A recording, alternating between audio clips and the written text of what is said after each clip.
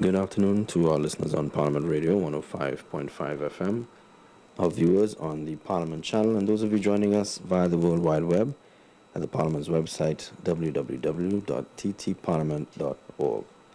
We are just a few seconds away from 1:30 p.m. and the start of today's sitting of the House of Representatives. There's some 3 papers to be laid, 2 questions qualify for oral answer. Additionally, there are some 6 questions that are listed for urgent response, and this being the second sitting of the House in the month of December, Prime Minister's question time will occur today. There are some 12 questions listed. Debate is expected on motions to approve customs reduction in customs duty. We welcome you to the 11th sitting of the House in the first session of the 11th Parliament that takes place on Friday, December 11th, 2015. Almighty God, we give thanks to you, the creator of the universe, and humbly beseech you to direct and prosper the deliberations of the members of this House, here assembled for the advancement of your glory and the trust and welfare of the people of Trinidad and Tobago. Grant that peace and happiness, truth and justice may be established among us for all generations. Amen.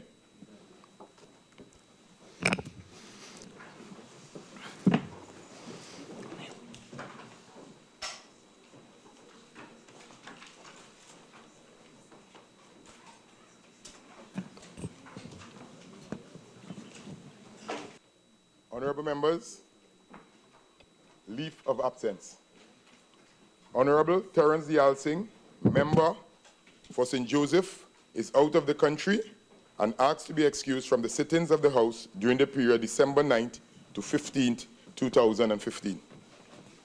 The Honorable Kamla Prasad Bisesa, MP, member for Siparia, Mr. Prakash Ramada, MP, member for St. Augustine, and Dr. Fuad Khan, MP, member for Barataria Sanwan, have asked to be excused from today's sittings of the House. The Honorable Camille Robinson Regis, MP, member for Ruka Maloney, has asked to be excused from today's sitting of the House. The leave which the members seek are granted.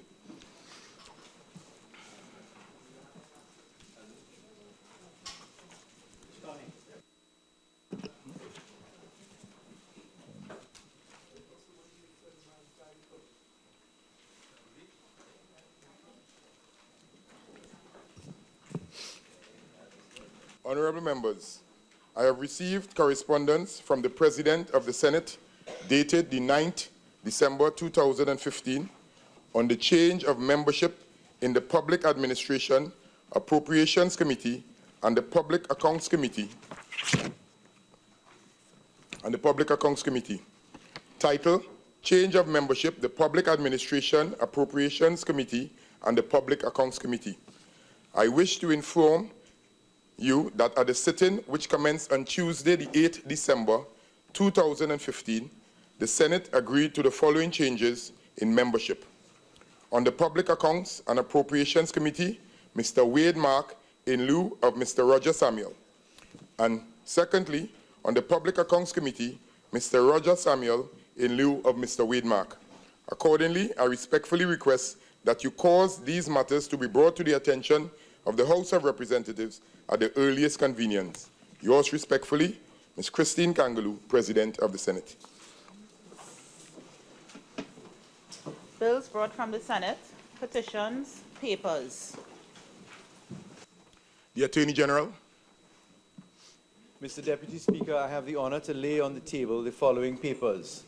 The annual reports of the Industrial Court of Trinidad and Tobago for the periods October 2012 to September 2013 and October 2013 and October 2014.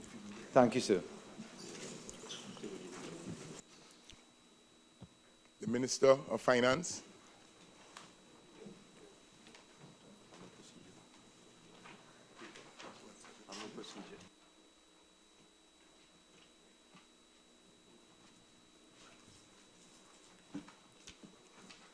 Mr. Deputy Speaker, I have the honor to lay on the table the following paper on the supplemental order paper.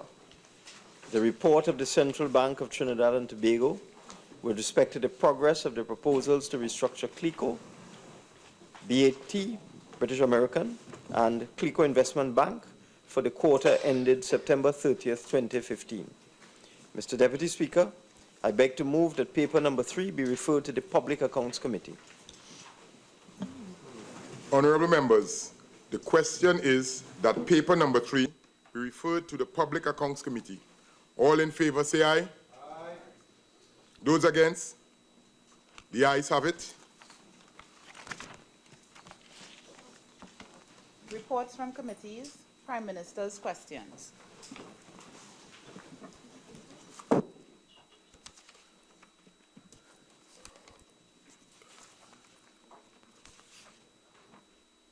For Naparima. Thank you, Mr. Deputy Speaker.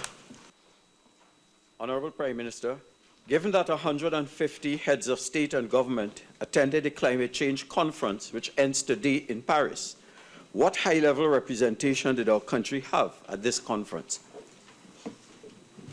Honorable Prime Minister. Thank you. Mr. Deputy Speaker, the Cabinet of Trinidad and Tobago approved the attendance of His Excellency the President to attend the heads of government, heads of state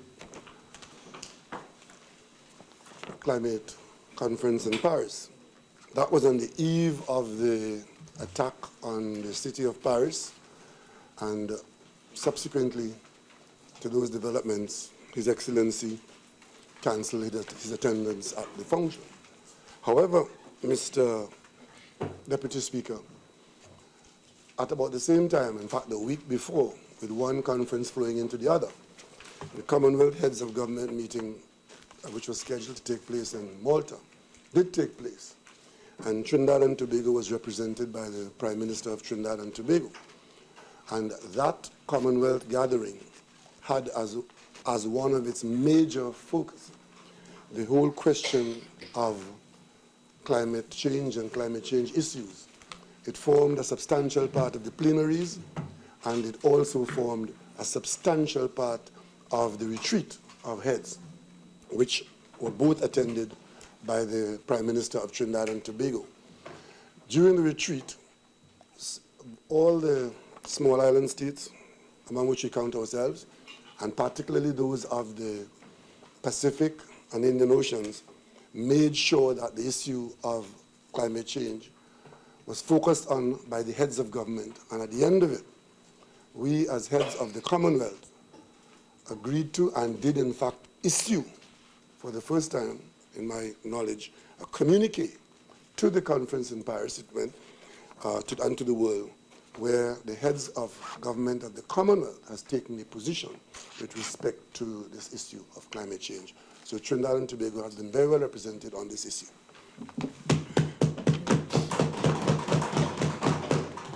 Supplementary question.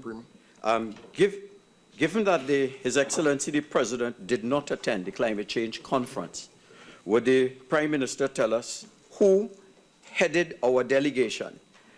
And a follow-up and a question, and it continues, is this level of representation adequate, given that on a per capita basis, our country has the second highest carbon footprint globally? Honorable Member for Naparima, I will entertain the first part of your question. That's the first part of your question, please, because it must relate to the answer that would have initially given by the Prime Minister.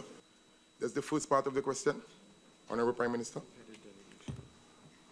Could you remember clarify? The question was, in the context of in view of the fact that His Excellency the President did not attend, who headed our delegation in Paris? If the member knows of another delegation, please advise. We had no delegation in Paris. Is the Prime Minister saying that we had no delegation at the Paris Climate Change Conference? Mr. Deputy President, I can repeat the answer to the member. To the member, we would have been represented by the President of Trinidad and Tobago, who is the head of state. At the last moment, I'm repeating the answer, do I? At the last moment, he withdrew as a result of the terrorist activities. So it's clearly, I've said, that there was no delegation because His Excellency withdrew. And it happened on the verge of the conference, and so therefore there was no delegation. And I went on to explain to you that the issue was adequately dealt with at a parallel conference also on the eve of the Paris conference. So we were not without representation on the issue at an international level. Are you going on to your second question, or you still have another supplement? No, it's a supplemental question based on what was said. Is the Prime Minister aware that several of his CARICOM colleagues, Prime Ministers, left the CHOGAM conference to attend the Paris Climate Change Conference because they... Honourable member, the question must relate directly to your initial question and also to the answer that was given. No, I'm not giving way. Hold on. The member I'm speaking to the member. All right? So that question does not pertain to at this time. Supplemental question. The Prime Minister said that there is no delegation, no Trinidad and Tobago delegation. I accept that. And the question I ask, is he satisfied that given the importance of climate change to a country like Trinidad and Tobago that has the highest per capita carbon footprint, is he satisfied that we have no representation? Honourable member, the Prime Minister has answered accordingly, and we shall proceed, please. Well, this will be the third one. All right, go ahead. Thank you, Deputy Speaker. Honourable Prime Minister, the head of state was the head of delegation for Trinidad and Tobago. Is this going to be a pattern of the government for the president of the country to represent us at conferences in which the executive, meaning the cabinet and Prime Minister, has that responsibility? Honourable Prime Minister. I'm not sure he knows what he's asking me. The conference entertained heads of states and heads of government. In our case, we were being represented by virtue of the presence of the head of state, who in fact was scheduled to speak at that conference. So I don't know exactly what he's asking me after that. Next question. Last one. 4 questions are allowed. Next question. Number 2. Member for Naprima. Well then, what was the important position championed by Trinidad and Tobago in the national interest of the climate change conference? So, and also, outside of head of state and head of government, if what the member is trying to say is that Trinidad and Tobago was unrepresented, that is not correct. Okay? Ambassador Eden Charles, right? Members. I'm responding to the member's attempt to indicate that there was no representation. But the question was fashioned in the context of head of state and head of government. There was a presence by Trinidad and Tobago at that place. And I'll ask you, if there's not delegation, let me know. Clearly, you are asking questions about something you don't know, and I'm giving you the answer.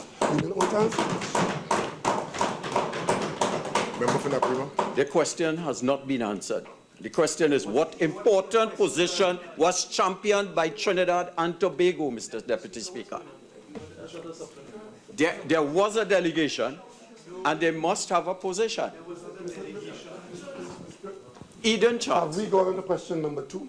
Yes, we are on question number 2, Honourable Member, okay, well, which reads, the question that is here, kindly read it, please. Okay. What was the important position championed by Trinidad and Tobago in the national interest at the climate change conference? Any position championed by any member of Trinidad and Tobago's delegation, either at heads of government, president, or ambassador, any level, Trinidad and Tobago's position is that we acknowledge that there are climate change challenges for the world, and we will do our little part to ensure that we don't contribute to gases that contribute. However, we do not subscribe to the position being championed by the member, as he is that Trinidad and Tobago is the world's leading per capita polluter, and so on and so on, because that is the story of those who are in fact seeking to circumscribe our industrial development by designating us the second largest polluter in the world on a per capita basis. A very nonsensical statistic which we don't subscribe to. As a matter of fact, if nationals keep subscribing to that, we could find ourselves eventually, when penalties are applied to world polluters, we could find ourselves as a small industrialized nation carrying more than our fair share of such a burden. That conversation is not for us. Next question, member for Couva South. Member for Couva South. Thank you, Deputy Speaker. To the Honourable Prime Minister, given that a large number of workers of Point Lisa Steel Manufacturing Company, ArcelorMittal, will be on the breadline, can the Prime Minister say whether the government plans to do anything about this situation? Honourable Prime Minister. Yes, the government, by way of the Minister of Labour, is scheduled to meet and talk with the union and the employer. And the government is appealing not just to ArcelorMittal, but to all employers to not seek to use retrenchment and closure as the first response to any challenge which may come their way in this period of challenges. Honourable Member for Couva South, question number 4. Thank you, Deputy Speaker. Again to the Honourable Prime Minister. Does the Prime Minister agree that Trinidad and Tobago is in a recession? Agree with whom?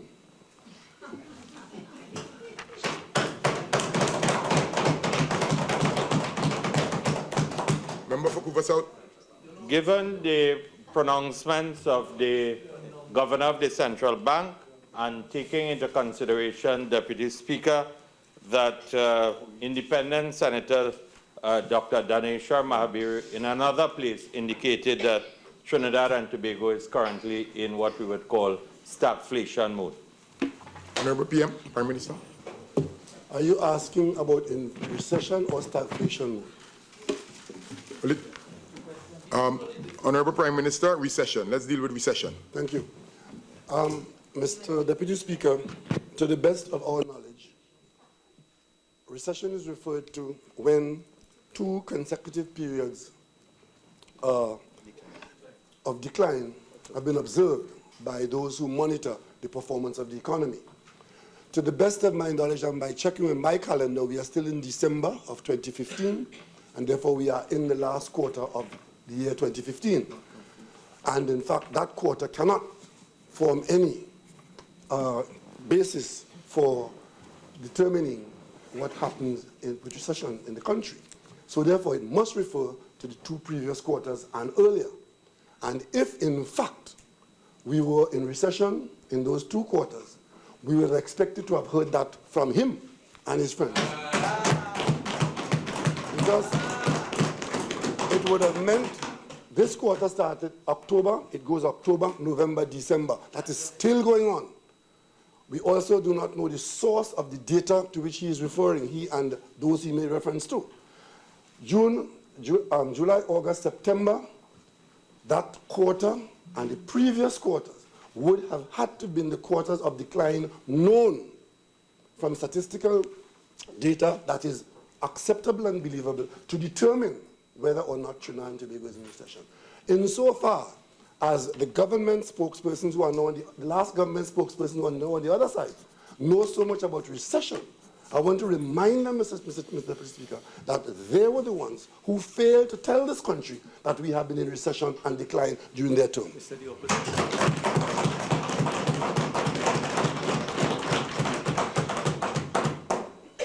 Honourable for Tabaquite. Supplemental. Honourable Prime Minister, in view of what you are saying about the last 2 quarters, thank you, does your government or has your government received any official data, whether it be from CSO or Central Bank, with respect to those figures? To the best of my knowledge, we have received no data, which is why I'm asking the mover of the question, what is the source of your data? And the persons who you quoted as authorities, what is the source of their data? Because I am not aware that the CSO which is the agency that compiles the performance statistics of the country, has made any documentation available. And that is why this issue is so contentious, because the basis for promoting it is quite questionable. Not that we have any difficulty acknowledging if the data does show that the economy has not grown or has remained stagnant over the last 3 months or so. We have no difficulty. But what we do have a difficulty with is arbitrary, spurious data being used to determine the performance of the economy. Member for Caroni East. Would supplemental. Supplemental, yes, sure. Would the Honourable Prime Minister indicate whether he's prepared to accept the information provided by the CSO, bearing in mind certain statements in the past by the Minister of Finance that the current Minister of Finance, who was then in opposition, stating that the CSO figures are unreliable? Would you be prepared to accept the CSO figures when they're given to you, based on past statements? I am not in a position to judge what the past statements are. I'll tell you what, until the data is in front of me, I won't be able to take any position on it. Because if spurious data appears in front of me from the CSO or the OSSC, I will have to take a position on that. So as of now, I have no such data to adjudicate upon. Member for Caroni East, next question. Mr. Deputy Speaker, for the Prime Minister, does the government intend to terminate or continue the contracts of the approximately 6,000 contract workers within the public service? What is the intention of the government on that matter? Honourable PM, Prime Minister. Mr. Deputy Speaker, contract workers are an integral part of the public service. And the government has no position to systematically terminate and end the use of contract workers in the public service. The government has no plan or program to terminate 6,000 workers in the public service. And even if the government did that, it would be 2,000 less than the last government did in its first quarter. But this government has no plan to do that. And secondly, insofar as any workers are being terminated, contract workers, and by terminate I mean if their contracts come to an end and is not renewed, or if it is terminated for cause, one of the main possibilities of a contract being terminated is a person, or if there are persons who have been improperly hired by improper process, or who are found to be unqualified for the positions I hold, which was something that this government has done in and across the public service. And if we find people, previous government, if we find people who are in positions for which they are patently unqualified, and if they have been hired by improper processes, and we so identify, we will not hesitate to take the appropriate action. Are you casting aspersions on the Public Service Commission? And Honourable Member. These are public service appointments as well. He said if they're improperly employed. All right, okay, that's it. Member for Caroni East again? Okay. The Honourable Prime Minister indicated that when he spoke about the 6,000, he said it's 2,000, whether it's 6,000, in other words, 8,000 we sent home.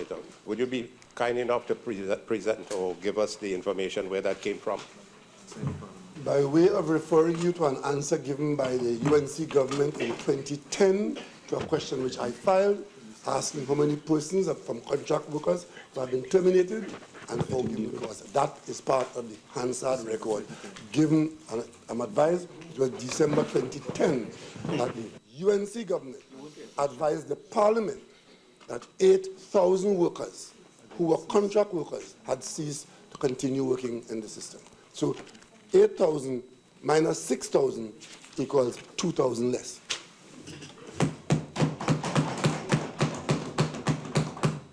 Next question, member for Caroni East again.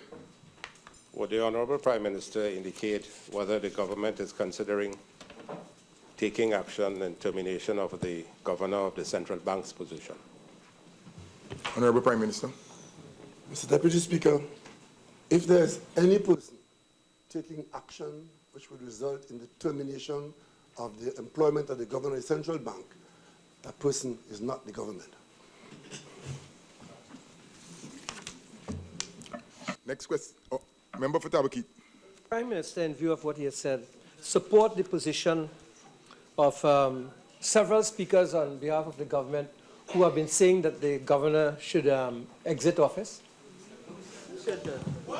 I'm sorry, I missed the first part of the question, sorry. I'm saying whether you support the position, Honourable Prime Minister, of speakers on behalf of the government who have been indicating that the governor should exit office. Honourable member, you care to identify these speakers, in terms of, just for clarity? There has been a war between the Minister of Finance and the governor of the central bank, in which the minister has indicated a war of words. There's been an indication from the Minister of Finance with respect to the governor that the minister is not satisfied and that the governor should leave office. When was that said? Ask him, when was that said? If there's a question somewhere there, Mr. Deputy Speaker, I'd be happy to answer it.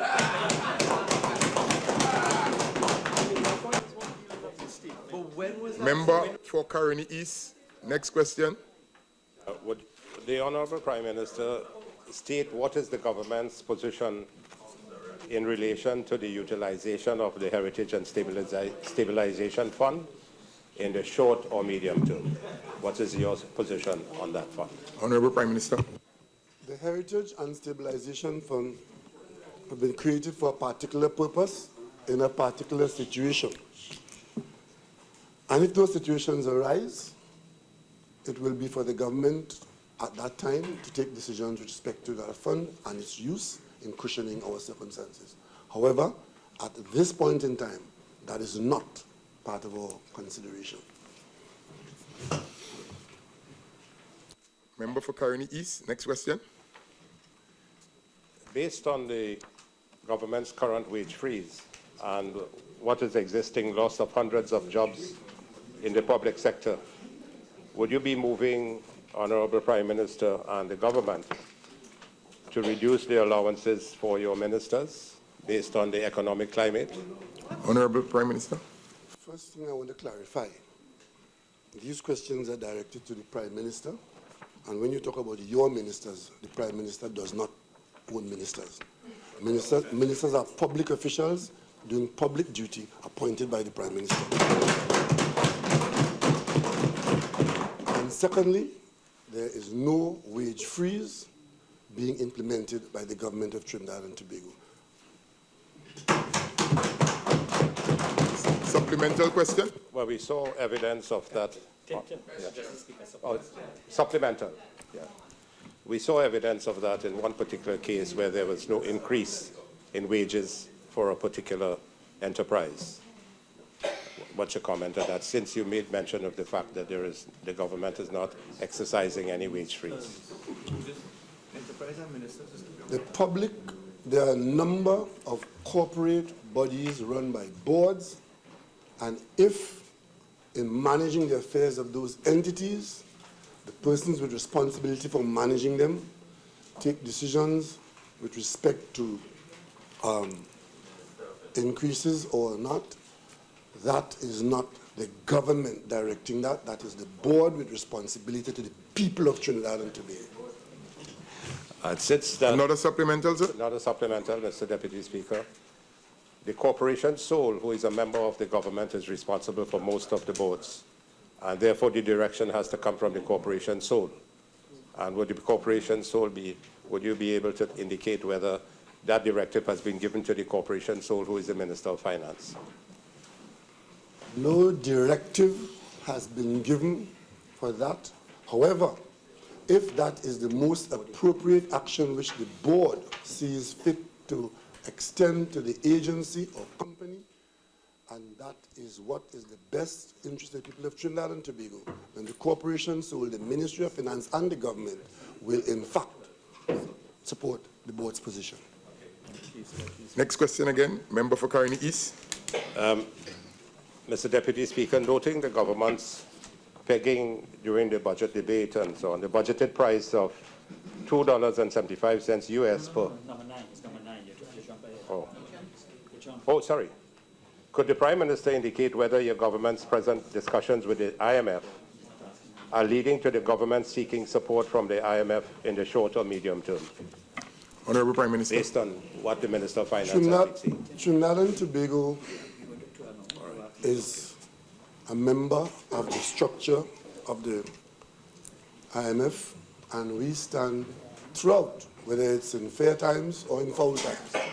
We stand ready to receive whatever assistance can be provided to us by the IMF or any other agency. However, I am not sure that the member is talking about IMF support in the context of what you might be talking about. We continuously talk to the IMF. The IMF comes on a regular basis, carries out Article 4 consultations, not just Trinidad and Tobago, all members of the IMF, all member countries of the IMF continuously interact with the IMF, and we are doing so now as we would have done when we were at the peak of our earnings and when we were in a boom period. It's a continuous process, and during those processes, we always would get support of one kind or another from the agency. Member for Caroni Central. Question 12, last question. Thank you very much, Honorable Deputy Speaker. Having secured parliamentary approval to increase state borrowings by a further $50 billion, would the Honorable Prime Minister state the top 5 projects in order of priority for which these loans are to be applied? Honorable Prime Minister. The top 5 projects will depend on a number of things at the time when the funds become available and on other circumstances. So today, I will not be able to tell you the top 5 projects, but I can tell you we do have a number of projects, and depending on the readiness and the suitability, we will proceed to use the funds effectively.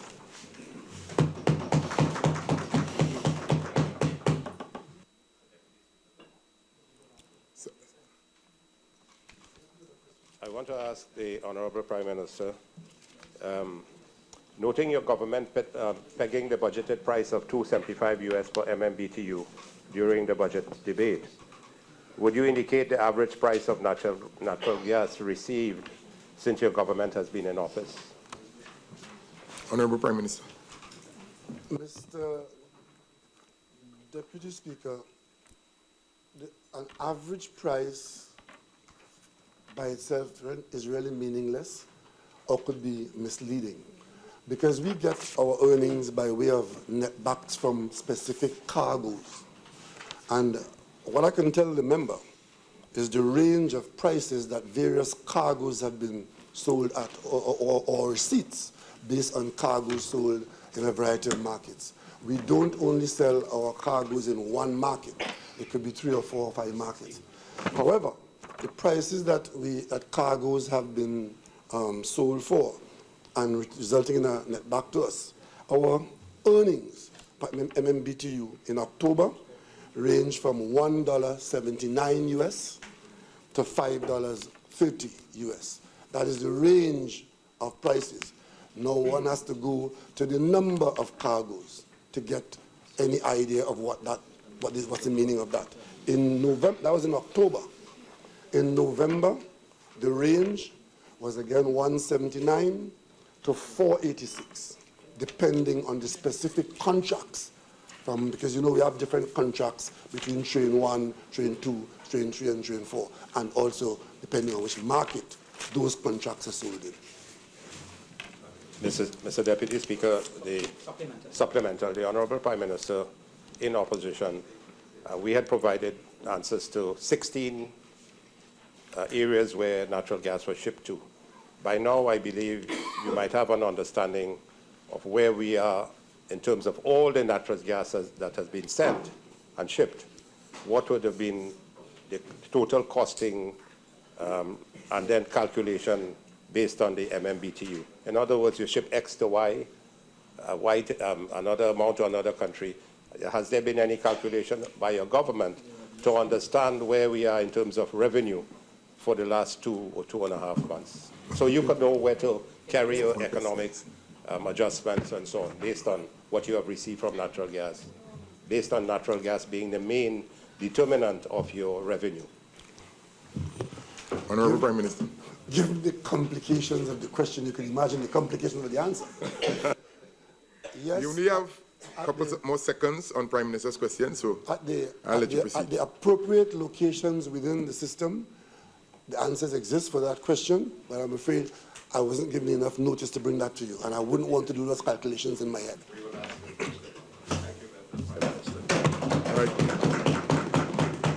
The time for Prime Minister's questions has expired, so we'll now move on to urgent questions. Member for Couva South, to the Health Minister. Oh. Thank you very much, Deputy Speaker. I don't know, based on what you had indicated, that the substantive Minister of Health is out of the country. Who will be answering? Okay, I understand that the government will deal with it. Proceed. Okay. To the Acting Minister of Health, can the Minister state why on the 7th of December 2015, an ambulance from the Emergency Health Services failed to respond to the numerous telephone calls of the members of the family of Mistress Lydia Mohammed Pinchalaya of Post Office Street, Balmain, to transport her to the Couva District Health Facility for medical treatment? Speaker, deputing for the Acting Minister of Health, who is unavoidably absent, the answer to the question is as follows. The Ministry is currently seeking to verify the facts related to this incident from GMRTT and the SWRHA. Deputy Speaker, just on the basis of the response that have been given by the, I don't know if he's dueling his responsibility as Minister of Finance and the Acting Minister of Health.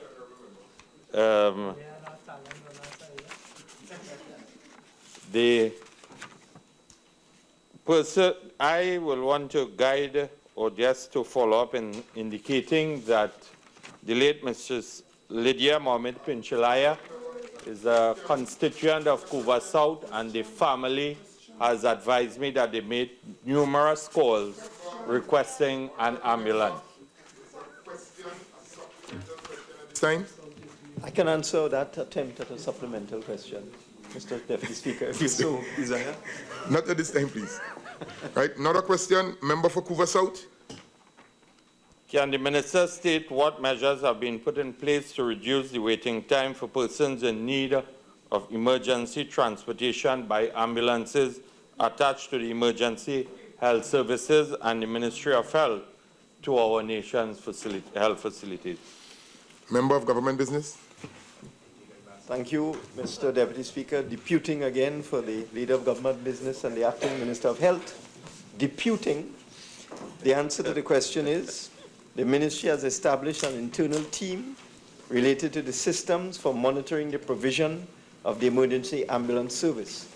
The Ministry is also working with the National Ambulance Authority to enhance the patient handover process and the times taken at emergency health facilities. Next question to the Minister of Social Development and Family Services, member for Couva North. Oh, I'm so sorry. My apologies. To the Minister of Agriculture, Lands and Fisheries, member for Caroni East. Thank you, Mr. Deputy Speaker. Can the Minister of Agriculture, Lands and Fisheries give reasons why employees in the Forestry Division, I've been advised, have not been paid for the last 3 months, and when will they be paid? Honorable Minister of Agriculture. Mr. Deputy Speaker, the way the question is written, the short answer is there have been no employees of the Forestry Division who have not been paid for the last 3 months. I don't know if the member wished to ask a different question. Yeah. That's the answer. Well, yes, supplemental. Supplemental must be based on, honorable members, the supplemental must be based on the initial question as well as the answer that would have been given. Who do I recognize? Okay, go ahead. Caroni East. Would you consider the reforestation program not a part of the Ministry of the Forestry Division? And therefore, if they have not been paid, it is incumbent to give an answer to it? Honorable Minister. The reforestation program is not part of the Forestry Division. One more. Well, then, if it is, and the members of the reforestation program have not been paid, could you give an indication when they will be paid? Honorable Minister, it's based on your answer of reforestation and is this It's not part of the Forestry Division. It's a different question from what was asked, Mr. Deputy Speaker. I'd be happy to come and answer that question on another occasion. Okay. To the Minister of Social Development and Family Services, member for Couva North. Can the Minister explain why food card holders across Trinidad and Tobago cannot access the funds on said card for the month of December? Honorable Minister, Social Development and Family Services. Mr. Deputy Speaker, food card holders across Trinidad and Tobago have been utilizing their food cards this month. The Ministry of Social Development and Family Services conducts periodic reviews to ensure that only those persons who continue to meet the qualifying requirements remain on the system. The persons who would not have been able to utilize their food cards are those who would have been removed from the system because they no longer qualify. All such persons would have been formally notified of their removal from the system. Member for Couva North. Is the Minister aware that permanent food card holders have been cut from the system? Two-year card holders. What they call them, permanent food cards. Honorable member. After you. Mr. Members. Deputy Speaker, the persons who would have been removed from the system are those persons who no longer qualify.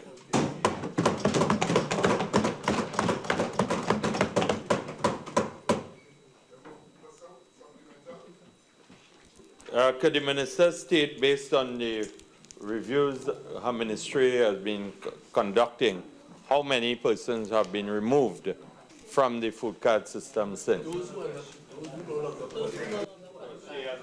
Deputy Speaker, she has indicated that they have been removed, and I would like to know the numbers.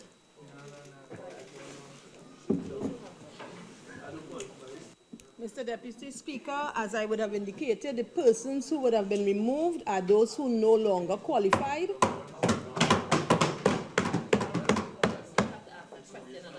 We'll go on. Next question, supplemental questions have been utilized, honorable member. So we'll now proceed to the Minister of National Security, and the question is from the member for Couva North. Can the Minister identify what type of vessel was used by the Coast Guard in the $5 million drug bust on Tuesday and when these vessels were purchased? Honorable Minister of National Security. Mr. Deputy Speaker, the vessel used by the Coast Guard in the $5 million drug bust on Tuesday was an interceptor. The vessels were acquired and commissioned into the Coast Guard on the 27th of August. Based on the poor procurement practices of the last government, we are still completing the purchase of the Damon vessels. I want to know the right Mr. Deputy Speaker.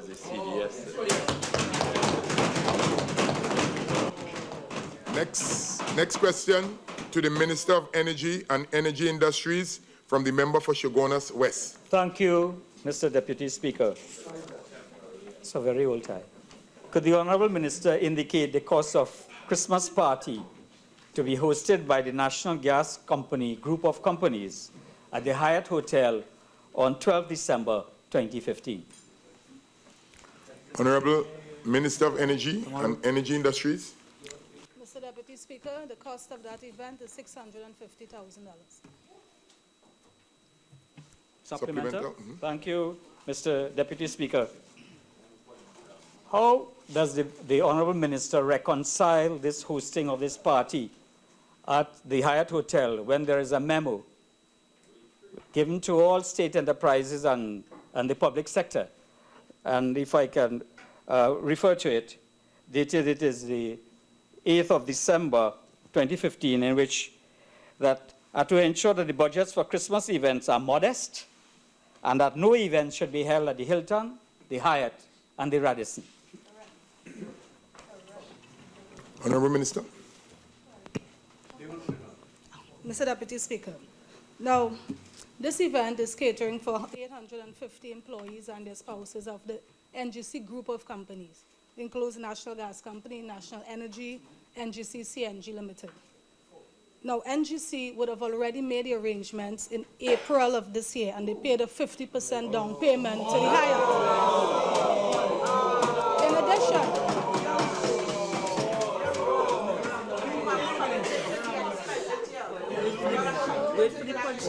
yes, so if 50% down payment would have been made at the time.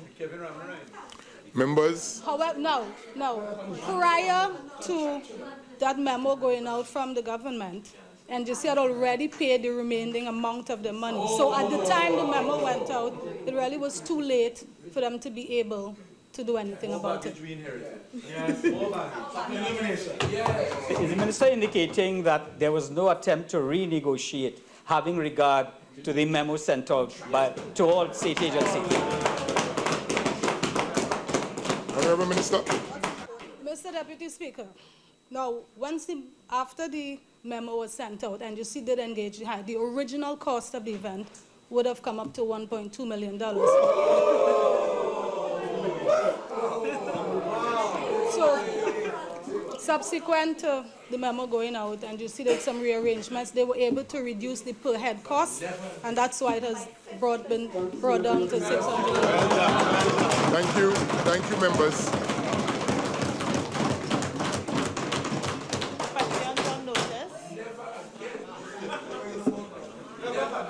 Member for Naprima.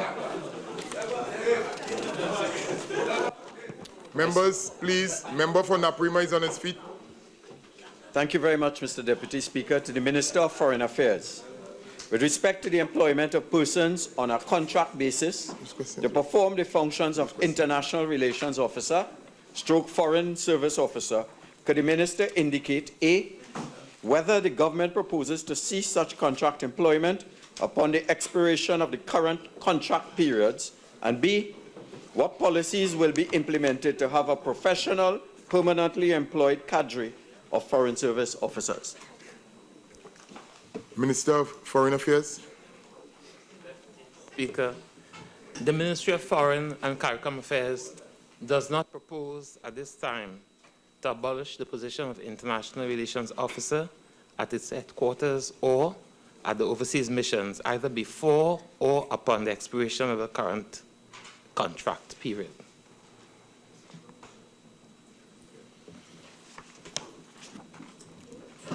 Supplemental? The question B, which is to have a permanently employed, and by that I mean employed in the public service as opposed to contract. Mr. Deputy Speaker. One second. Honourable Member, the question B. Could you read it as presented on the order paper, please? All right. What policies, that's what you're asking? What policies will be implemented to have a professional, permanently employed cadre of foreign service officers? Honourable Senator, Minister.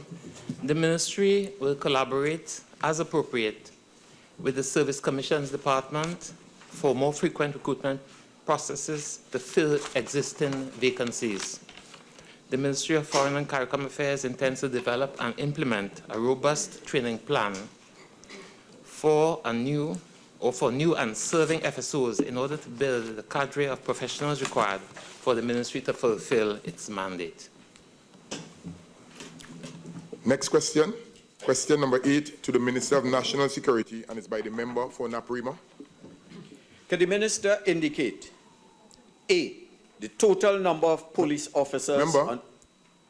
Okay. Kindly proceed with the answer, please.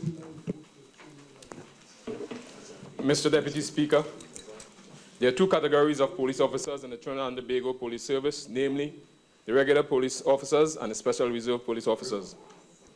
In the context of the Trinidad and Tobago Police Service, the term establishment refers to the sanctioned or approved number of police officers. At present, The sanctioned strength of police officers in the TTPS is 7,715 regular police officers, 6,707 special reserve police officers.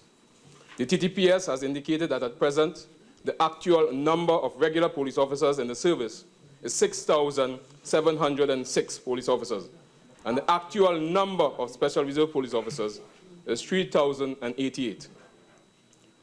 Question B, the Trinidad and Tobago Police Service has no plans to increase its sanctioned strength in 2016 financial year. However, there are plans to increase the actual number of police officers by approximately 500 persons in this financial year. Question C, the sanctioned strength of the Trinidad and Tobago Police Service is determined by the following factors: the national population, the level of crimes in the country, demand for policing services. Question D, in order to attract a cadre of police officers who can meet the current challenges, the TTPS intends to employ several methods. These include the following: targeting young persons who are customer-oriented and possesses qualities that are consistent with the core values of the TTPS.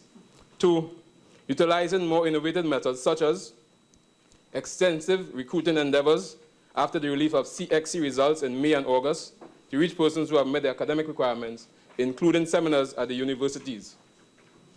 Setting up recruiting stations at malls, at public spaces, publishing media advertisement, inclusive of video clips, which depict the benefits and opportunities of becoming members of the Trinidad and Tobago Police Service. Also, headhunting quality personnel based on recommendations from officers who have knowledge of their backgrounds. Conducting recruitment sensitization sessions with different radio and television media. Educating students in schools across the country about the need to live crime-free lives with a view towards preparing prospective police candidates for the future. Partnering with local celebrities such as popular soca and chutney artists while using social networks to tweet and like the police recruiting drive as a means of encouraging persons to apply to join the service. Continuing to facilitate walk-ins at police academy for candidates. Recruiting young persons from police youth clubs who have been molded and guided towards becoming responsible, productive citizens with strong moral values and positive attitudes. Attaching successful probation and field training officers to the police academy for the field training program duration of 3 months, which will help to better prepare officers to competently execute their duties and responsibilities. And finally, initiating an online document screening services in the future. Mr. Deputy Speaker. Honourable Member for Naprima, you quote my. Would the Minister be kind enough to provide information relating to the number of police officers per thousand of population, and so that we could get a context of how we compare vis-a-vis other countries, other countries? You can provide that information now, Honourable Minister? No, Mr. Deputy Speaker, no, I cannot provide that information now, but it can be provided at a later date. Okay, thank you.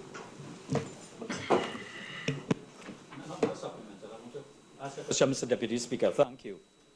On the last occasion, the undertaking was given by the Leader of Government Business to circulate the question for written answer, and the same question, and that it was not circulated.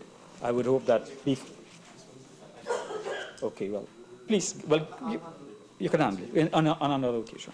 Yes, Mr. Deputy Speaker, I'm not familiar Honourable with Government Minister. All right. Proceed. Oh, no, go ahead, proceed. Oh, thank you, thank you. I'm not familiar with those details. I have, just before I came here, saw a written answer to this question. I will make my best effort to have it circulated this afternoon. Okay. Request for leave to move the adjournment of the House on definite matters of urgent public importance. Member for Chaguanas West. Thank you. Thank you, Mr. Deputy Speaker.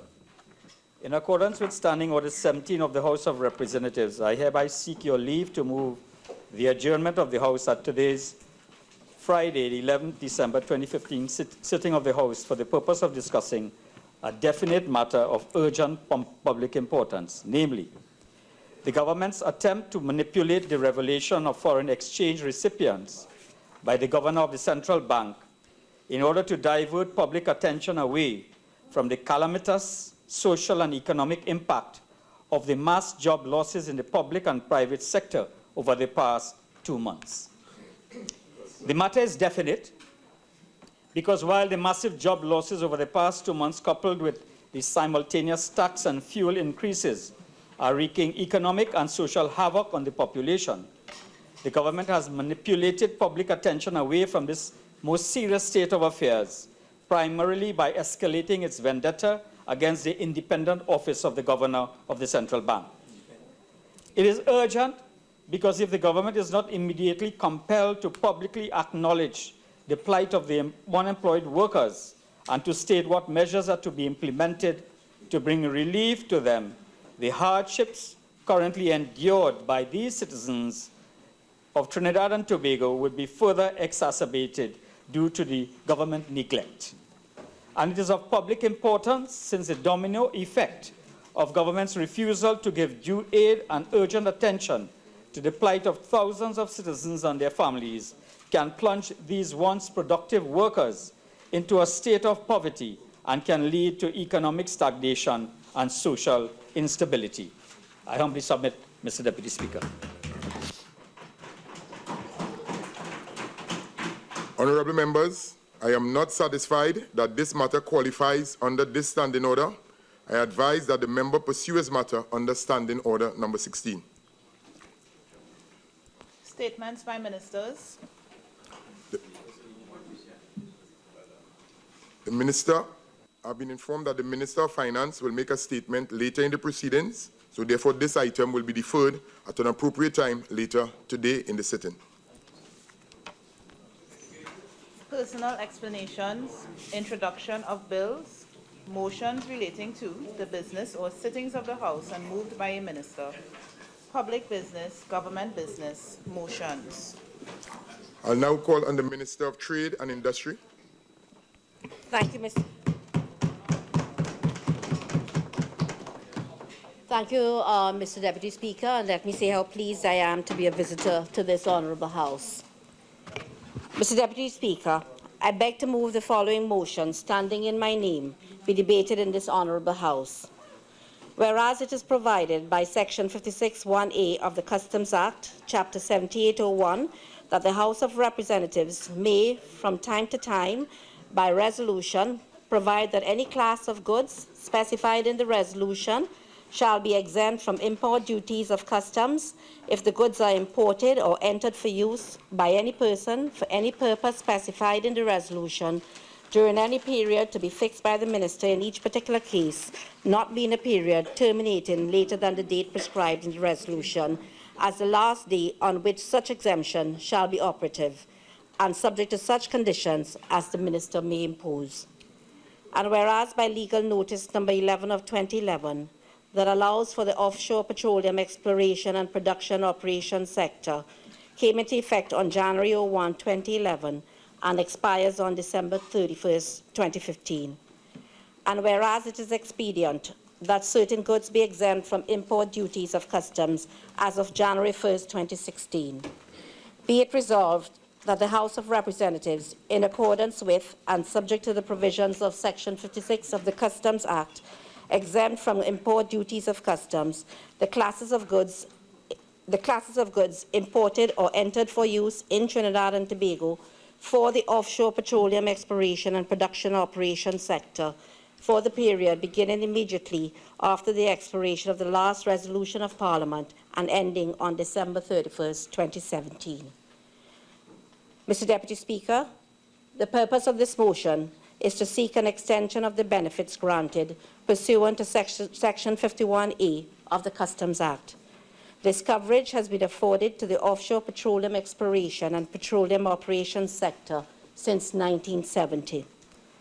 Mr. Deputy Speaker, it has been over 40 years since our beloved Prime Minister, Dr. the Honourable Eric Williams, opened the Point Lisas industrial estate, and this triggered a wave of development that was never anticipated. Today, Trinidad and Tobago is a global leader in the petrochemical industry and a major player in the oil and gas industry in the Caribbean. This is a vision that this government had and will continue to have for our beloved country. Just looking back, Mr. Deputy Speaker, our focus was always on charting our own prosperous future, sustainable and long-term development, creating wealth for our people. We were able to build on our inheritance of basic institutions and systems, and on our endowment, our people, our geography, and our natural resources. Together with our outstanding leadership from successive PNM administrations, our ideas and vision, we were able to grow our economy, reviewing as we went along, doing it better, day by day, doing it right, and getting it better. Along the way, we took the right decisions, attracted foreign direct investments, focused on human development, and added the right incentives and initiatives for this sector. And so it was from our asphalt to natural gas, to urea, to ammonia and methanol, an entire world-class petrochemical sector, the envy of neighboring developing countries. And our economy grew, and our people grew, our nation grew. However, with a heavy dependence on the oil and gas sectors, price volatility remains our biggest bugbear. Over the last year and a half, energy prices have been volatile and unpredictable. In fact, it has been on a steady decline over the last year. The current decline in crude prices has been due to several factors which impacted on the world market and created excess supply. The supply glut is now probably about 2 million barrels per day of crude oil.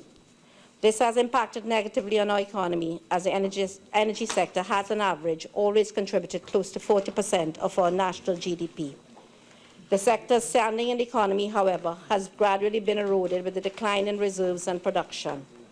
At present, oil production is at the lowest level ever in this country, approximately 81,000 barrels per day. I believe it may be under now. And natural gas production averaging quite low at 3.866 billion cubic feet per day. Quite naturally, there is an imperative to stimulate and grow our economy and revive the energy industry to accelerate production, to build back reserves, and to provide the certainty of gas supply to domestic industry. We recognize that it is not business as usual, and innovative changes are required to ensure that the sector remains viable and progresses in a sustainable manner. Plans for the sector will be addressed later in this debate. As a government, we shall be taking steps to ensure that the services offered by our institutions and our state agencies, both regulatory and commercial, are conducted in an efficient and effective manner and at a cost which is competitive by international standards. The import duty exemption regime and other concessions offered have enabled companies to further their exploration and production activities and move beyond their traditional risk-averse behavior. Such beneficiary companies over the years have significantly contributed to the economy through tax revenue generation, employment, and continued growth and development of the energy sector and other sectors as well.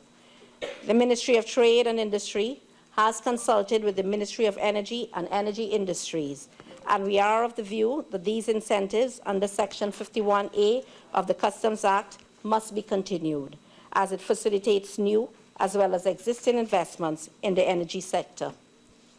The discontinuation of this benefit will serve to further destabilize the energy sector, as without it, offshore petroleum exploration will be reduced or even limited, as companies will be unable to acquire their machinery, their equipment, and supplies at internationally competitive prices.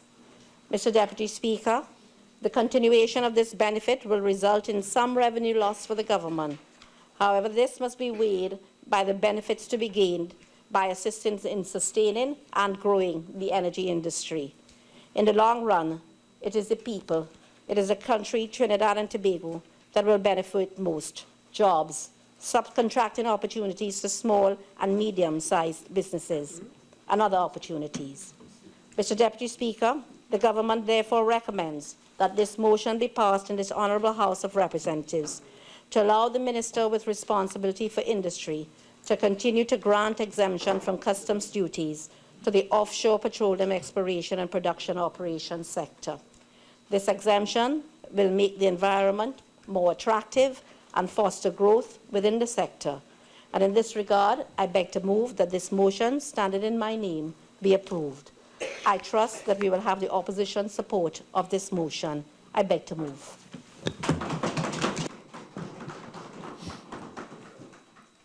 Honourable members, I now propose the question for debate.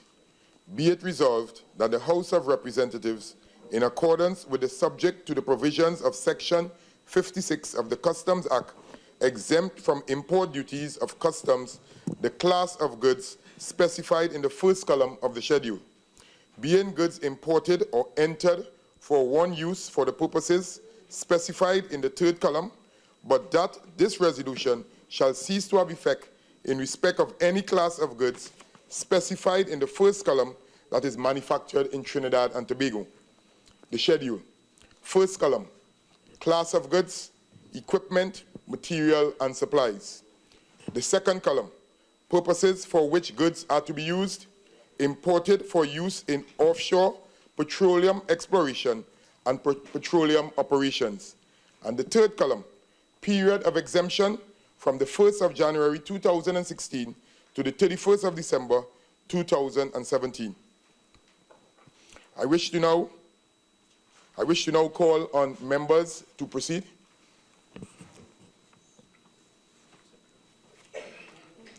I recognize the member for Caroni Central.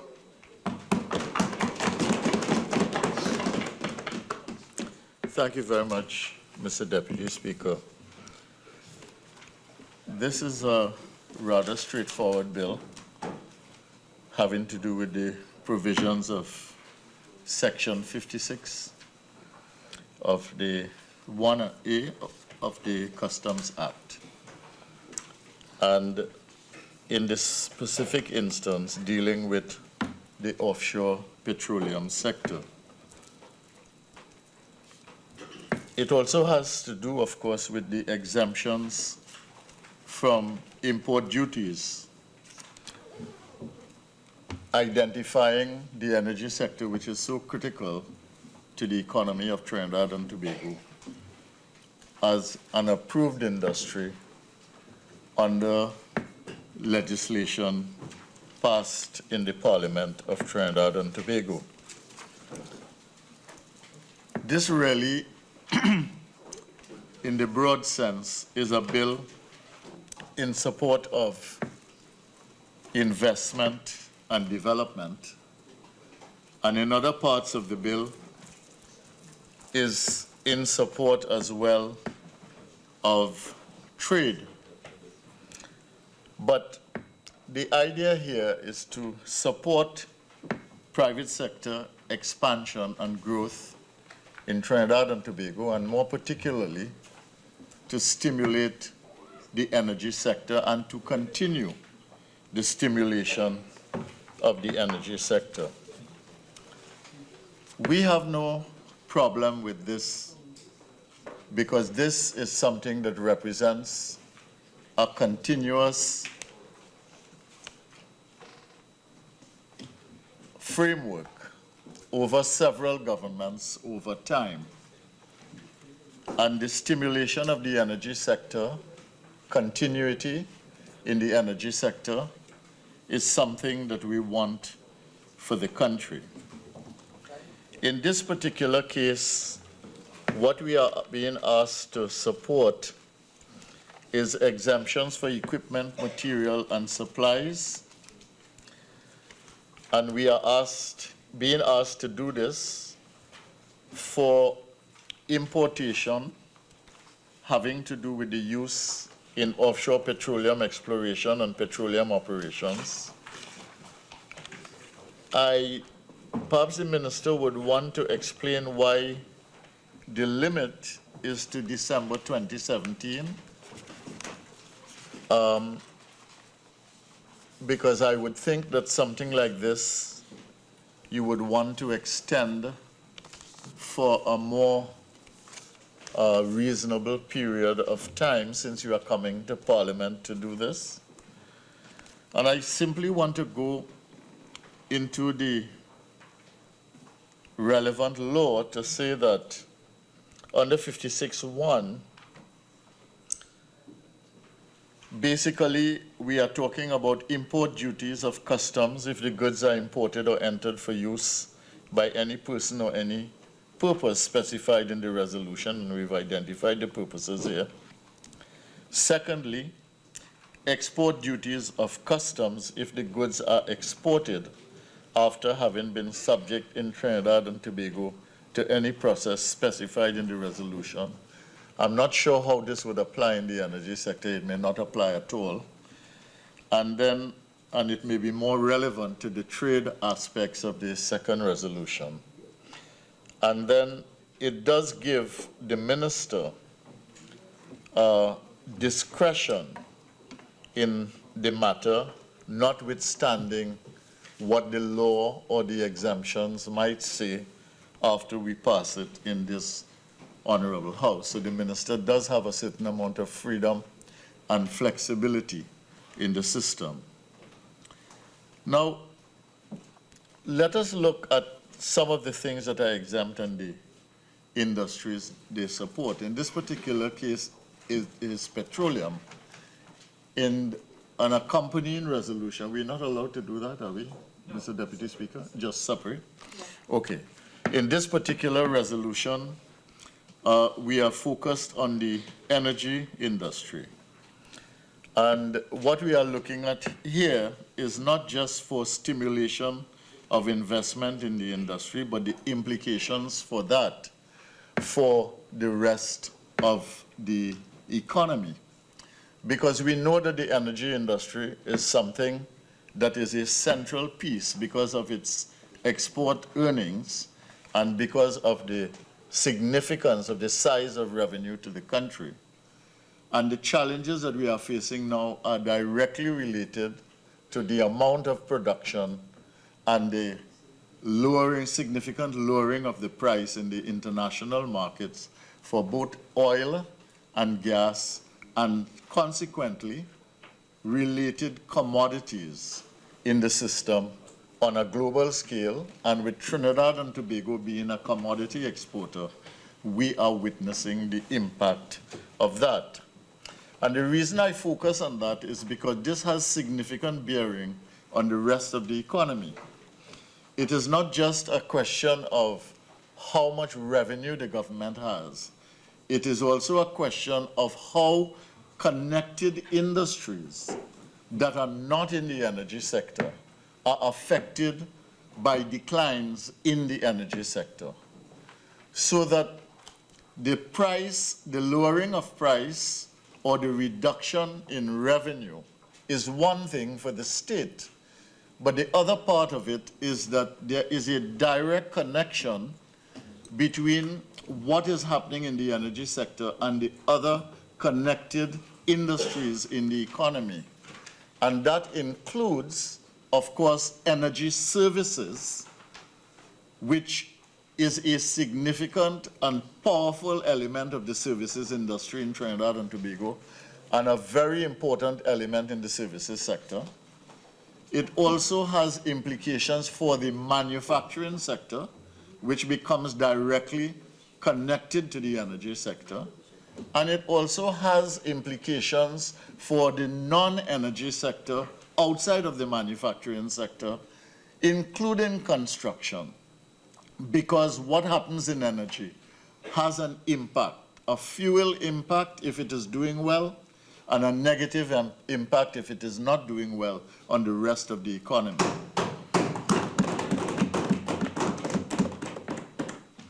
Now, when you look at this particular schedule related to the energy,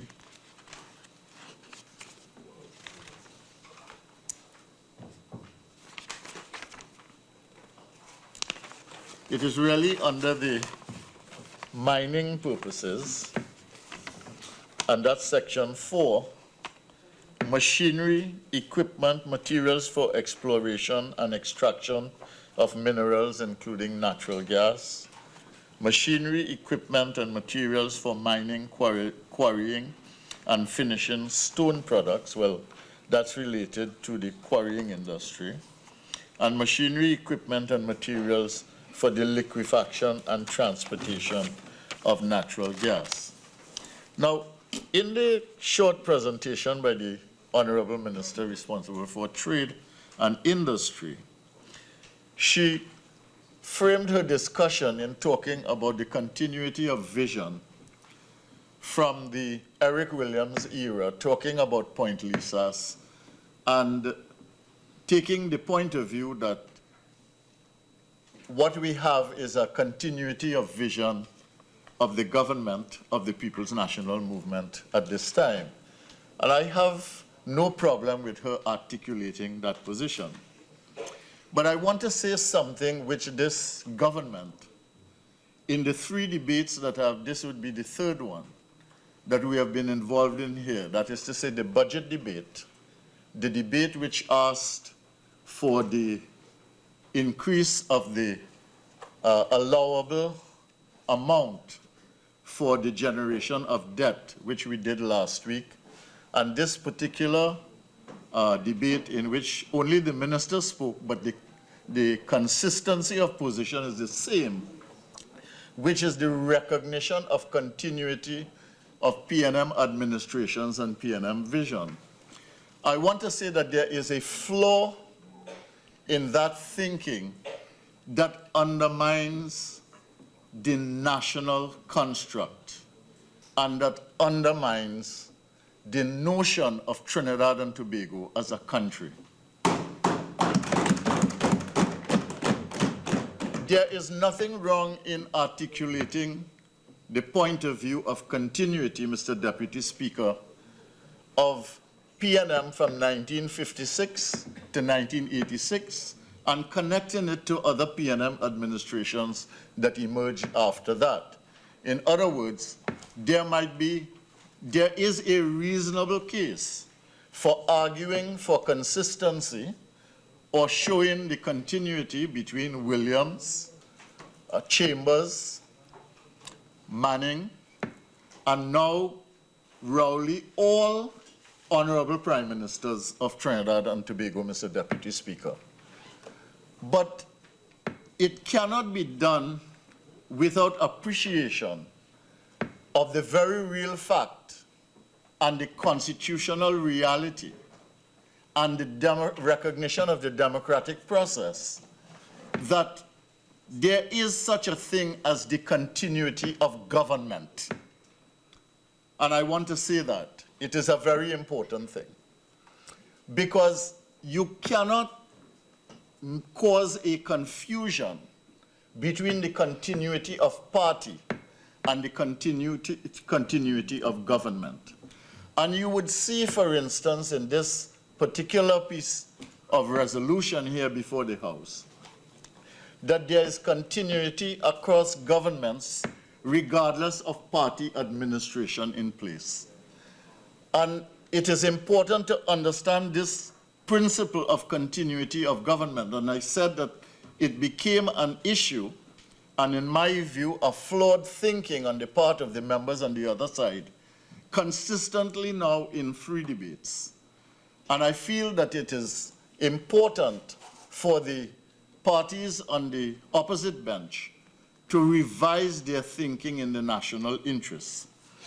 Because governments come, governments go, and there is need for accumulation of action, there is need for continuity of policy to some extent, and there is also need for freedom to alter or change that policy as governments come, as governments go.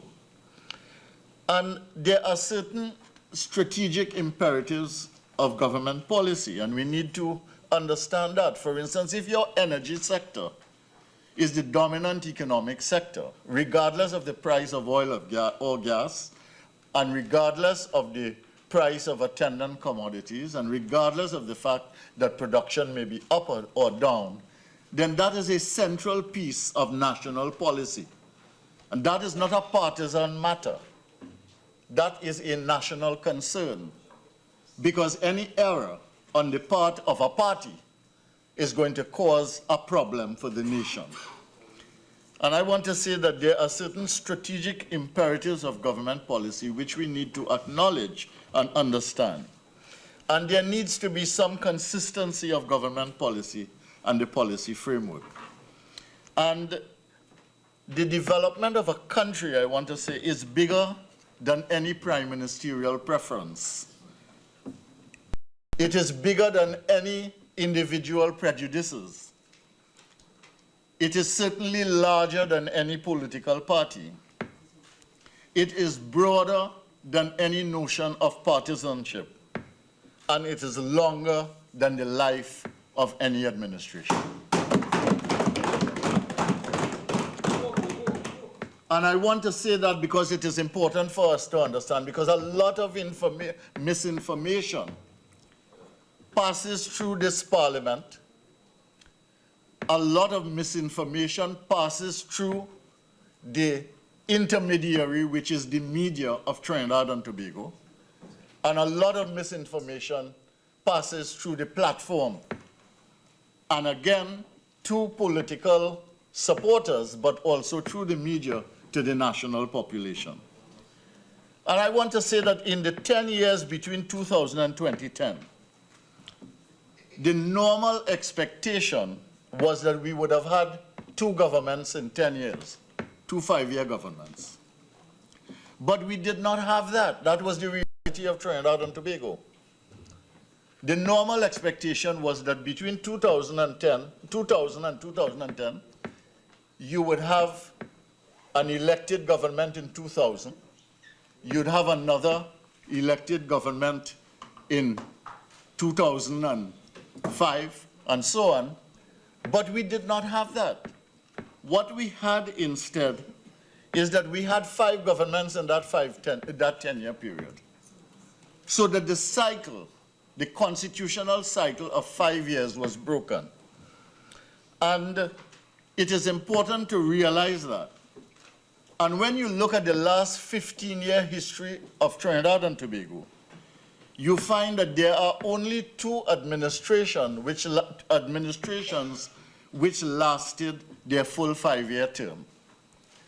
The first one was the Patrick Manning government of 2002 to 2007. They lasted their full term. And then the second term was interrupted, and elections had to be called earlier, but he did have a full term. And the only other government to have lasted 5 years for the entire period, and some were claiming on the platform that it was even more than 5 years, because it went beyond the date of the actual May ascension of office. But the only other administration was the Kamla Persad Bissessa administration.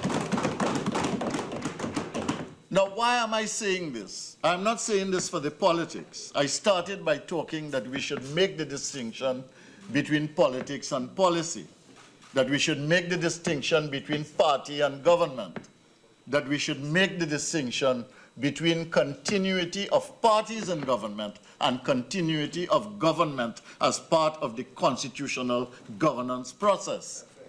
The reason why I'm saying this is because policy was unstable between 2000 and 2010 for the very reason that you had so many changes in government. In 2000, the Pandey administration prepared a manifesto called the Intelligent Nation. But by 2002, they were out of office. From 2002, the Patrick Manning administration operated on the basis of a high oil price. And that fueled the economy. And during that administration, they focused on social welfare and government projects. If you look at the period 2002 to 2008, which is the year before the crisis came at the end of 2008-2009, which was a crisis of finance, of energy, and real estate. When that crisis came, if you look at the period between 2002 and 2008, you will find an escalating size of the budget until the year 2008.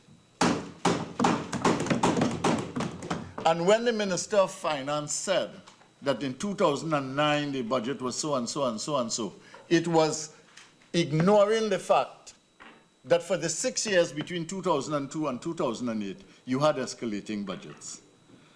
Anyway, that is not my main point in this instance. The main point is that what you had was an economy that was basically focused on using the increased size of the budget for social welfare support. And that is when the programs having to do with URP and CPEP escalated in size. And in fact, CPEP was introduced during that period. And what you also had, besides the welfare support and the Make Work programs, is that you had an emphasis on government projects.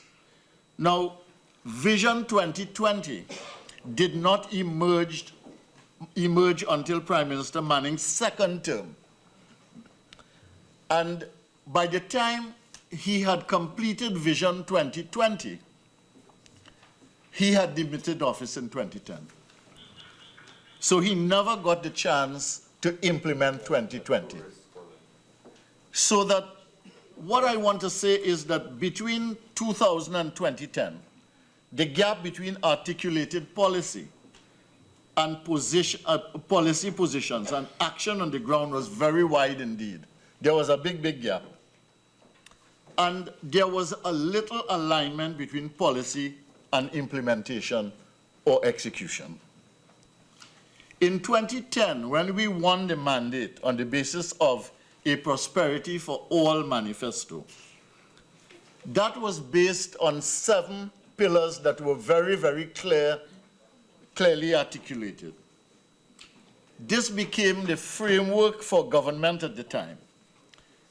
And out of that, a policy document of the government, medium-term policy framework, was laid in Parliament together with the budget papers in September 2011.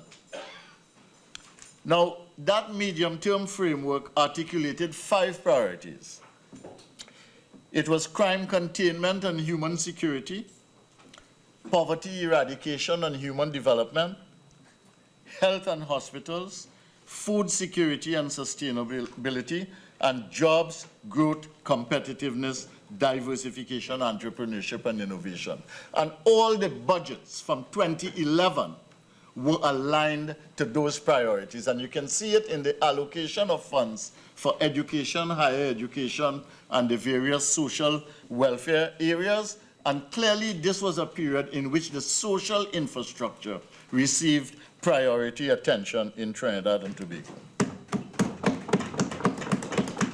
Now, we achieved significant success in all of these areas. We certainly reduced the amount of crime, although it remains, and although it remained at that time something that was not acceptable to us. We significantly and positively addressed the issue of social services and human development. This was an extreme expansion period. The health and hospitals, you can see, from preventative health measures to the construction of hospitals. And in terms of growth and the economy and so on, we brought unemployment down. That was the era in which we articulated the position for the growth poles, the industrial parks, all of these things. And this was part of our development policy. Now, this was a very important period of policy formulation in the country, because it was a period in which we did the spatial development strategy, in which people like McKinsey and the Arthur Lockjack Graduate School and the trade unit at the University of the West Indies helped us to flesh out the economic aspects of the growth pole thinking.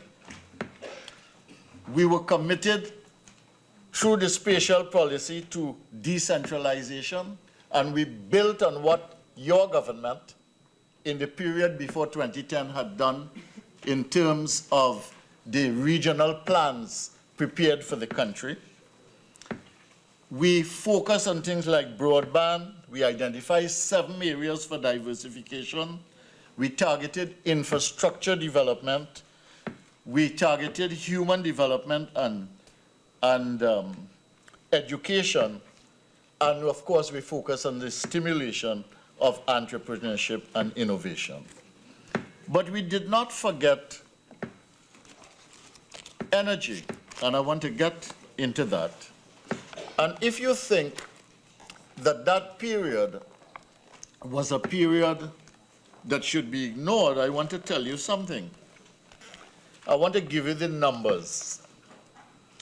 In 2010, when we came in, inflation was 10.5%. In 2014, inflation was 5.7%.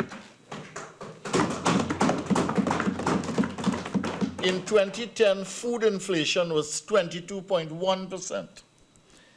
In 2014, food inflation was 10%. Honorable Member? Yes? Could you quote where you're getting your statistics from, please? These statistics, the 10% inflation source is the Central Statistical Office. The food inflation source is the CSO. And I was going to quote, I can mention the sources, I mentioned the numbers, if you wish. Yeah. No problem, proceed. The unemployment rate in 2010, CSO figures was 5.9. In 2014, 3.7. The real GDP growth in 2010 was minus 0.1. And in 2009, it was minus 4.4. In 2014, it was 0.9. And so when you, that is CSO figures, when you look at it and you take all around the issues, you begin to see that, in fact, policies had made a difference in the quality of life of people of Trinidad and Tobago, citizens of this country. And the reason I do that is because, as I said on the last occasion, Mr. Deputy Speaker, when I spoke here, that a narrative that is being constructive, that is meant to deceive and to mask the truth. So let us talk about the energy sector, which is the main focus of this particular resolution that the ministers presented, and which is the mainstay of our national economy. The minister referred to the fact, for instance, that now the number of barrels of oil at 81,000 is among the is at the lowest level. And she also gave a figure for gas, which she is indicating. But everything depends on context. And you cannot just present numbers like that and present facts and call it facts. You have to present the context. So let us, Deputy Speaker, look at the context. In 2010, oil production had entered its 5th year of energy decline in 2010. It had been declining steadily from the year 2005. In 2005, oil production was 145,000 barrels. In 2010, it was 95,000, a little more than that. Between 2005 and 2010, there were between 2005 and 2010, there were no new exploration or production contracts in the energy sector, none. I want to make that clear. In the years 2005, and if I am wrong, I ask the Minister of Trade and the Minister of Energy to correct me. All right? There were no new production or exploration contracts in the years 2005 to 2010. In fact, there was one deep sea exploration investor that was here in Trinidad discussing with the then government during that period. But something happened, I do not know what the facts are, and that investor packed up and left. Between 2005 and 2010, those were the major oil production decline years. And those were also the years in which you had a number of ill-conceived projects, maybe well-intended, but ill-conceived. These were projects that, like the gas-to-liquid project at Petrotrin, and that cost the taxpayer $3 billion.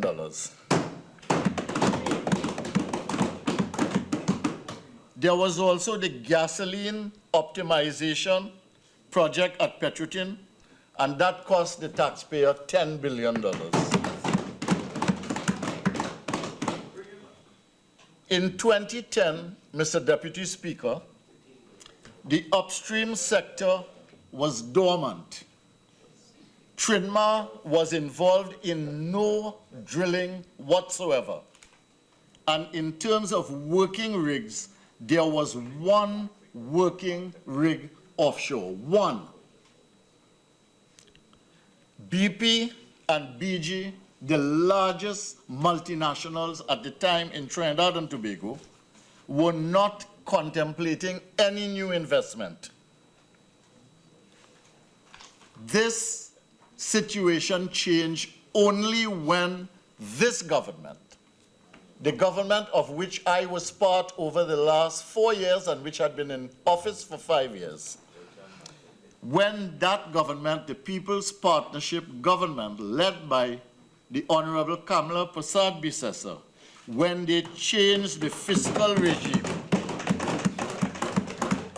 and that is when investment began and drilling commenced. These are facts which I do not think can be refuted.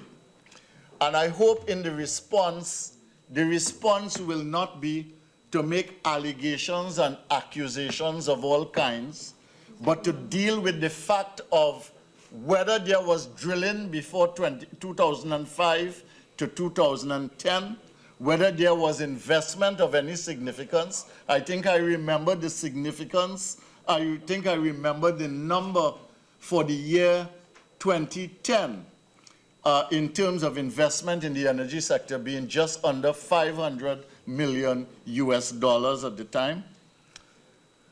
And when this fiscal regime was changed, between 2011, 2012, thereabouts, we did it. What happened after that was that we were able to have 5 competitive bid rounds. And these took place in 2012, 2013, 2014. During that same period, up to 2014, we signed 21 production sharing contracts and or exploration licenses, 21 of them. We licensed 9 blocks in deep water. And when drilling in deep water begins in mid-next year, 2016, Mr. Deputy Speaker, it will be because of what the People's Partnership government did when we were in government. It is important to understand these facts in the face of the misinformation that passes for information in this country. And anything that I'm saying here can be checked. Any point that I'm making here can be verified by the historical fact.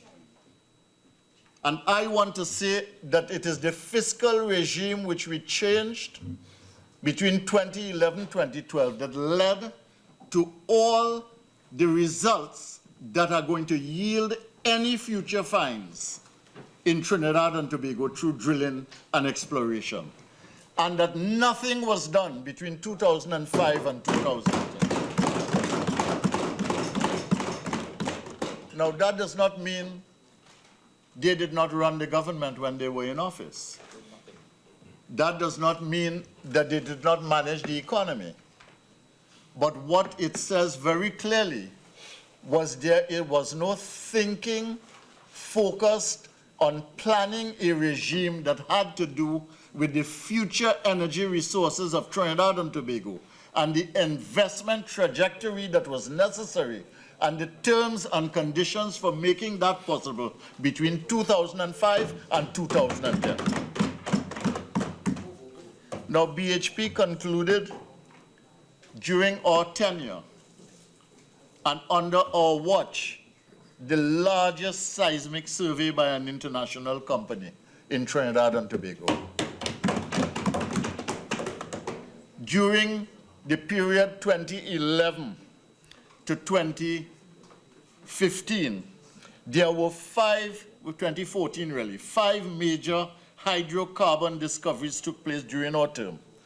And all of these will yield fruit later. That is the nature of the business. BP invested $2.1 billion US or 15 billion Trinidad and Tobago's in the Juniper project, which is the largest capital investment in upstream that Trinidad and Tobago has ever seen. Honorable and member, I had cause to say this. Honorable member, yes. You have 10 more minutes of your speaking time. I had cause to say this, Mr. Deputy Speaker. Thank you very much. If you would alert me 2 minutes before, I'll be grateful, before I conclude. Yes. I had cause to say this in the budget, but I will say it again because it's very important, which is that if you think this Juniper investment and the continued exploration by BP is something ordinary, I would like members of this august chamber to do 2 things. Go on the BP website and find out where else they are involved in the world on exploration of this magnitude. And find out what are the projects they're closed in what countries while continuing to focus on Juniper. And that will give you an idea of how Trinidad and Tobago features in the context even of declining conditions in the energy sector in terms of the thinking of a major multinational such as BP. The other thing that I'd like you to do is not BP alone, but go into the websites of the countries in their energy sector all over the world and look and see where exploration is taking place. And you will begin to see that they are very few and far between. And what made this possible, what made Juniper possible, were the fiscal adjustments that we made to make this investment and long-term sustained commitment possible for the people of Trinidad and Tobago. Now, energy investment in 2012, 13, and 14 was on average $1.5 billion US annually, the equivalent of about 10 billion TT dollars annually, 2012, 2013, 2014. During this period, we also pressed on and advanced negotiations on Lauren Manatee cross-border gas field. And we've got it to a point now, and I want to advise the Honorable Minister and Minister of Energy as well, that this is something should be pursued very, very intensely. It needs to be brought to fruition. We need to bring that gas to NGC. And it takes a certain amount. Huh? What? Okay. We need to take that gas to NGC. It's very important. We need to process that. And negotiations on that. The other thing I want to say before I close, I may not have time to say everything else, but I want to say that the Mitsubishi Massey NGC project which is a 987 billion project. 987 million, sorry. Yeah, US. Gas to methanol, methanol to DME, DME to methanol to manufacturing clusters. That is a project that should not be chased away on the premise that we don't have the gas to supply it. That is long-time thinking. And I want to say that this is something that needs to be pursued. It is a very important project. One of the issues, for instance, based on the revelations from the central bank, is the extent to which the Massey Group consumes foreign exchange. But a project like this will bring them into a situation in which they can be a foreign exchange earner, perhaps not net, but certainly an earner, to supplement their demand for foreign exchange. And more than that, get them into manufacturing, which is linked to exports, which changes the entire paradigm of restructuring of the Massey Group. So this is a project which should be pursued. Now, for production in the energy sector, and this is an important point, to be up in 2015, you say it is down now, decisions would have had to be taken for exploration and production in 2005, 2006, 2007, and for the latest, 2008. And the reason the production is down now is because of decisions not taken between 2005 and 2010. I want to make that absolutely clear. The decisions that we took in 2012, 13, and 14 will begin to yield fruit from 2019. Properly pursued and brought to conclusion, the Lauren Manatee field can bear fruit in 2017, depending on how you manage it, 2018 possibly. So we have a situation in which there was very little planning in the energy sector between 2002 and 2010. And I want to say that the reason we are in this position in terms of the production side is because of decisions not taken and action not taken 2005 to 2010. And the reason we are going to go beyond the limited perspective of the Ryder-Scott report of 7 years is because of decisions taken between 2011 and 2014 by our government when we were in office.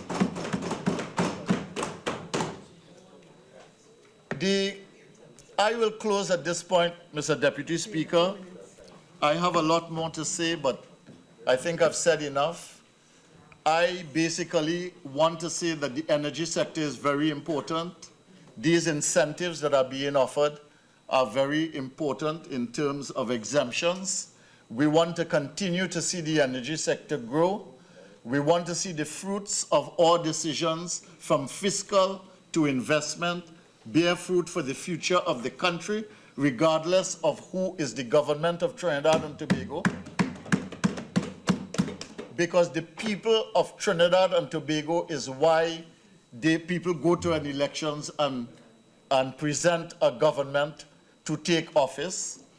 And therefore, it is the people that we must focus on in terms of anything that we are doing in the energy sector or elsewhere. And my position, very clearly, is that we have no objection at all to the provisions brought before this Honorable House by the member for the Minister for Trade and Industry. It is something that we did in our time. It is something that preceded us. It is something that we should do now because it is good for the country. But we must get the facts right, we must get the narrative straight, and we must be straightforward to the country about what has happened, what is happening, and what is going to happen. It is very important to be transparent in that way. And I simply want Honourable to member, close. you have 2 minutes. Yes, I will close before that, Mr. Deputy Speaker. I simply want to say that this is a good measure. We have no objection. And I hope, I trust that the minister in her winding up will focus on the motion and not politicize what is essentially a good motion. Thank you very much.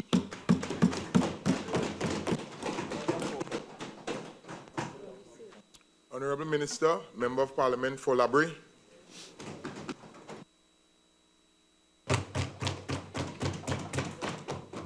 Mr. Deputy Speaker, I thank you for the opportunity to speak on this motion. But before I begin my presentation, I would certainly like to address some of the comments from the last speaker, the member for Caroni Central. I note in his last statement, he said that it is a good motion, that they have no objections to this motion. These are good measures. I wish he would have just started his presentation that way and ended it, instead of taking us all along on a garden path with some bits of misinformation.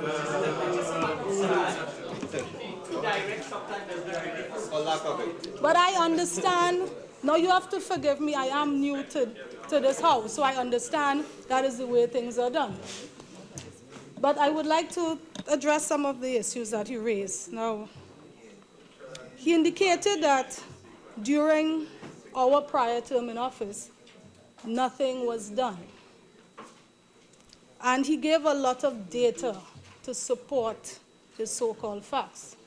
It's interesting that a lot of the data he gave, particularly some 2014 data, was information from the Central Statistical Office.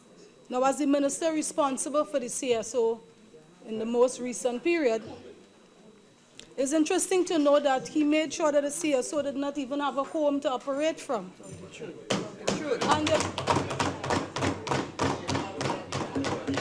so I find it interesting that he's now pointing to data from 2014 from the same CSO. Members, the first member had the opportunity to present in silence, and let's continue with the second member, please. Please let the member proceed in silence, please.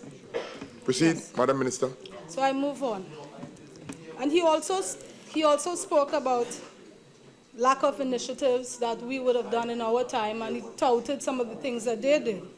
But I seem to recall that prior to our departure from office in 2010, the government of Trinidad and Tobago had entered into an agreement with a small company called Chenair, back then a small company called Chenair Energy, which had a somewhat developing technology at the time, something called shale gas that they were interested in, which the government of Trinidad and Tobago had recognized. Well, we saw some future development in the shale gas, and we had engaged into a memorandum of understanding with Chenair Energy to develop that project. But sadly, we unfortunately went out of office, and the new government, which came in 2010, effectively killed that project. They didn't see any value in it, and they killed that project.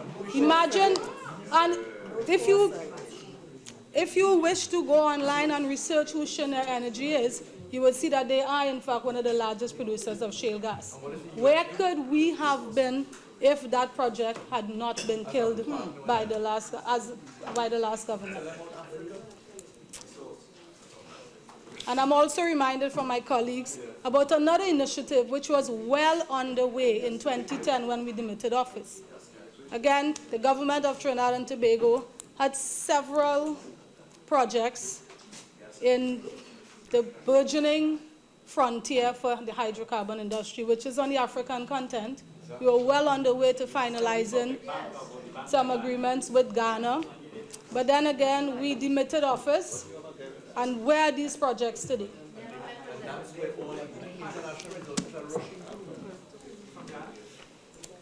I also want to indicate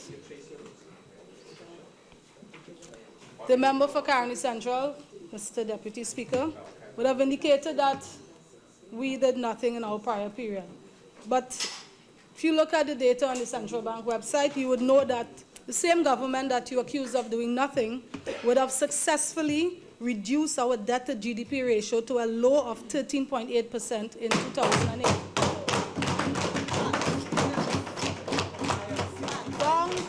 Down down from a high of 65%. Wow. So it really is unfortunate that the member for Caroni Central would tend to paint us as not having had any economic policy in place.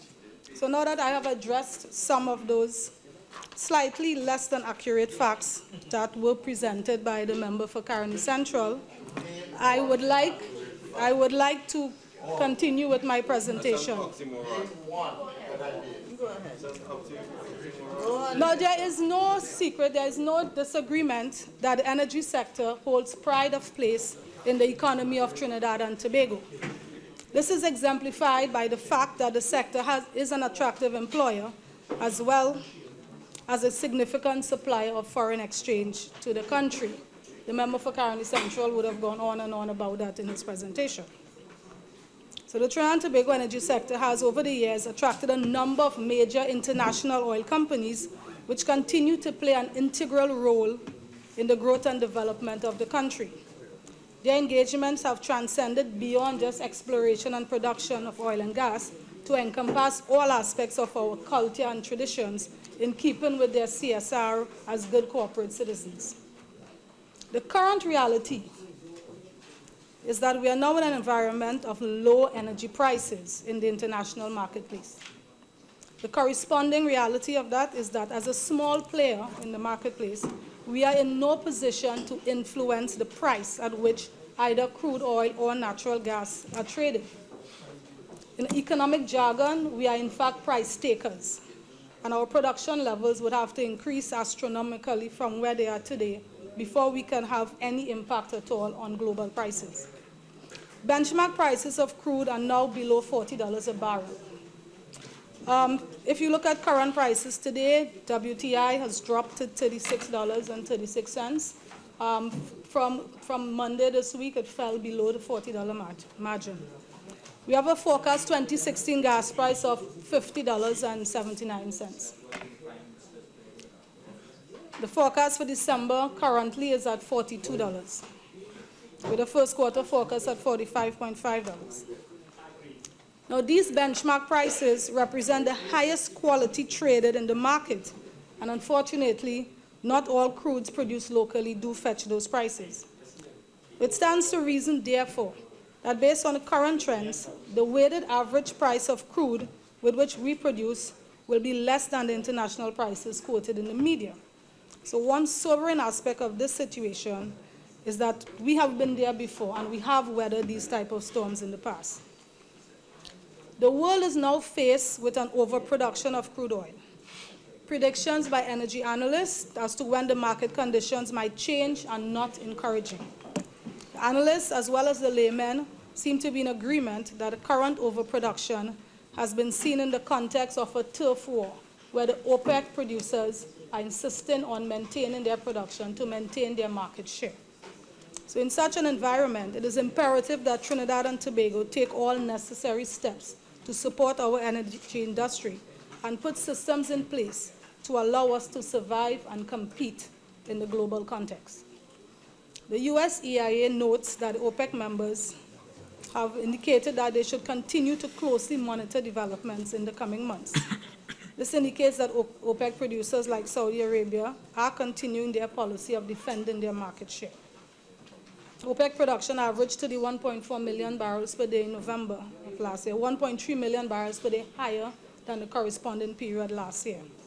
And increased crude oil production in Saudi Arabia and Iraq being the main drivers for OPEC increased production. Compared with this, we have low production locally, with a tendency to fall even lower if action isn't taken to address this trend. So to stem this potential negative development, it is necessary that both the operators and the regulators act in tandem to put requisite systems in place. And this is precisely why we are here today. Crude oil production would have averaged 81,000 barrels per day over the last few years or so, but last year's production averaging 79,000.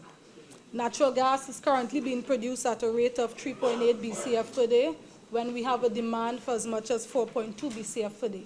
So there is a shortfall that we are currently faced with. We cannot sustain an industry at this rate, And the only way we can replace our reserves to increase production is by drilling. The exploration and production costs in the oil and gas sector are quite high. Member for Caroni Central spoke about the $2.1 billion BP will have to expend on its Juniper project. Offshore rigs currently operate at upwards of $360,000 per day. Pipeline construction costs are also up in the, like NGC would have constructed offshore pipelines in 2012 at $3.4 billion. Onshore pipelines at $36 million. So we see the high costs that are involved in the oil and gas exploration. And in a low production and a low price scenario, this gives us reasonable justification to support or to maintain the exemption of import duties under Section 6 of the Customs Act, Chapter 7801. So, Deputy Speaker, it is important to note that offshore petroleum and exploration operations were included in the legislative provisions of Section 56 of the Customs Act, Chapter 7801, 1970. This current resolution that we are debating today to allow exemptions for import duties for persons involved in approved industry and offshore exploration and production operations is due to expire December 31st, 2015. Now, our research has shown that 7 of the energy companies operating have benefited from incentives over the period 2011 to 2015. Now, we need to be mindful that most of these companies operate globally, and Trinidad and Tobago is in direct competition for their investment budgets. In drawing up their work plans and formulating their budgets, the locally operating companies would have taken into consideration these provisions contained in this specific piece of legislation and weigh them against what is offered in other jurisdictions. So this legislation, in fact, forms part of our enabling environment, and it would be downright counterproductive of us to remove any such incentives, particularly at a time when all companies are trying to reduce their costs and we are asking them to increase their operations. So, Deputy Speaker, another factor we need to consider is that these companies are engaged in ongoing operations. And in fact, some of them have already applied for a continuation of their license for the next period. I would like to bring to the attention of this Honorable House some of the work programs that is intended to be done in the 2016-2017 period under which these exemptions would apply. In the case of BG, there is starfish infill work to be done. There's dolphin extension. There's a drilling campaign for the dolphin extension platform, and the Grenadier development well and compression are scheduled to be sanctioned between the 2017-2018 period. There's also some workover work that is to be undertaken on the Carapal Ridge #1 well. In the Trinity Galeota field, there's a forecast for 10 recompletion workovers to be done. EOG Resources, they plan to start compression on the Toucan platform by the second quarter of 2016, at an estimated cost of US $13 million, with 5 wells going on to compression. The intention is to recover some 18 BCF of natural gas. There's also the installation of the Sercan platform in the East Manzalina joint venture area, and the drilling of 5 wells within the Sercan field, which is expected to take place during the second half of 2016. And there's 1 exploration well which EOG proposes to drill in the southwest of the UA block. Petrotrin Trinma Operations plans to drill 3 wells as well in 2016, and they have at least 20 workovers planned during the period, depending on the availability of their funds. BPTT, Mr. Deputy Speaker, has a number of rigs which they will be currently using on the existing drilling campaign. Total of 9 wells are expected to be drilled, and the company plans to undertake 4 workovers in 2016, which will involve 1 well in the Cassia field and 3 wells in the Amherst field. BHP Billiton and their gas development, they propose 3 subsea wells to be drilled, with first gas expected by September 2016. This project is expected to maximize oil recovery from the Angostura field as well.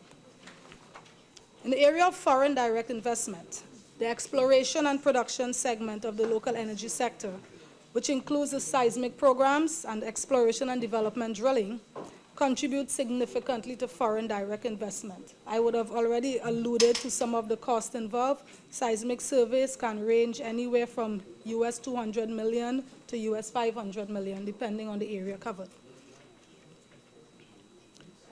So based on our mid-year 2015 forecast received by the Ministry of Energy and Energy Industries, total capital investment by foreign and local companies in the energy sector is projected at over $3 billion a year in 2015 and 2016. Investment schedules show that this projected expenditure upstream will account for 81% and 92% in 2015 and 2016 respectively, with the main drivers being BPTT, BG, BHP Billiton, and Petrotrin. Mr. Deputy Speaker, it is clear that the offshore exploration and production operations of the local energy sector makes a significant contribution to business activity and revenue generation in Trinidad and Tobago. I believe from all you have heard so far, you can see it clearly demonstrated that the level of operations by the major international companies that are ongoing and planned, and the level of investment that continues to be attracted to this subsector. Companies with major contribution to the generation of FDI also have significant investment in the local offshore environment. It is to be noted that exemption of import duties under Section 56 of the Customs Act, Chapter 7801, specifically targets offshore petroleum exploration and production operations. So I want to draw back again on the theme that ran through the contribution of Caroni Central.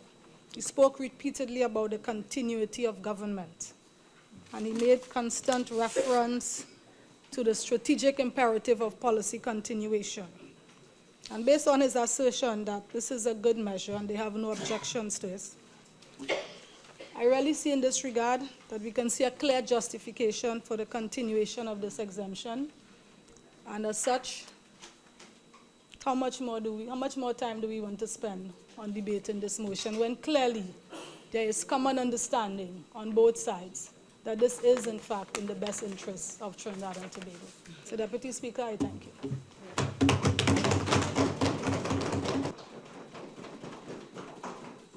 Member for Chaguanas.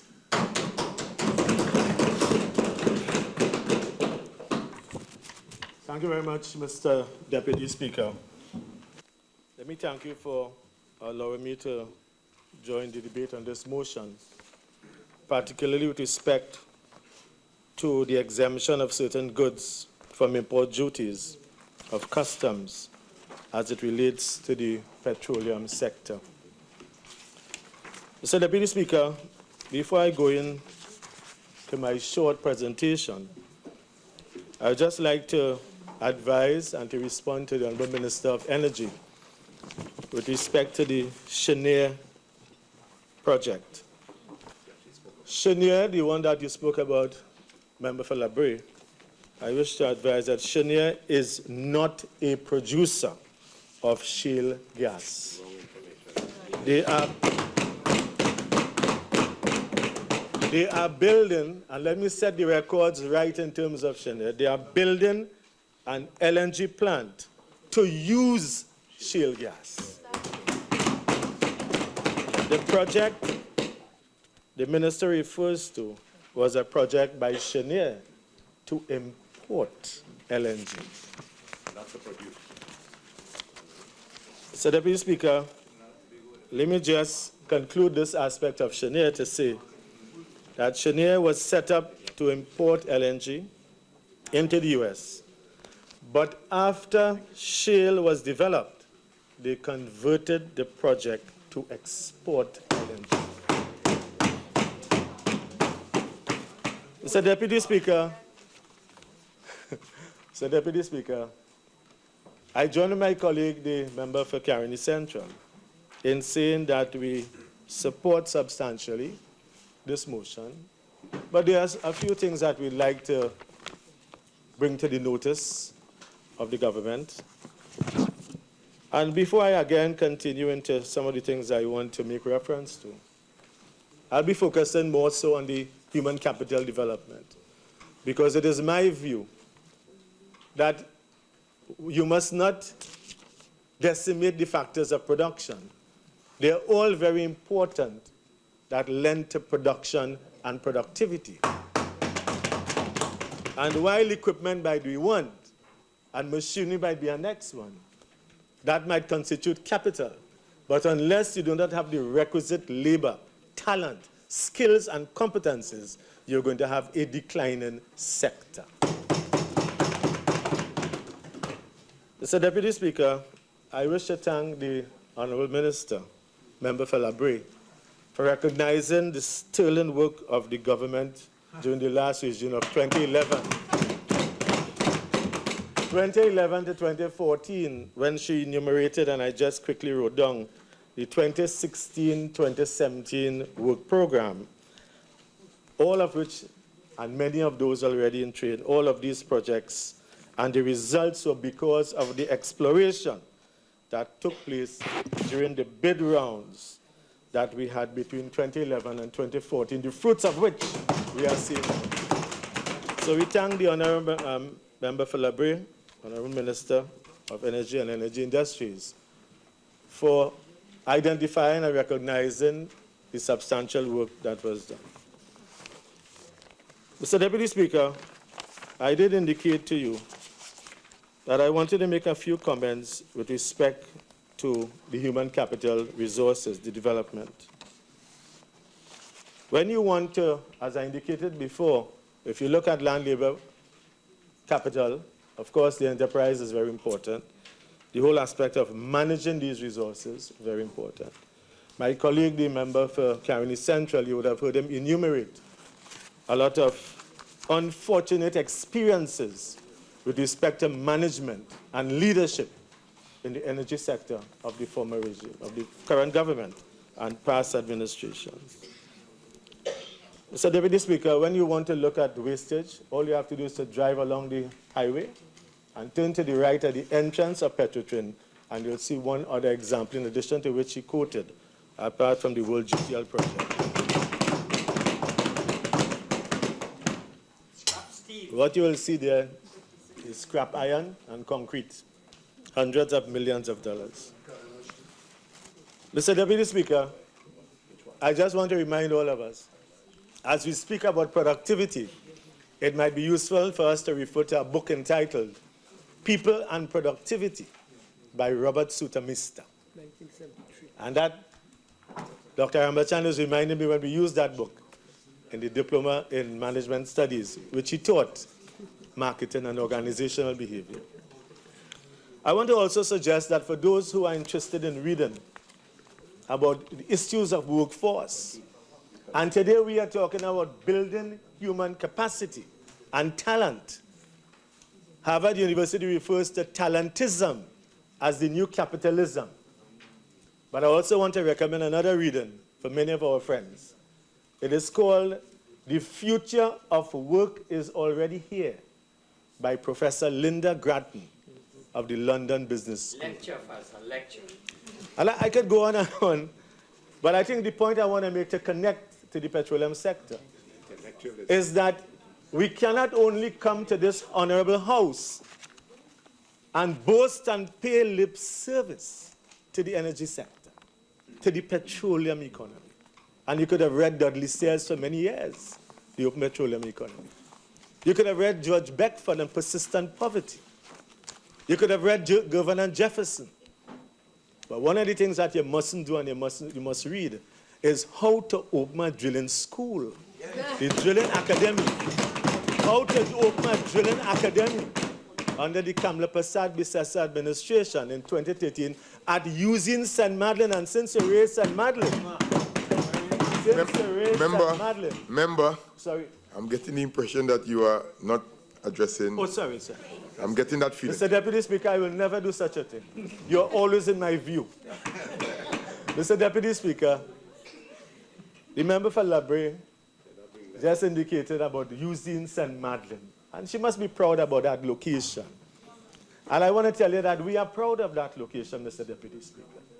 Because what the P&M closed down, from the ashes we rose as a phoenix.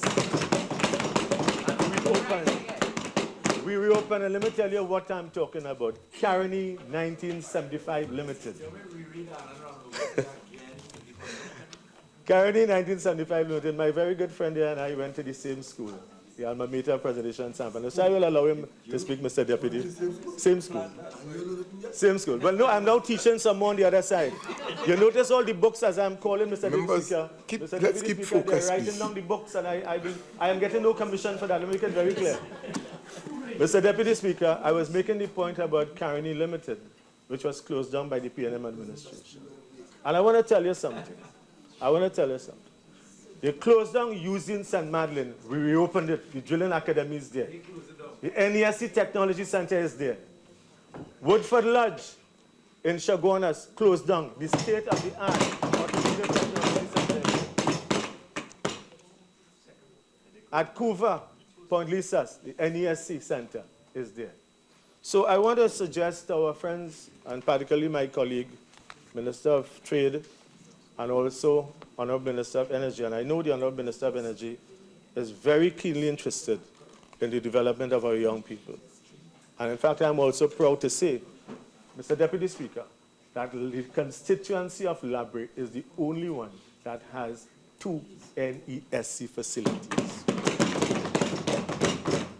We do not discriminate. We do not discriminate, and we are going to ensure as much as possible that we will assist as far as possible. Mr. Deputy Speaker, I want to read for us, for the records, with respect to human capital development, what we have done with respect to the energy sector and the drilling school. Honorable Minister did make mention of the fact, and correctly so, that there's much interest in our energy industry from on the African continent. Absolutely correct. And we would have had for the first time, Mr. Deputy Speaker, earning revenue in a school that was not even 1 year old, but trying to repay itself by acquiring students and foreign exchange from Nigeria. Mr. Deputy Speaker, we had interest from Uganda. We had interest from Uganda. Mr. Deputy Speaker, that's my friend. We also had interest from many other countries in the African continent. Right here on our doorsteps, you would see that the Canadian company in Guyana is drilling for oil. Guyana was also interested in what we're doing at the Drilling Academy. Suriname preparing also for oil exploration. As a matter of fact, a lot of people are saying that Guyana is now into oil exploration. I remember, Mr. Deputy Speaker, when I did geography with my friend, he would have done that as well too, the same college. There was a book written by John Macpherson. It was called Caribbean Lands. And in that book, with respect to the country Guyana, we would have read since that time that Shell had drilled for oil on the Essequibo coast, to be exact, in terms of Anna Regina. So we have a great potential here, Mr. Deputy Speaker, to explore market opportunities. Trinidad and Tobago, you can find a citizen of this country in any of the major oil fields in the world. You talk about Saudi Aramco, they're there. You talk about Kuwait, they're there. We have been exporting talent for a long time. And even though we are facing volatile prices now, the fact is that we can still utilize the talent base of the country, not only to attract persons to come here, but for us to export that talent and to train others in their respective locations. Mr. Deputy Speaker, when we train and when we open the drilling school, I will give you the testimonies of people who would have commended that idea. This country would have been in oil exploration for over 100 years, and to a lesser extent in gas. And we never saw it fit to build that capacity. You know what was happening? You know, Mr. Deputy Speaker, what was happening? As Minister of Tertiary Education, I launched a program with the NGC and with the NESC and with the Point Lisas Industrial Estate, much of which has been spoken about today. And that program is called the PLIAP, the Point Lisas Industrial Apprenticeship Program, where we have already started to train 700 technicians in 7 years. Mr. Deputy Speaker, as we spoke about and we listened to the trade school concept, We listen to apprenticeships. You would have heard in the past the trade schools of Texaco, of Caroni, of Tech. Mr. Deputy Speaker, a lot of the graduates of those trade schools, and even W.R. Grace, which was called FedChem at the time, would have been persons who contributed to the development of the Point Lisa's industrial estate. So that in terms of the motion before us, I'm proposing as well that it is not only the aspect of the removal of custom duties and import duties. It has to be how do we maximize and utilize the high-tech in equipment and inventory that we're going to be getting to ensure that we have the requisite skills and talent to operate and to maintain that kind of equipment. If you do not have that, what you will have is a wasting asset. You will have under-capacity utilization. And what you really have is, in a sense, underemployment. Mr. Deputy Speaker, we are now training riggers, tool pushers, electricians, and drillers. Never before in the history of this country.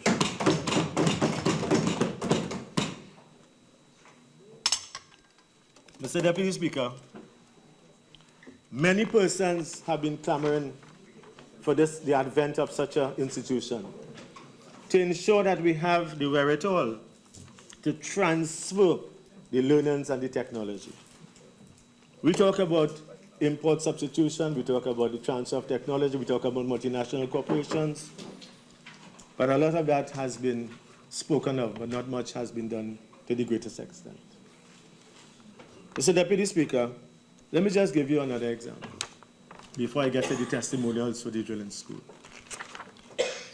In Trinidad and Tobago, like in other parts of the world, we are facing an aging population.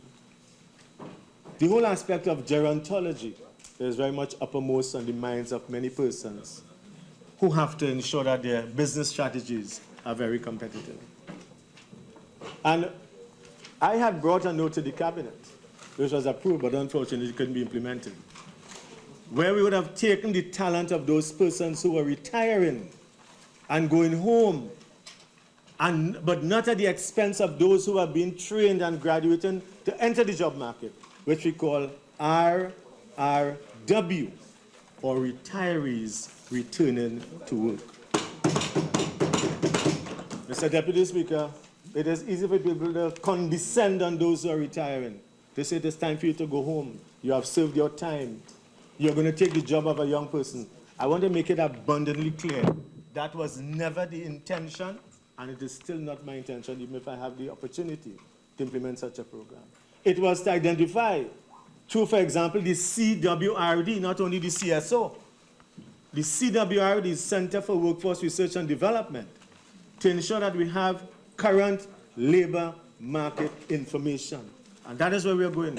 And once you would have established, Mr. Deputy Speaker, the shortages, the skills deficiency, there's a difference between the skills shortage and the skills gap.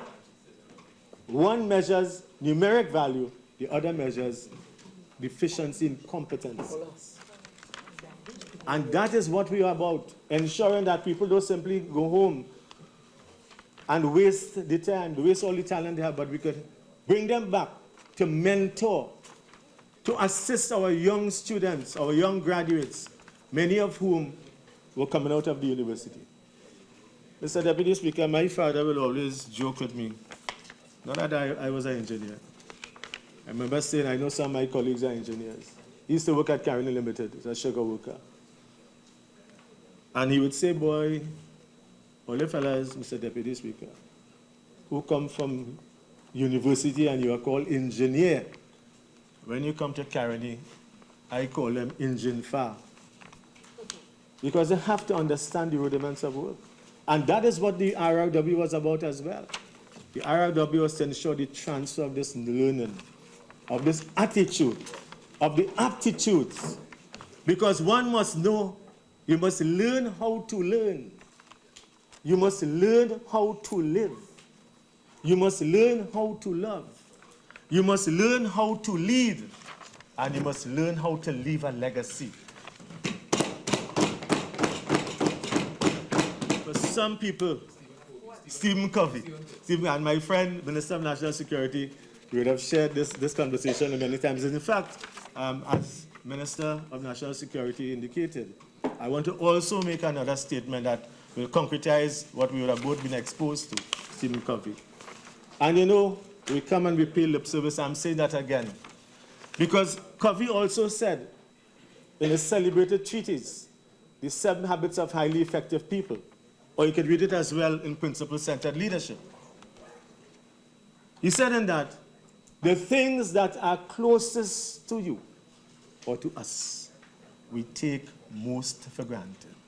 To which I have added without his permission, God bless his soul, he's passed on, until something happens and it's too late. You have to be careful how you fire people, how you dismiss people, how you let them off. You have to be careful because you're destroying lives. And I want to make sure, I want to ask you to be very careful, because I'll tell you something. When you fire people, you don't only destroy a human being, you destroy a family, you destroy a village, you destroy a community, and you have to be very careful. You have to be very careful. So with respect to the petroleum sector, I want to ask us to be very careful in how we embrace the human capital development in the energy sector. And therefore, we are proud to say we would have done as well our best. I want to show you another example of a project that we took. Many people come here and they pontificate and they talk about what we would have done. I want to tell you what we have also done. There was a project that I launched.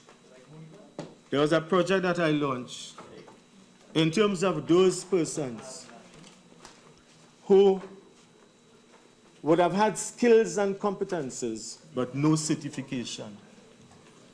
Mr. Deputy Speaker, you will know as a man who lived in the San Agustin area that there's a difference between education and schooling. There's a difference between certification and qualification. And therefore, there are many persons in our society, many of whom are in the energy sector, who would have come up the ranks, who would have acquired those skills and competencies by being trainees or apprentices, and are now very superior in their job skills and their titles. In fact, many of them might be called engineers and plant managers, but they don't have anything coded with a degree in that.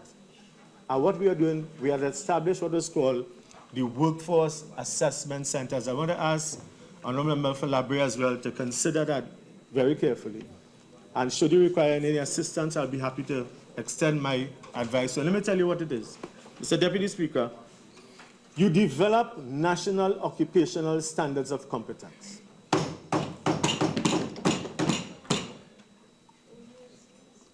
That is, for a particular occupation, you will say that these are the competencies that you're expected to perform to. And therefore, in terms of the motion before us, we have to ensure, as I keep reminding us, it is not only about the exemption of duties and custom and bringing in that equipment, you must have the requisite trained and competent staff. I am repeating that. And therefore, how do you get that? You can also get that by many persons, while they work, they learn. Many people will talk about education and training being lifelong and life-wide, and all of that, very good theory. But what do you do to measure, to monitor, to evaluate the competence of people? And what you do is you develop the standards and you take them to a workforce assessment center. Very much like what you see in Angie's Listen cable, where you take those persons. And we have the ability in Trinidad and Tobago, because Trinidad and Tobago is foremost among the energy-producing countries in the world. And you develop the standards and you assess those employees and those workers on the plant, at NGC, at Petrotrin, wherever they are, in the private sector, and you certify them. You would have lifted their self-esteem. But very importantly, Mr. Deputy Speaker, at a time when we have declining oil prices and the potential for layoffs because of situations like that, we must be able to assess these people, to certify them, and to assist them with another E, not only entrepreneurship, I call that category the NEET. Those who belong to the NEET. What is NEET? Those who are neither in education, employment, or training. You see, I told you just now with respect to Stephen Covey. Sometimes you go to people. Mr. Deputy Speaker, I'm sure that when it happens to you, go to a place where someone has passed on. And you say the correct thing. You say, I'm here to extend my condolences to you. I know how you feel. Mr. Deputy Speaker, I want to tell you something. You really don't know that until you experience it. You don't know it. You're saying what is politically correct, but you don't know it. I can tell you from my experience. And that is why I'm coming back. When some of my colleagues were worrying on the next side about job layoff, those who have money, your parents and grandparents will tell you have friends. When you don't have money, nobody knows you. And therefore, I am using another cliche, Mr. Deputy Speaker, that sometimes there is comfort and solace when other people fire people, with heartlessly doing so. And I will tell you the line and the phrase. Sometimes it is not what you do to them, it is what you do for them. Because greater and better opportunities might be in store that Almighty God has for you, Mr. Deputy Speaker. Look where you are, Mr. Deputy Speaker. I commend you and I congratulate you. You don't have to go to no assessment and evaluation again. You prove it, you vote right here. We are assessing you. We can certify you after, Mr. Deputy Speaker. But, Mr. Deputy Speaker, I'm telling you, the member for Labrador will be very, I'm sure, concerned, because there are a lot of projects in the energy sector there.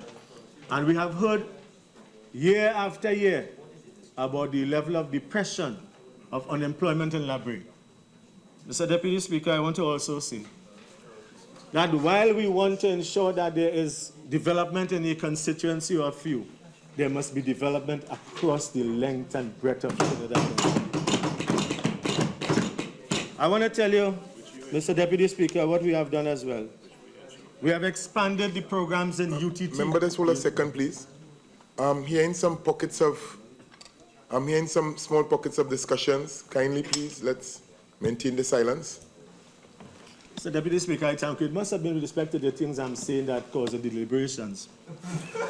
maybe they are also discussing the text and the books.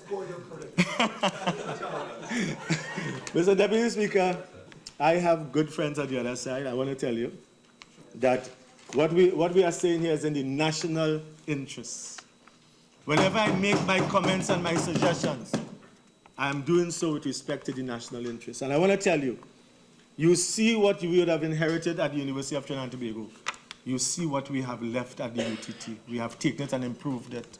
I remember on this side, I was minister on that side, and somebody was saying, after I'm finished talking about the GATE program, the person who is no longer on your bench said, I like what you do with UTT, Diary University.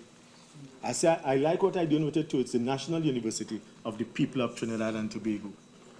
And that is why we developed as well the aviation campus, in addition to the maritime campus that my colleague, my Minister of National Security, he would have visited. I must have been impressed with what he saw as well. But in addition to that, we had the programs at the University of the West Indies in petroleum geosciences. We had the MIC Institute of Technology, which was chaired by my colleague, Member of Parliament for Pointe-à-Pierre, Mr. David Lee, as chairman. And I indicated as well the Energy Institute, which we would have formed. Mr. Deputy Chairman, Mr. Deputy Speaker, I did mention to you that I wanted to substantiate the decision to establish the Drilling Academy in Trinidad and Tobago. And I want to, and I know you'll ask the source, I will give it in advance. Thursday, December the 10th, it's a Newsday article written by Cecily Asun, Saturday, August 18, 2012. And the article starts like this in the newspaper. There is a huge demand internationally for Trinidad and Tobago nationals in the field of oil and gas drilling. This was revealed yesterday by Managing Director of Tucker Energy Services Limited, Roger Packer. Packer, who is also President of the Energy Chamber, was addressing a function yesterday at the NESC Skills and Technology Center at Point Lisas in Couva to welcome the second batch of Nigerian students who are enrolled in a 6-month skills training program at the recently established NESC Drilling Academy in St. Madeleine. I want to also indicate that we were in discussions with the Nigerian government, Honorable Minister, and through you, Mr. Deputy Speaker, to establish a facility in Nigeria. And it might be worth considering because we wanted to have a nucleus, a point from which we could service the other African nations. And I'm sure we'll be able to pass on that information to you, and you can proceed. So we were taking NESC, and I had coined the name of the institute already, Mr. Deputy Speaker, Honorable Minister, and I called it Tringeria, Trinidad and Tobago and Nigeria. Mr. Deputy Speaker, I wish to continue. Packer told his audience, when you travel the entire world, including Nigeria, you will find a tremendous amount of our nationals working in Nigeria and every corner of the world. When you meet these people, in about 80% of the cases, these people started off on the land, and we're talking about offshore today, and offshore fields in Trinidad and Tobago in the drilling aspects of our operation. According to Packer, because Trinidad has some of the most challenging oil fields, it has become the best training area, Mr. Deputy Speaker, he says, in the world. In the world. He went on, it is a nightmare for geologists, a graveyard for geologists. It is one of the best training areas in the world. There is no better training ground, he said. While Trinidad is a brand, enough nationals are not being trained in the sector. Mr. Deputy Speaker, Mr. Packer went on to say that this was a dream come true. But in addition to Mr. Packer, Mr. Deputy Speaker, the President of Petrotrin, Mr. Khalid Hassan Ali, said based on current levels of activity within his organization, there was a shortage of persons with drilling skills, and he went on to confirm that this is something that was very laudable. Mr. Deputy Speaker, I just want to make a quick comment now before I conclude with respect to the motion before us. You see, I am going to be reading, Mr. Deputy Speaker, from Hansard, dated Friday, January the 19th, 2011. It is always instructive for us to remember what we say. It is always instructive for us to know that when we say something is recorded, and it could be repeated in the future. I have the same Hansard for the rest. I know, and I know you always, even from when you were here, you had a lot of Hansard pages. Mr. Deputy Speaker, this is the current Minister of Trade. At the time, Mrs. Paula Gopee-Scoon, Point Fortin. I'm going to read for you the very thing that Minister of Trade is bringing for us here today and asking us to support. I just want to read for our reminder what was said at that time. Mr. Deputy Speaker, and I'm quoting here from Hansard, the list of conditional duty exemptions before us, third schedule part A, is really a list for approved industry. This is of the Customs Act. And what the minister has done is he has brought before us the entire list from 2007. Mr. Deputy Speaker, there has been no amendment since 2007 for the list that we are seeing here. I wish to continue, Mr. Deputy Speaker. And she says, which tells me that there was absolutely no review of the list that was brought here today. The member for Point Fortin at that time went on, I have looked at it, Mr. Deputy Speaker, and I am seeing it, for instance, in item 5. Now, let me let you know that we are supporting this, like we are doing. Because this is to help the manufacturers and to help the business people. But I think it was rather lazy, to put it simply, of the minister to just bring the formal list without any thought or examination of what is on that list. Mr. Deputy Speaker,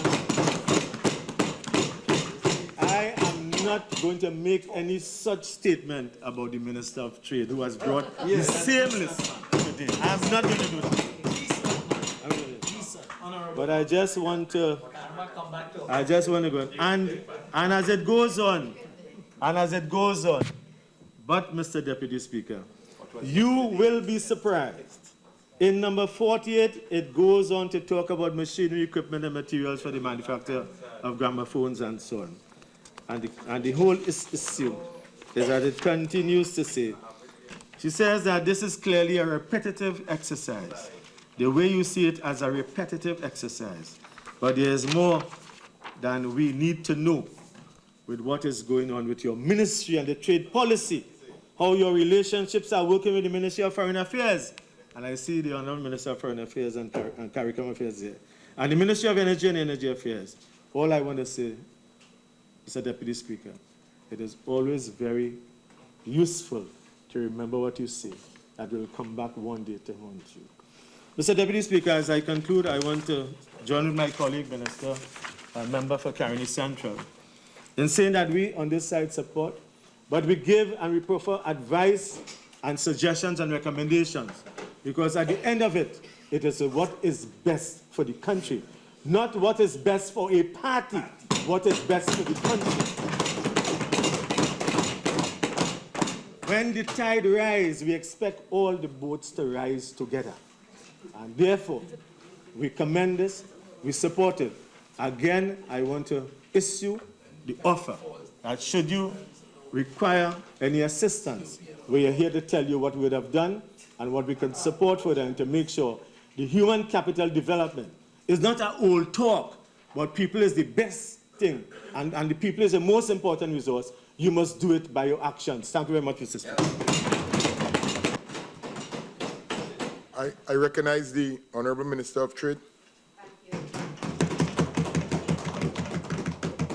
Thank you very much, Mr. Deputy Speaker. And I really wish to thank the honourable members, our colleagues on the other side, and also my colleague, the member for Brea, for their very healthy contributions, which we have noted. And of course, I also note their support on the motion, which is for exemptions in the class of goods, equipment, material, and supplies imported for use in offshore petroleum exploration, petroleum operators as well, for 2 years. And I know the question was asked by the member for Caroni Central as to why the limit is only up to 2017. Why is it just for 2 years? And I want to let you know that the Ministry of Trade is currently reviewing the efficacy and efficiency of the concessions regime. And based on our records, approximately 800 companies have been granted concessions since the passage of the provision. However, based on the current records, only 145 companies actually utilized the concession in 2014. And of course, this is the entire concession, and of course, only 7 of those were energy. So obviously, we want to examine closely to see how relevant the concessions are as well. So, and the other matter is that when these companies are granted their concessions, they are allowed to import a list of items for the specific purposes of the concessions, and in this case, for offshore petroleum purposes. But we have been reviewing the electronic records, and we want to make sure that the concessionaires actually utilize the concessions for their intended use and purpose. In particular, that the items allowed for duty-free treatment are not allowed to enter the domestic market for resale or for some other use or so. So that let me give you the assurance that over the next 2 years, the Ministry of Trade and Industry, we intend to review all of the operations of all concessionaires to ensure that the use of these duty-free licenses adhere to their conditions of use. And it's not, because it's there for a particular person. And we want to be concerned about revenue. We will be concerned about revenue leakages. So that in collaboration with the Ministry of Finance, we will review the provisions of the Customs Act. I give you that to that assurance to modernize the legislation in particular, and all of the categories and the description of activities in the third schedule. And that's why we've asked for the extension, to make sure that we have a comprehensive look at this, particularly at this time where we're concerned about lost revenues. But again, we are concerned about stimulating all sectors, and in particular the energy sector, for which there's still a life ahead for that sector and for the people use of Trinidad and Tobago. And so we think that the two-year period is in fact enough and healthy, and enough, I think. It's reasonable, and we will continue to monitor daily and so on. As I said, this is a relevant industry. Someone asked a question about mining and Caroni Central, and we will deal with mining in the next debate, right in the second motion. And then someone also brought up some issues about the manufacturing sector, and that too will be dealt with along with all the other non-energy sectors as well in the following debate as well.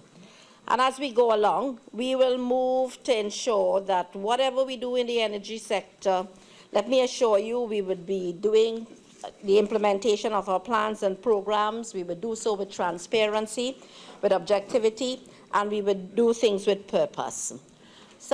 I just want to go back to another comment which was made about escalating budgets between 2002 and 2008. Caroni Central, that's you. But I want to remind you that along with those escalating budgets, you had consistent economic growth in this country averaging about 7%, and we were the envy of all of Latin America and the Caribbean as well. We had a very strong macroeconomic framework, and you talk about human development, member for Chaguanas East. We have brought the human development in Trinidad and Tobago up to the level where we are now exporting energy services right across the world, in Suriname, in Africa as well. So that is something that we had we had put purpose to, and we are seeing the rewards of it. And during that period as well, you would have recognized the institutional stability which existed. This country was well managed. There were many projects which realized sustainable jobs. It was a healthy period for Trinidad and Tobago. And let me remind you that it is successive PNM administrations that really transformed this economy, from agriculture to petroleum to natural gas and to other commodities as well. I mean, you talked about your medium-term framework, Caroni Central, but your life was short-term. And so most of it you never got implemented. You spoke about your performance, but to my mind and to the mind of most of us on this other side, it was a lot of blind flying. And at the end of the day, I'm not sure that the country really benefited, because as far as was exhibited, it was a question of management of a country on autopilot. In fact, the result is that the Phoenix took a nosedive. The very Phoenix which you spoke of took a nosedive. And I am not going to go down the road which you were leading to on wastage and discussions on leadership, because we will be here till the wee hours of the morning on those topics. I'm not going to digress from and change the complexion of the debate. I'm not going to do that. You spoke about... Honorable Minister, please direct the chair, please. You spoke about continuity across governments. Continuity of governments. Well, I asked the honourable member for Caroni Central, how many times have the people of Trinidad and Tobago spoken in recent times? 7 times? Is he going to wait for them to speak 7 times? 7 times? Time will show. So as I close, it makes no sense prolonging this debate. As I close, I want to say that our government is working very hard to ensure that, that there's a clear vision of where this country heads. We are engaging all our stakeholders to make sure that their objectives are aligned with the government's objectives as well, and that we all agree on a prioritized initiative. And in the end, we will action all of our plans, we will implement and we will communicate. We will develop Trinidad and Tobago, all of Trinidad and Tobago, and we will give the energy sector the support it requires with these incentives and more. Mr. Deputy Speaker, I beg to move.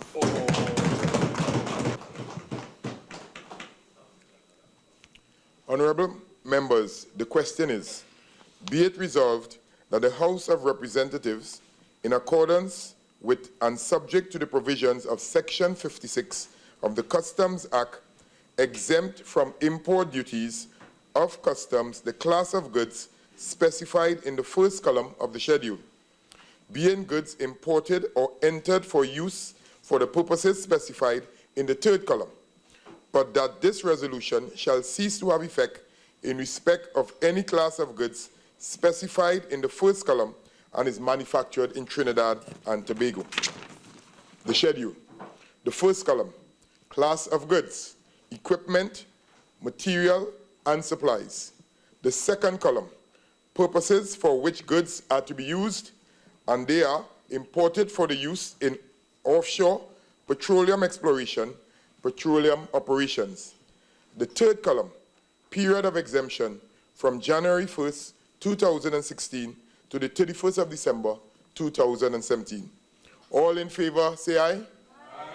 Those against, say nay. The ayes have it.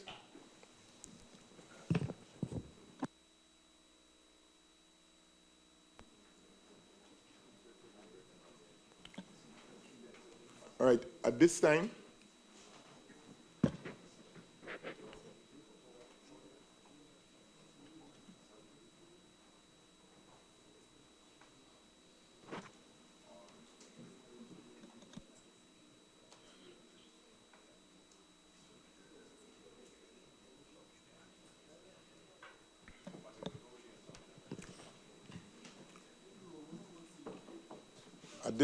I'd like to call on the Minister of Finance. As alluded earlier, he has a statement to make, and I'll call on him at this time. Honourable Minister of Finance, please. Thank you, Mr. Speaker. Mr. Deputy Speaker.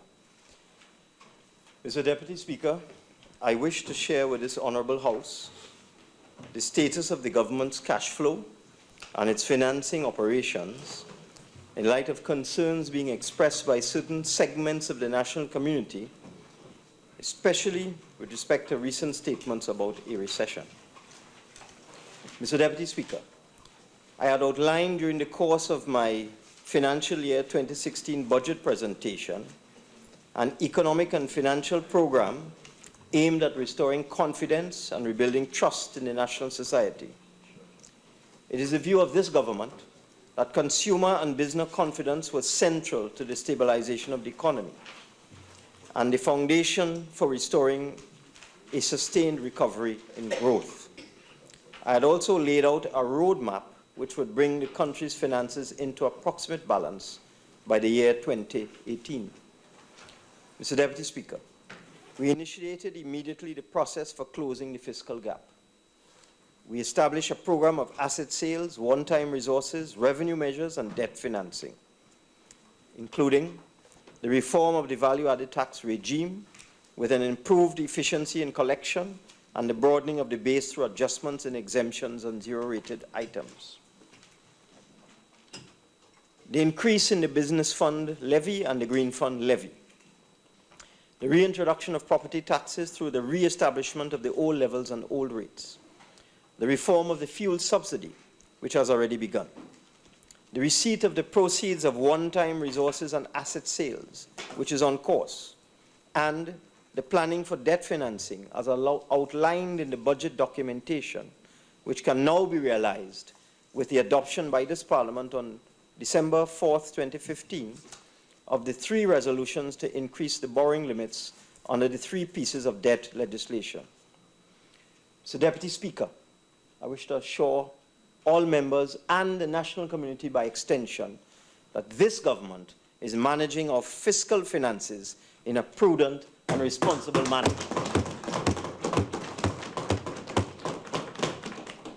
However, it should be noted that a large portion of public revenues accrue to the consolidated fund on a quarterly basis, with the December 31st end quarter being the quarter with the largest receipts. Accordingly, while expenditure might be lower than receipts during certain months, the excess revenues in other months are utilized to fund those months when expenditure is greater than revenue.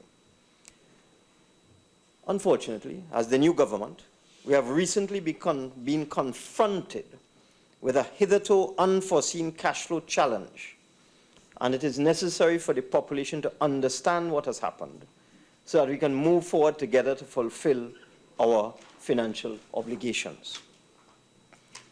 Mr. Deputy Speaker, apologize.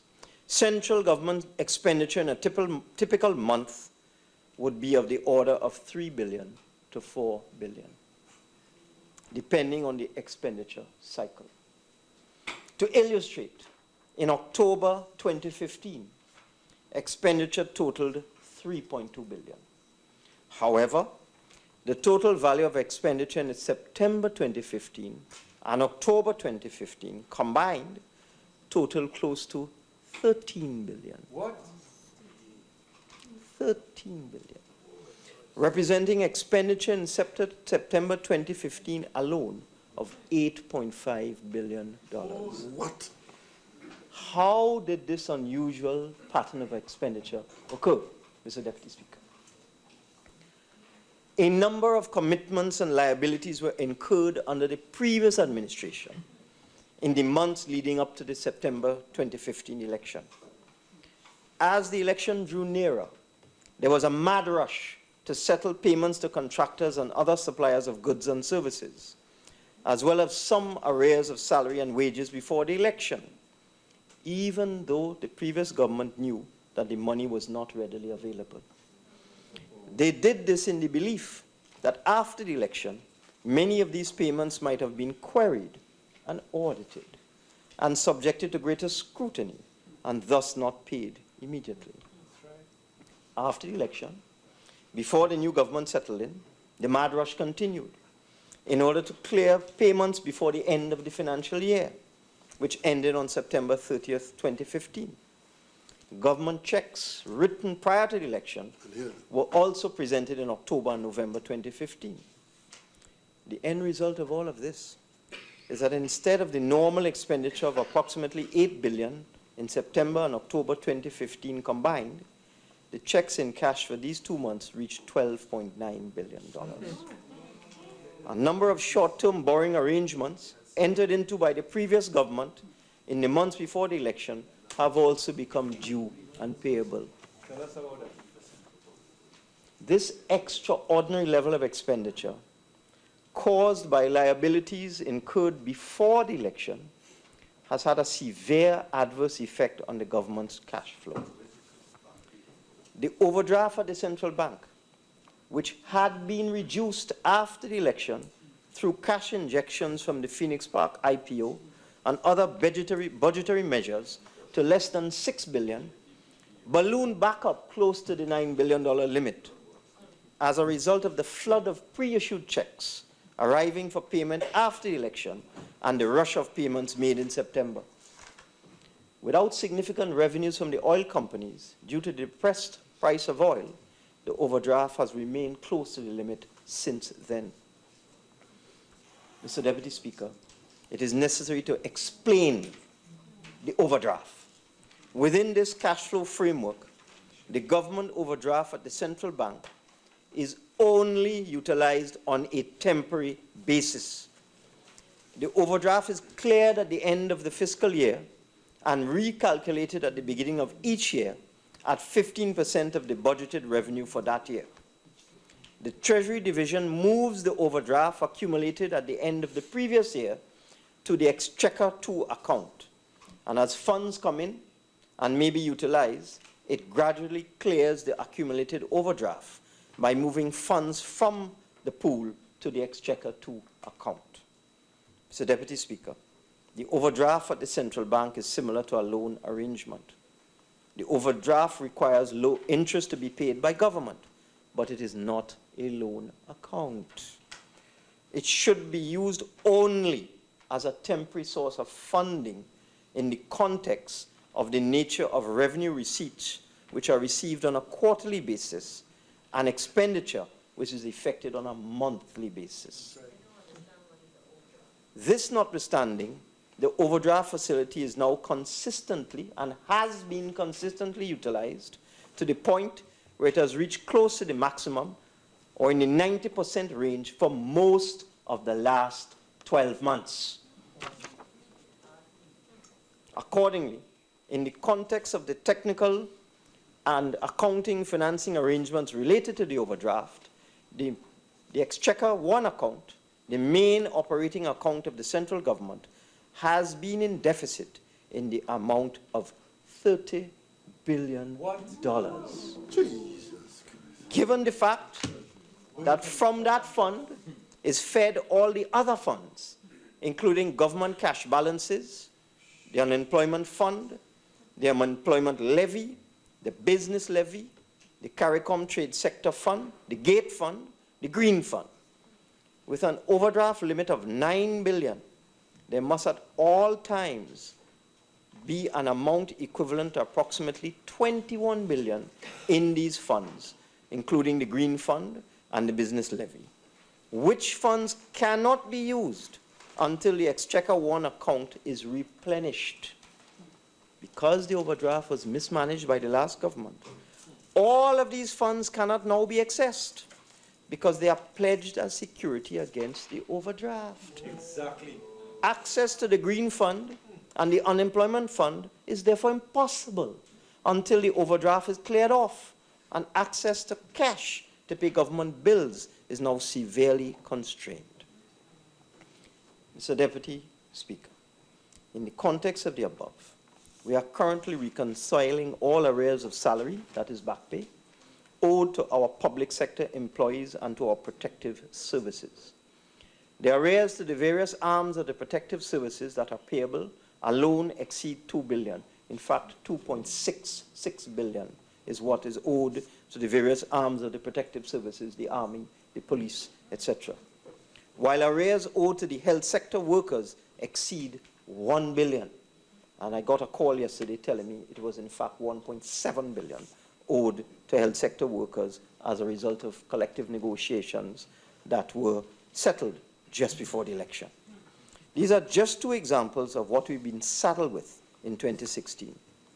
Unfortunately, within the constraints of the overdrawn Exchequer account and the overdraft limit at the central bank, there is simply insufficient cash available at this time to pay these arrears of salary and back pay at this time.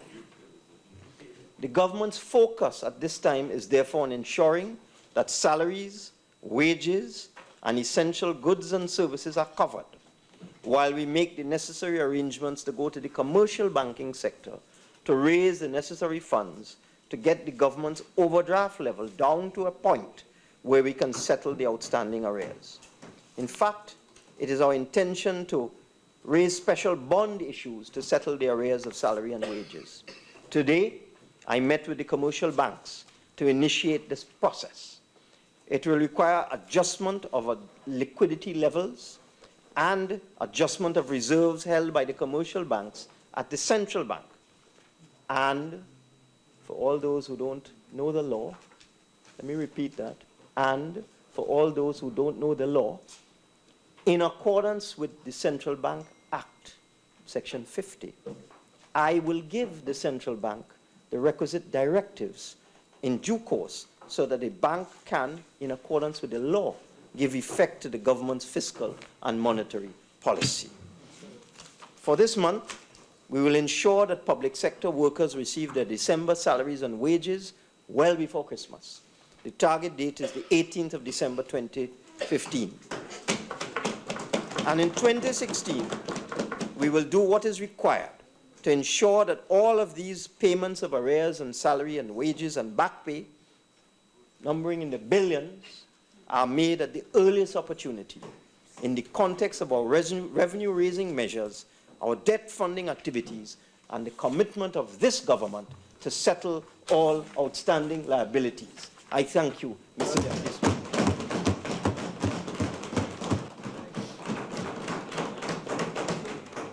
Honorable members, I would now like to suspend the sitting for tea and we'll resume.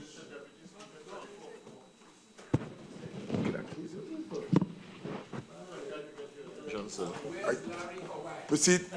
Member for Caroni Central. 24-4. Did the Honorable Minister of Finance take into account the $12 million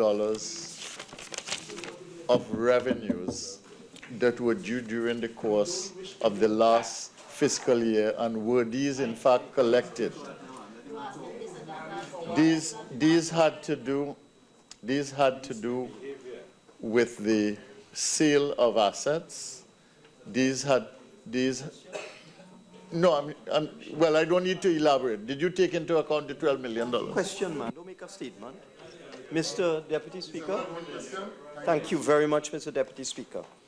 Mr. Speaker, Mr. Deputy Speaker, I have heard reference to these alleged revenue streams for the benefit of members opposite, who are members of our cabinet, and obviously kept in the dark.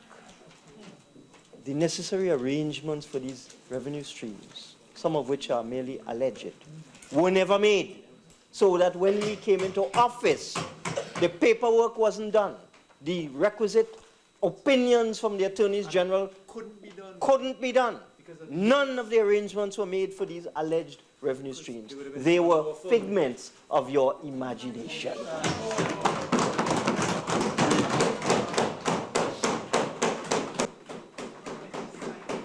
Honorable members, I would like to now suspend this sitting until 5:10, where we'll resume at 5:10. Thank you.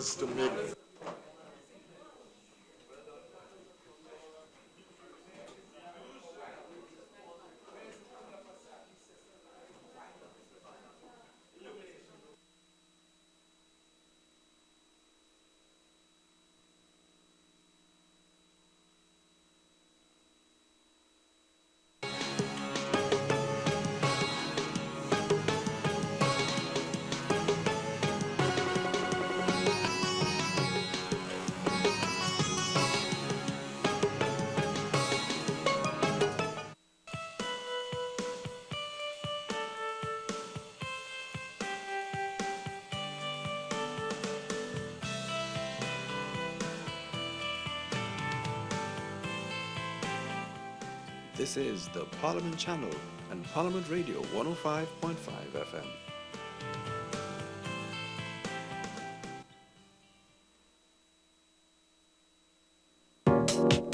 Follow the Parliament of Trinidad and Tobago on Twitter. Our call sign is @TTParliament.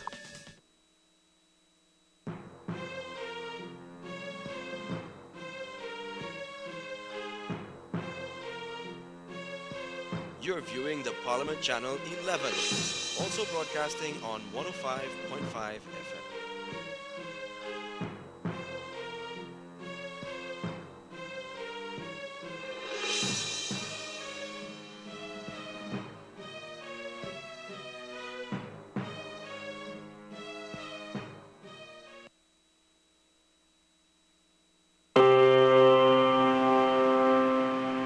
With its hallmark white facade, Whitehall was once one of the largest and finest homes on Maraval Road.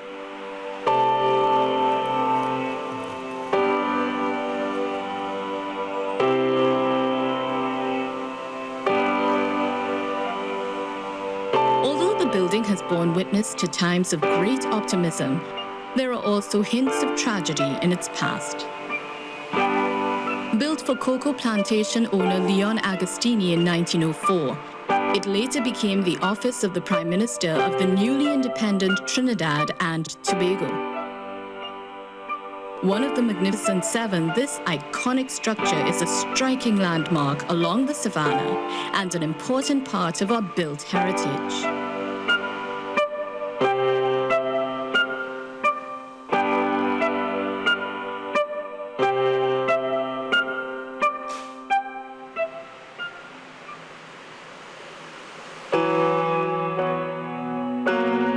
At the turn of the 20th century, Trinidad's cocoa industry was thriving and fortunes were being made. The The wealthy built homes to show off their success, and Whitehall was one such undertaking. Dissatisfied with the splendor of his Cobblent's house, cocoa baron Leon Agostini determined that he would build the grandest house in all Trinidad.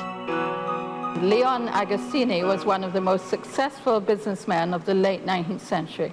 He's remembered for being the founder of the Trinidad Chamber of Commerce. And in his second incarnation as a millionaire, decided that he would build a house worthy of his position in society. So, in its entirety, upon completion, Whitehall could have been considered one of the finest residences in the West Indies. Whitehall was built at the then exorbitant cost of $80,000. The three-story structure was built with imported limestone from Barbados. Agostini colored the mansion with a rose-pink wash and named it Rosenweg, German for the Way of the Roses. Rosenweg was built on a grand scale to reflect Agostini's Corsican roots as well as Mediterranean architectural influences. Whitehall has what we call a lantern light in the middle of the building, where ventilation will come in on the ground floor and rise up through the middle of the building where the stairwell was and go up to the roof and create convection. It's so designed on tropical lines. It really works for the tropics. There's proper cross ventilation, there are high ceilings, and the wraparound verandas that are so common and so workable here in the Caribbean. The drawing room was done in the French style, decorated in Wedgwood blue, with eternity mirrors to reflect the chandeliers and the grand rooms. The ceilings were hand-painted, and Italian craftsmen were responsible for the delicate gesso work. The same craftsmen did the gesso in the Red House. For the dining room, Agostini's daughters helped design wallpaper with a raised pomegranate motif meant to resemble leather. Behind the main house were servants' quarters, stables, and a coach house. By the time Leon Agostini died in 1906, his family's fortunes were in decline. Restoration architects agree that differences in the structure of the building suggest he may have had to cut costs because he was running out of money. In fact, Agostini sold Cobblent's house to be able to complete Whitehall. In spite of his Herculean efforts, within 4 years of Agostini's death, his beloved Rosenweg was in foreclosure. Some say the house is haunted by his ghost, who sits on the veranda lamenting his loss. Between 1910 and 1940, the house, which was renamed Whitehall, was owned by the Siebert family and the Hendersons. The Sieberts were very social and known for their lavish parties. And they used to use a terrace on the roof for their parties. And there's stories that I've heard where they said that the parties went on very late, and they were able to see the donkey carts with their flambeaux going down to the market in Port of Spain on the savannah. At the start of World War II, Whitehall was commandeered by the United States forces, and from 1940 to 1944, it was home to the air raid precautions. Following the war, several organizations rented or occupied space in the building, including the Trinidad Arts Society, Trinidad Central Library, and the Government Broadcasting Unit. In 1954, Whitehall was purchased by the Trinidad and Tobago government and became a key location during the period of Federation, where the pre-federal interim government was housed, and later, Trinidad and Tobago's first Prime Minister, Eric Williams, made it his office, as did every other Prime Minister. But since then Prime Minister Patrick Manning vacated the premises in 2009, Whitehall has been empty. Although extensive restoration work was done on Whitehall at the end of the 1990s, without an active occupant, it has once again been allowed to fall into disrepair. I think one of the major problems is that no maintenance work is carried out on these buildings. So, I mean, basically, they deteriorate, as any building will, to the point where it's noticeable and serious damage can be and has been caused. Whitehall tells a complicated tale made up of many parts. It was a source of financial despair to the Agostini family, but eventually found a place of importance as the office of the Prime Minister. Built in the glory days of the plantocracy, Whitehall also stood through the decline of cocoa. It heralded a period of nationalism and optimism, housing one of the most important offices in Trinidad and Tobago. Whitehall is a jewel in our built and social heritage.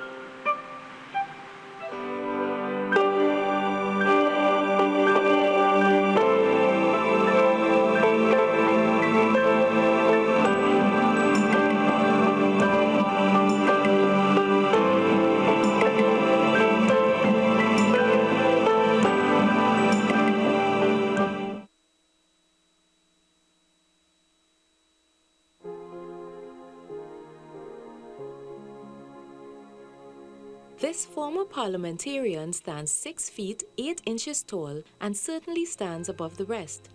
His first parliamentary exposure was in the year 2000 when he was appointed opposition senator by Patrick Manning. In later years, he served as minister in the Prime Minister's office, government senator, and Minister of Public Utilities and the Environment. He also served as local government minister and Minister of Agriculture. In 2007, he ran for the general elections and was sworn in as Tobago East Member of Parliament. By 2010, he decided to opt out of active politics, but this does not mean he is not still working for the people of Tobago. He is Mr. Rennie Dumas, popularly known throughout his home village as Stretch, a name given to him by his late mother. Well, I'm from Plymouth. I was born in Bethesda, which is a different village, but for all practical purposes, a part of Plymouth. Born in Bethesda, grew up in Plymouth here. Most of my life experiences would have been in Plymouth. So you would have gone to school in Plymouth AC, learned to play anything like football or cricket on the playground we just left. We'd have had the community center be where you had your experiences, beginning to learn about things like the village council, principles of governance and so on there. His parents, Mr. Alwyn Sinclair Dumas and Miss Dinah Veronica Sandy, ensured young Rennie learned the importance of family values and being respectful to his elders. In Rennie's case, the entire village indeed raised the child. My mother and father weren't married, but I was never a single parent child. Everybody owned me, and I owned everybody. In the sense that there are traditions in the community, I don't know if they still hold, but I'm the first child of my father, the second child of my mother. Basically, I was owned by my great-grandmother, Margaret Bob. She would have been the one who would have taken first responsibility for me. So when it was time to head out to school, kindergarten school, she'd have been the one who paid the first penny to a woman named Teacher Eugenia. Each of those two families have something like 13 children. So I would have had maybe 10 aunts, and both of them have more boys than girls. So I would have had something like 10 aunts and nearly 20 uncles. My mother was almost, well, about 6 feet, and my size, so maybe a little bigger. So if you facing that, I couldn't outrun my mother until I was about 15. She used to play cricket and everything else. So she could throw well, and she could run well, and she heavy enough. So you weren't behaving very much off key at all. No matter how big you get, your parents are your parents, and you have to respect that. And there was And like I said, there was no distance really with my father. You knew that I had a responsibility to get to my father's house every Friday. You're going there to start your study program with the newspapers. So you go in there on the Friday to make sure you read the newspapers, to come back on the Saturday and Sunday for your exam. So you, you had to be able to say what was in the week's newspapers by Sunday, right? So that the concept of distance between children and parents and grandparents and so on wasn't real for me.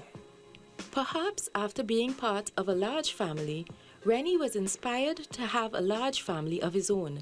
He is the father of 8 children and looks forward to more grandchildren. My children are close to me. My children are near me. In fact, some people feel I have them too close to me. But they're close, and that is important. Rennie attended Plymouth Anglican Primary School, where he first became aware of his responsibility to his peers and believes his involvement in politics is as a result of its social structure. I don't think there was ever a time when you were not told that that is your responsibility. You were deemed to be more gifted than most, and therefore having the responsibility to see about the others. I had a teacher, Mr. Carrington, who was the principal. He would have met us at school when we were about 7 to 8. And I think he would have been the one who introduced me to reading beyond the school readers. But he was also the one who insisted and told every other teacher and every other child in the school that he has a responsibility to be in the politics and to be responsible for all of us. So that from then it would have started there. It is possible that Mr. Rennie Dumas began his political career from a very tender age. At age 12, he was an officer in the village council, was active in the different sporting clubs around, and though described as quiet, found his voice in secondary school. He later became Student Guild President at university for 3 years and headed the Teachers Union in Tobago. Well, Rennie, well, I could say Stretch. Stretch and I go back a very long way. From since Bishop's High School, we went into the Chin service together, and then we went into politics together, and we went into tutor together. Stretch was not, you could say, you didn't see the leader that he was to become. You didn't see it in him at first. An unfortunate incident occurred in Rennie's youth, which some say was a turning point in the young man's life. It helped mold and shape him into the leader he has become. When we recognize how he persevered through that, and when he came back to school and so on, you saw a difference in him. It probably matured him. And then when we left school, he was such an initiator in certain things and so on that you recognize that this is a person who you could count on to really and truly lead Tobago. And I think it's at college that Stretch leadership qualities really came out.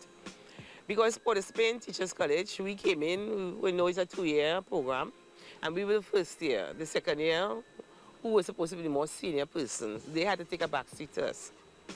And you could say Stretch and another Tobagonian, deceased now, Alston Baker, actually ran that college.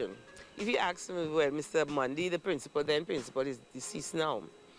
But you will always see Mr. Mundy consulting with these 2 young men when he has to make decisions. Rennie refined his leadership skills while at Teachers College. He was the organizer for both the football and netball teams, took charge of fundraising ventures, and even organized graduation ceremonies. Stretch, as he is fondly called, was always looking out for someone else, a trait many of his constituents from Tobago East appreciated. Many of us teachers owe our success to Stretch, because Stretch was one who organized a Tobago study group, and persons like I was very, very weak in math. And because of Stretch and the group, I was able not to be referred in math, because they said, no Tobagonian going back and fail. We can't afford to come down to Trinidad and fail. So we used to have a lot of fun. Stretch is a person who loved parties, he liked to fet.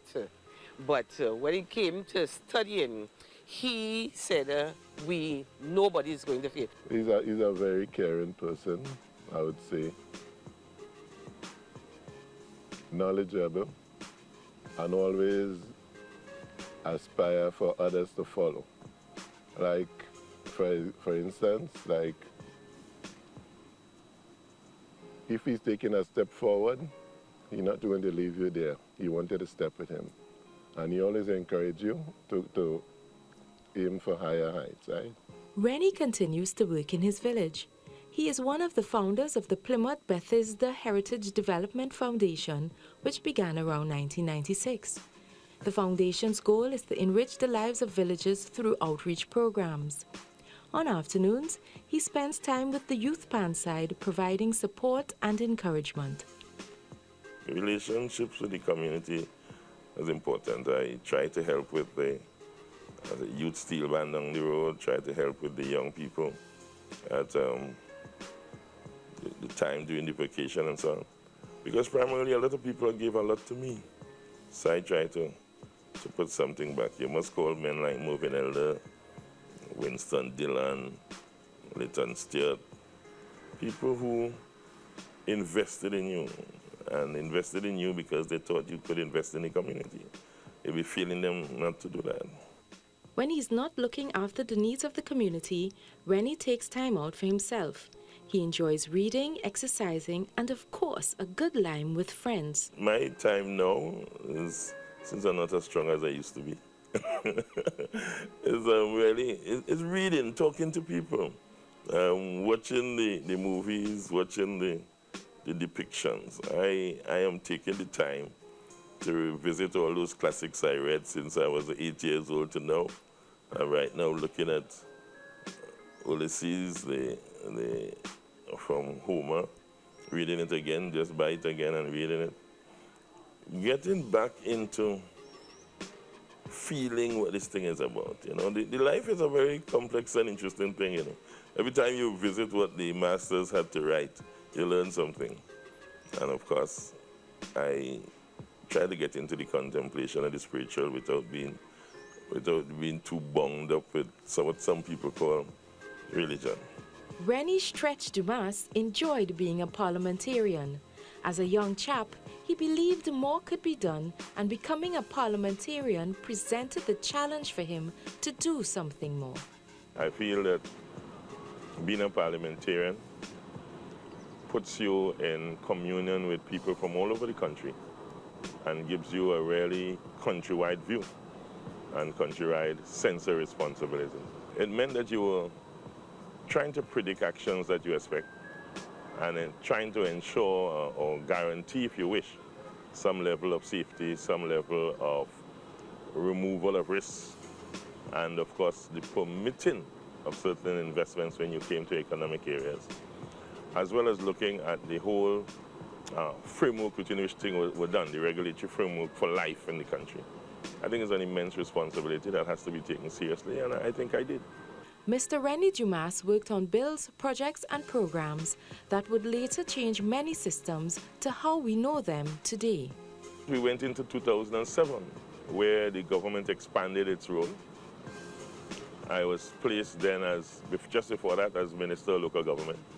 And through the work in local government, you were able to have the whole country look again at local government. The whole consultations on reform of local government, handing of power to the local government in certain areas, the question of professionalizing the local government systems, bringing in 5-6 professionals like the lawyer, the engineer, the medical doctor, etc., into the local government system, enhancing its reach, starting the regional development plans in local government. All of those things as it were, were things that I was able to contribute to.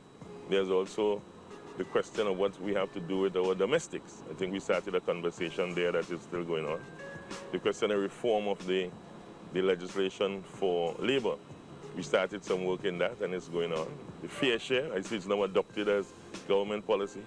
So there are a number of places, a number of directions. So you're in charge of NetCo, the setting up of NetCo, the establishment, the bringing it up. CPEP, I was part of that. The reforestation program, I initiated that. Mr. Dumas was also instrumental in ensuring public servants no longer waited in extremely long lines around Treasury Building in Port of Spain to collect their salaries by check. And I remember insisting on going to the cabinet and getting it clear that we stop that kind of pay by check where people were getting shot and all that, people were trying to rob them and take away their money, and made sure, I think the headline then was, making sure each citizen is a full economic citizen. Rennie Stretch Dumas is described as a committed, analytical individual, a good listener, and one who is always willing to help. These traits have undoubtedly aided him as he developed into a parliamentarian. And even though he admits his tenure in Parliament was stressful, it is an experience he does not regret and is willing to take on in the future if the opportunity presents itself. We are a mixture of the design, the natural, and the acculturation. And this culture turned me into a people servant, and therefore that's what I do. That's what I do. So when I'm not doing that, I miss that.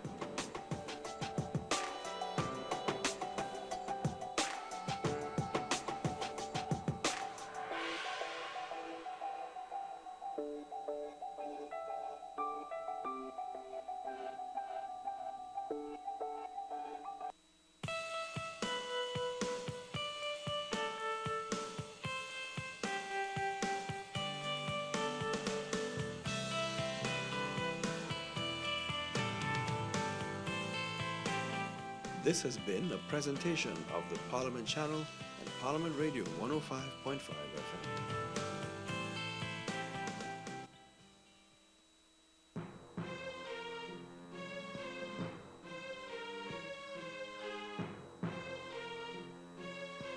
You're viewing the Parliament Channel 11, also broadcasting on 105.5 FM.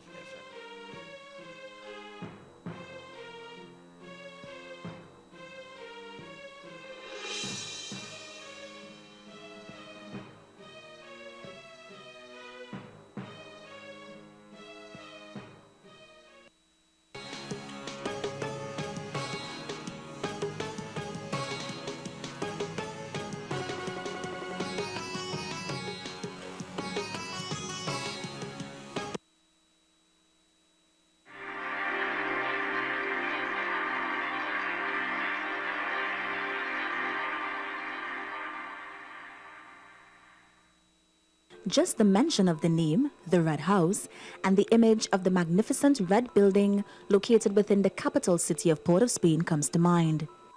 It covers an entire block from Hart Street to Knox Street and sits perfectly between Abercrombie and St. Vincent Streets. The Red House is the seat of this country's democracy and was once used to host parliamentary proceedings. Its history dates back to the 1800s, when the first building was constructed and painted red to celebrate the Diamond Jubilee of Queen Victoria. As a result of its color, citizens coined the phrase the Red House to describe the building, a label that has lasted to this day. Following the water riots in 1903, which resulted in the first building being gutted by fire, the Red House was rebuilt and opened to the public in 1907. Since then, the building has hosted a variety of government functions and many historic events, particularly the official ceremony that marked this country's first day of independence on August 31st, 1962. Over the years, the structure of the Red House weakened and restorative works commenced at the site. Prior to this, however, it became necessary to excavate several inspection units at various locations throughout the Red House. This was done in order to provide for structural reinforcement inspection works for the seismic retrofitting of the building. In March 2013, during excavation works, human skeletal and biological remains, Bone fragments, mollusks, and pre-colonial cultural material were found in the basement of the Red House. Archaeologists were brought in to conduct excavation and post-excavation analyses at the site. The late Mr. Peter Harris led the archaeological team during the early stages of the excavation process. However, due to his demise, Dr. Basil Reed, senior lecturer in archaeology at the University of the West Indies, was brought on board to lead the archaeological team and continue excavation works on July 1, 2013. During the removal exercise, 6 complete skeletons, 36 incomplete skeletons, 3 sets of long bones, and 1 skull in a pot were discovered. Several coins were also unearthed, of which the most valuable is a $1 US gold luster coin. Samples of the unearthed material were sent abroad for DNA testing and radiocarbon dating in order to determine the ethnicity, gender, and age of the bones. 2 particular samples of shells belonging to the group of pre-colonial material discovered at the Red House were sent abroad to be dated. Tests reveal they were from the periods 5510 to 5330 BC and 4330 to 4130 BC. Over 13,000 individual fragments of European ceramics were discovered, as well as adornos and colonial period ceramics. Artifacts and various Amerindian pottery were discovered throughout the Red House basement, along with shells and fragments of animal bones belonging to 8 species of animals.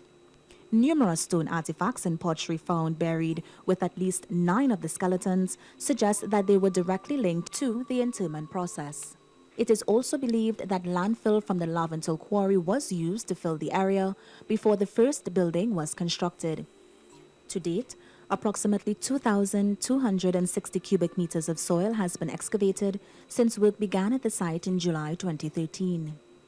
Although excavation works were completed in September 2014, all skeletal testing should be completed by mid-January 2015. An agreement signed by the Office of the Parliament and the University of Central Florida has facilitated a visit by Dr. John Schultz, a forensic anthropologist, and his assistant, who will examine and conduct tests on the skeletons and bones during that period. Dialogue has been ongoing between the Red House Historical Cultural Heritage Team, a cabinet-appointed committee, and representatives of the 3 First Peoples groups to determine the ideal location to house the cultural remains. The committee has agreed in principle that all the remains of the First Peoples should be interred on the grounds of the Red House with an appropriate sign indicating the significance of the area. In the interim, the First Peoples have been allowed to hold religious ceremonies on the Red House grounds. The archaeological team will continue work beyond the retrieval phase for the purpose of completing the processing and collating of the finds. An academic publication detailing the restorative and excavation works will be compiled and published, and all information gathered will be forwarded to the Archaeological Subcommittee of the National Trust of Trinidad and Tobago. The Red House is and continues to be an iconic building situated within the nation's capital. These recent findings can only add to the remarkable significance of the building and may answer questions about our country's former inhabitants who called our island their home centuries ago.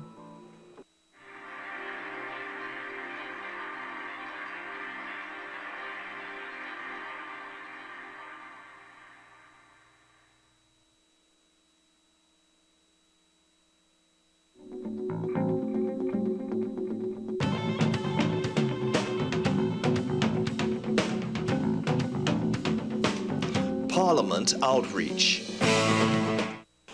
Well, yes, I think that the parliamentary outreach which we had today, it was really effective and informative as it sought to really inform students of the roles and functions of the parliament. Because oftentimes we might take the parliament and the members of the parliament for granted. And I think that through this outreach and through direct engagement and interactions by the speaker and members of QRC, we were able to directly learn about the functions of the parliament. So I think it was indeed informative. we in QRC doing that same type of abstract presentation, because you would observe students of my generation tend to want to participate and they are interested in color and abstract, and I was impressed in terms of how the speaker on the parliament under the stewardship of the speaker was able to, how to say, transform a system of that complexity to break it down for the average citizen, the man in the street, basically, to understand the importance of parliament in the role of democracy.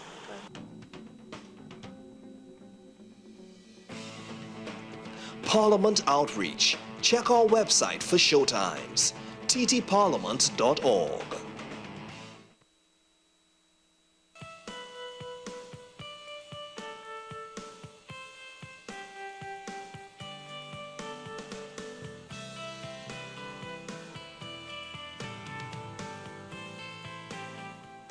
This is the Parliament Channel and Parliament Radio 105.5 FM.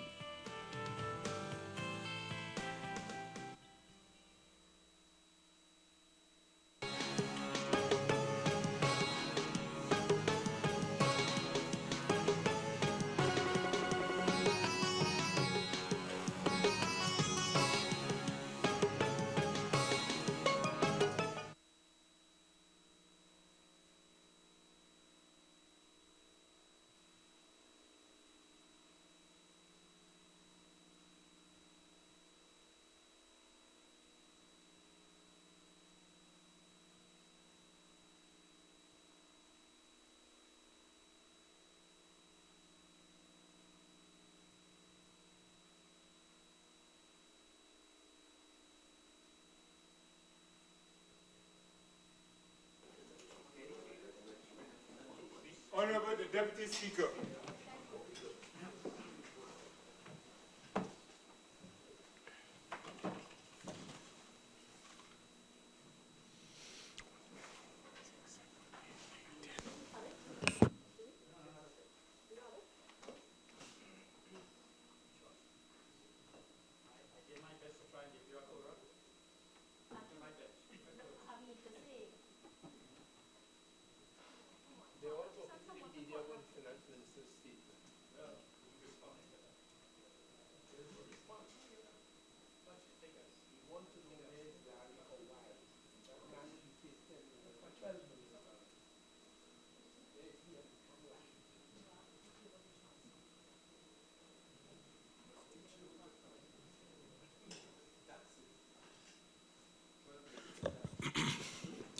Honorable members, let's resume this afternoon's sitting, and we'll go to motion number 2, and I'll call on the Honorable Minister of Trade and Industry. Thank you, Mr. Deputy Speaker, and I beg to move the following motion standing in my name that it be debated in this Honourable House. Whereas it is provided by Section 51A of the Customs Act, Chapter 7801, that the House of Representatives may, from time to time, by resolution, provide that any class of goods specified in the resolution shall be exempt from import duties of customs if the goods are imported or entered for use by any person for any purpose specified in the resolution during any period to be fixed by the Minister in each particular case, not being a period terminating later than the date prescribed in the resolution, as the last day on which such exemption shall be operative and subject to such conditions as the Minister may impose. And whereas by legal notice number 10 of 2011 that allows for approved industry came into effect on January 1st, 2011 and expires on December 31st, 2015, and whereas by legal notice number 34 of 2014 that allows for approved agriculture, livestock, forestry and fisheries, approved hotels, approved mining purposes and other approved purposes came into effect on January 23, 2014 and expire on December 31st, 2015. And whereas it is expedient that certain goods be exempt from import duties of customs as of January 1st, 2016, be it resolved that the House of Representatives, in accordance with and subject to the provisions of Section 56(1)(a) of the Customs Act, exempt from import duties of customs, the classes of goods imported or entered for use in Trinidad and Tobago for the respective purposes set out in the list of conditional duty exemptions for approved industry, approved agriculture, livestock, forestry and fisheries, approved hotels, approved mining purposes, and other approved purposes for the period beginning immediately after the expiration of the last resolution of Parliament and ending on December 31st, 2017. Mr. Deputy Speaker, the purpose of this motion, similar to the previous one, is to seek an extension of the benefits granted under the Customs Act, Section 56(1)(a). These benefits have been applied to approved industry, approved agriculture, livestock, forestry and fisheries, approved hotels, approved mining purposes, and other approved purposes since 1959. This measure ensures that Trinidad and Tobago companies engaged in all of these sectors that require important foreign inputs can acquire these at world market prices without being required to pay customs duties.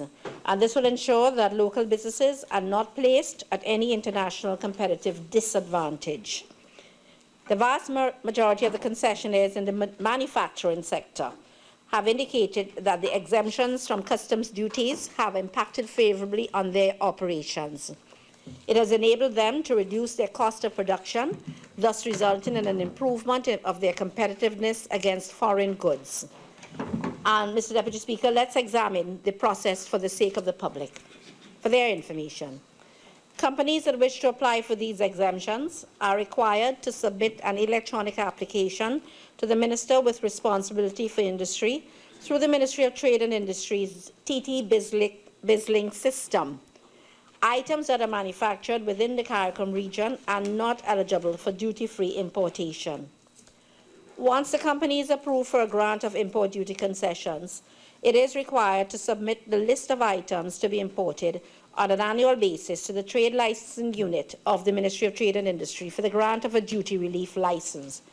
All concessionaires are mandated to store items imported duty-free under the terms of their concessions in a customs-approved bonded facility, and items that are removed from production are recorded in a drawdown book maintained by the company and monitored by the Customs and Excise Division, of the Ministry of Finance, and that's how the system works. There are approximately 808 local companies which would have benefited from these concessions since its inception. In 2014, however, 145 companies of varying sizes utilized the exemptions under this facility, and the respective sectoral breakdown for that year is as follows. Manufacturing, 126 companies involved in manufacturing food and beverage, wood and metal furniture, industry chemicals, construction products and textiles and garments. Agriculture, livestock, forestry and fisheries, 8 farmers producing vegetables and rearing animals such as sheep, goats and cattle. Hotels, 10, 4 in Tobago and 6 in Trinidad, and other approved purposes, 1 in the maritime sector. The estimated revenue foregone from this incentive in 2014 amounted to $597 million.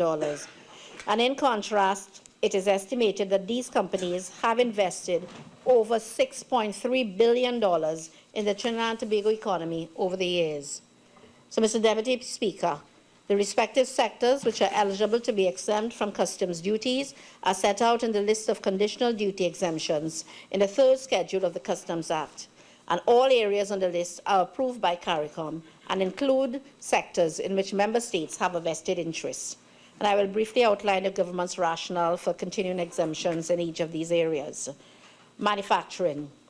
We have a resilient and dynamic manufacturing sector, and today it is the largest and the most recognized in the Caribbean region.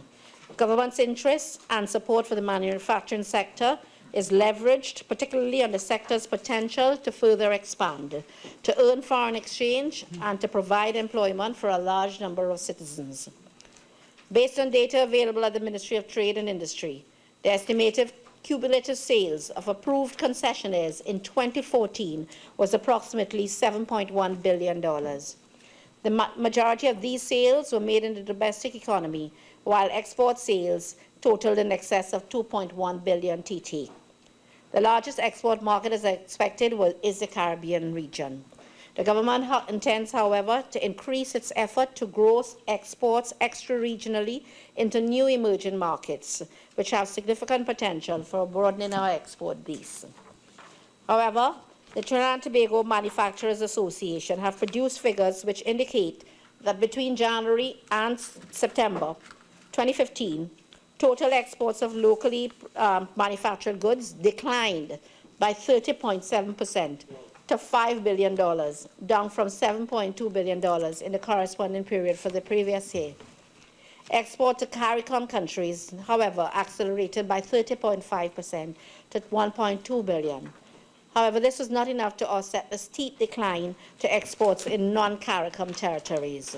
Manufacturing exports to non-CARICOM countries declined by 40% to $3.8 billion in the same period, as economic activity was subdued in major export markets like the United States of America. So, Mr. Deputy Speaker, action needs to be taken to assist our manufacturers in penetrating international markets. And as a responsible government, we intend to improve our manufacturers' export capability and to gain greater penetration into the Latin American, the European, and the North American markets through trade facilitation strategies, negotiation of expanded market access, investment treaties, and other government-to-government arrangements. The government is working with our CARICOM partners to support initiatives for commercial relations with extra-regional markets in Latin America, Asia, and Africa.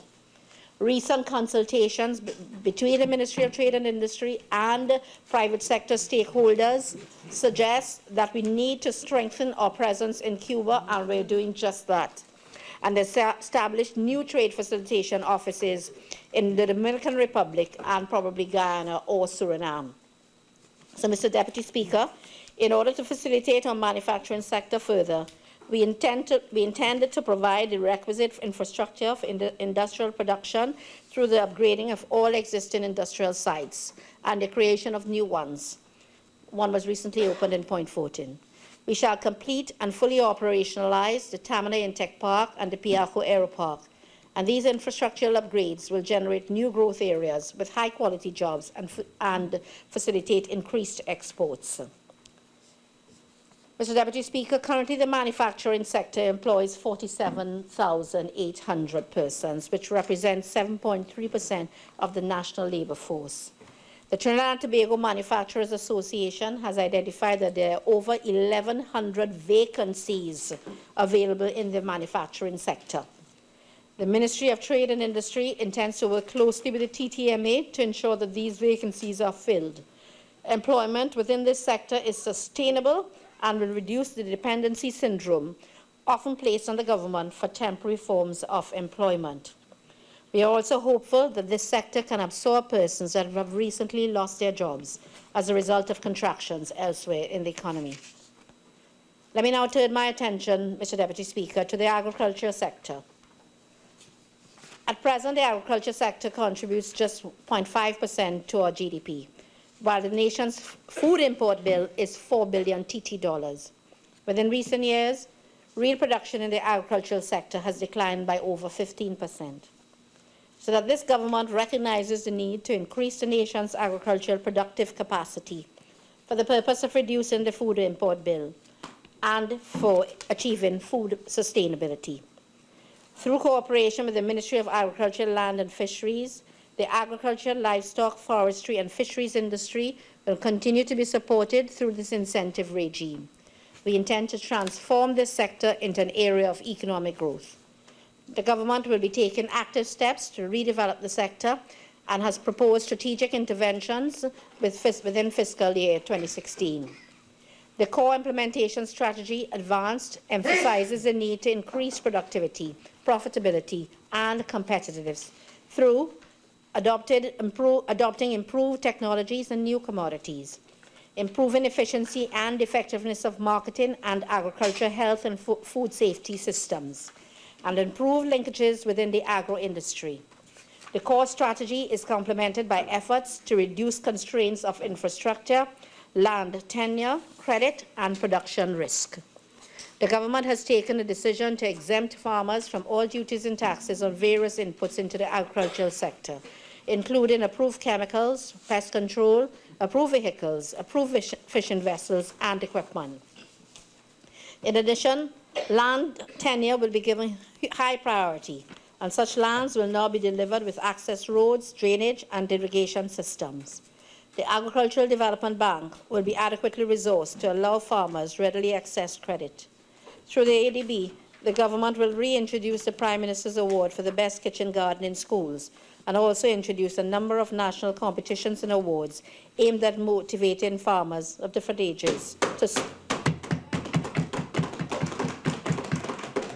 strive for excellence in agricultural production. Further, the development of the agricultural sector will enable greater linkages amongst companies and farmers, which can lead to more value-added goods through the process of transforming raw materials to intermediate goods. Moreover, significant value will be added and revenues enhanced, thereby raising average earnings per input. In addition to the measures previously outlined, the government also intends to develop a comprehensive agricultural sector plan and hold consultations with farmers, and I know the Minister is doing this now, on changes in the agricultural policy. We shall enhance public sector investment and encourage private investment in agro-technology and the creation and modernization of agribusiness infrastructure. We are of the view that such measures can strengthen the sector and significantly increase the sector's contribution to GDP and employment. On the question of hotels, Madam Deputy Speaker, diversification is not easily achieved in a small country of narrow market demand and limited land mass. It requires determined efforts to develop sectors which can be economically competitive, but more importantly, supporting those which can generate foreign revenue. In the light of this, the government is placing extra emphasis on developing our tourism product. The ability of the industry to generate new employment opportunities makes the industry a critical component in the country's development. We are of the view that the sector can unleash vast opportunities which will play a critical role in driving economic diversification in the country. And in this regard, customs duty exemptions will provide an incentive to encourage investment in hotel development so we can have quality room stock suitable for all budgets in Trinidad and Tobago. This will enhance the revenue-generating capability and assist in furthering the development of the sector. Later in the debate, you will be apprised of our government's additional plans for the sector. With regard to mining purposes, Mr. Deputy Speaker, much like the tourism industry, the mining sector in Trinidad and Tobago has serious potential, but it has deteriorated over the last few years. It is a sector in which we have depended for much of our construction materials for the development of our physical infrastructure. The government intends to improve and modernize this sector to ensure that the value derived from our mineral resources redounds to the benefit of all of our citizens. At present, in Trinidad and Tobago, there's close to 90 active quarries, both public and private, in operation. The government intends to strengthen the legislative framework of the industry with the introduction of the Miscellaneous Provisions Illegal Mining Bill and by the amendment of the Minerals Act 2000 to harmonize areas of duplication in other pieces of legislation, such as in the EME Act, in the Environmental Management Act. We will be embarking on capacity building within the industry as we move to improve the management and regulation of the mining sector. It is believed that the provisions under the third schedule to the Customs Act will not only foster but also further encourage the development of this sector by allowing companies to acquire the machinery and equipment at world market prices. Mr. Deputy Speaker, under other approved purposes, those are the areas for which import duty exemptions are being sought include navigation equipment for boats, equipment to be used in sports and recreational activities, and public transport type vehicles. These are areas which can in some way advance our economic development. Likewise, exemptions on sports and recreation equipment are aimed at encouraging a healthier population. Public transport type vehicles, on the other hand, are intended to reduce traffic congestion and improve access to all areas of Trinidad and Tobago. So that, Mr. Deputy Speaker, the government is of the view that the continuation of this regime is critical to the success of all of the sectors I outlined. We anticipate that new opportunities for business growth and expansion will be created, which will provide much needed sources of employment for persons that have been negatively affected by contractions, as I said, in the other sectors. We further anticipate that we can realize sustainable growth in the manufacturing, agriculture, and tourism sectors of the economy. The aim is for us to take strategic intervention which will have a ripple effect in developing our economy. It cannot be, and I can tell you, it is not business as usual. I know within the last debate, the ministers, the member, had reflected on the Hansard of 2012 when the PNM was not in power, and therefore, 2011, thank you for the correction, and therefore there was no way that any list could have been reviewed by the PNM. We simply were not in power, and we had no access to the list. But it is a PP since 2012 who did no review of the list. And therefore, we're in office for just 3 months. For the record, I'm correcting you. And therefore, that's why we're going with this, with the 2 years, so that we can, in fact, review the list comprehensively. In concluding, Mr. Deputy Speaker, it is recommended that this motion be passed in this Honourable House of Representatives to allow the Minister with responsibility for industry to grant import duty concessions to approved industry, approved agriculture, livestock, forestry and fisheries, approved hotels, approved mining purposes, and other approved purposes. These exemptions will make the enabling business environment more attractive and foster growth within the various sectors. More importantly, it will drive the diversification process and redound to the economic development of the country. And in this regard, I beg to move that this motion, standing in my name, be approved. I thank you. I beg to move. Honourable members, I will now propose a question for debate. Be it resolved that the House of Representatives, in accordance with and subject to the provisions of Section 56(1)(a) of the Customs Act, exempt from import duties of customs the classes of goods imported or entered for use in Trinidad and Tobago for the following purposes set out in the list of conditional duty exemptions in the 3rd schedule of the Customs Act. A. Approved industry in Part A, subheading 1. B. Approved agriculture, livestock, forestry, and fisheries in Part A, subheading 2. C.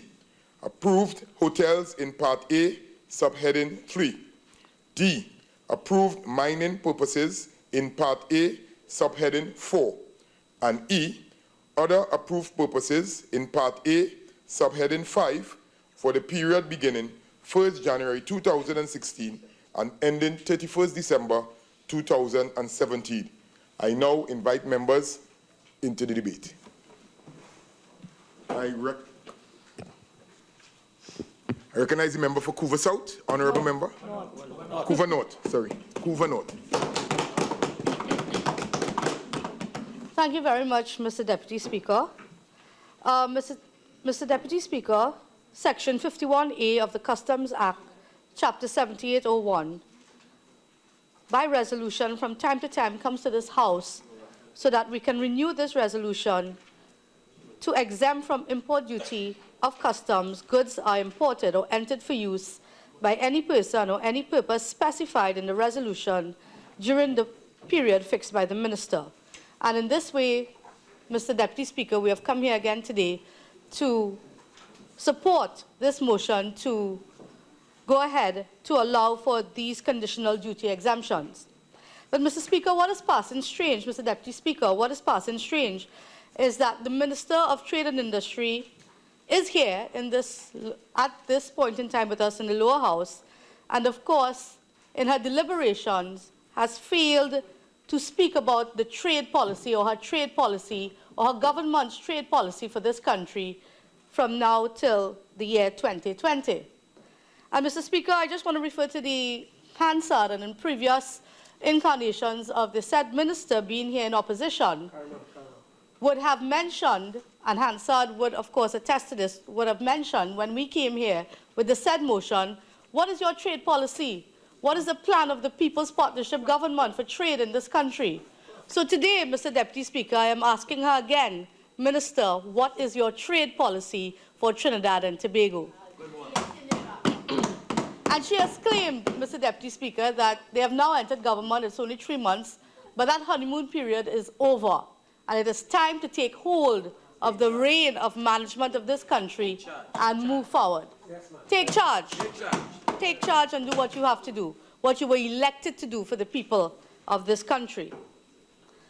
Mr. Deputy Speaker, one of the conditional duty exemptions in the third schedule, Part 3, approves for hotels building materials for first installation or approved extension and renovations. And secondly, equipment and appliances for equipping hotels initially or for approved extensions and renovations. And Mr. Deputy Speaker, it is also very sad indeed when up to this date, we have not heard again from the Minister of Tourism sharing her government's policy on tourism and its role in diversifying the economy. We have heard to date from the Honourable Minister that they are in charge, they are in control of the House, and that has been a memorable statement made by that particular minister. However, we have heard nothing concerning her portfolio as Minister of Tourism on the policy, the tourism policy for Trinidad and Tobago moving forward. And here it is, we have the Minister of Finance coming to the House ever so often, and a little bit earlier on made a statement on the state of the economy and where we are going and what the previous government did and where we are. And he's coming here and really protesting to all and sundry about the dire state in which we have put them, and yet his ministers and the ministers who are holding other portfolios cannot come to the Parliament and account to the country as to what is their policy, what are their programs, what are their plans moving forward. And it's very, very sad. And I know another statement was made by the Minister of Tourism a couple of months back. I think it was at one of the swearing-in ceremony when it is they ask, the media ask a question about what was your plan moving forward. And I think the minister reiterated or stated that she didn't shoot policy out from the side of her neck. Really, Deputy Speaker? Is that a comment to make to the media as a responsible Minister of Tourism? You don't shoot policy out from the side of your neck? So not even a manifesto recommendation could have been made by this minister. So what does the PNM manifesto say for tourism? What does it say? What does the PNM manifesto say for your trade policies for this country? What are the plans moving forward? So let me try to edify the other side, Mr. Deputy Speaker, with respect to what the former People's Partnership Government would have done for tourism in this country over the past 5 years. First of all, Mr. Speaker, and the member of tourism, the Minister of Tourism, would remember, of course, in 2011, when it is we were able to have an opening for, at that point in time, the newly refurbished Magdalena Hotel and Golf Resort. And Mr. Speaker, this project was done under our tenure to promote the tourist industry in Tobago. And in 2011, this refurbishment of this hotel was opened.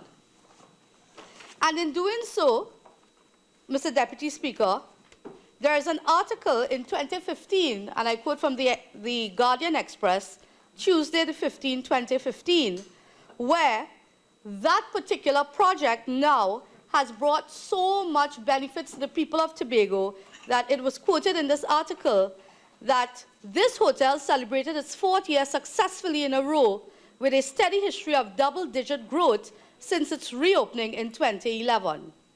The steady history, the Magdalena Grand Hotel and Golf Resort was recently honored with the Tobago Chief Secretary Award for outstanding achievements in the sphere of tourism, which was given by the Chief Secretary himself, Mr. Orville London.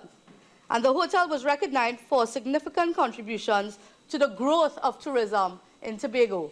And Mr. Deputy Speaker, this is a project that was done under the People's Partnership Government that sought to push that diversification trust through that channel of tourism for the people of Tobago.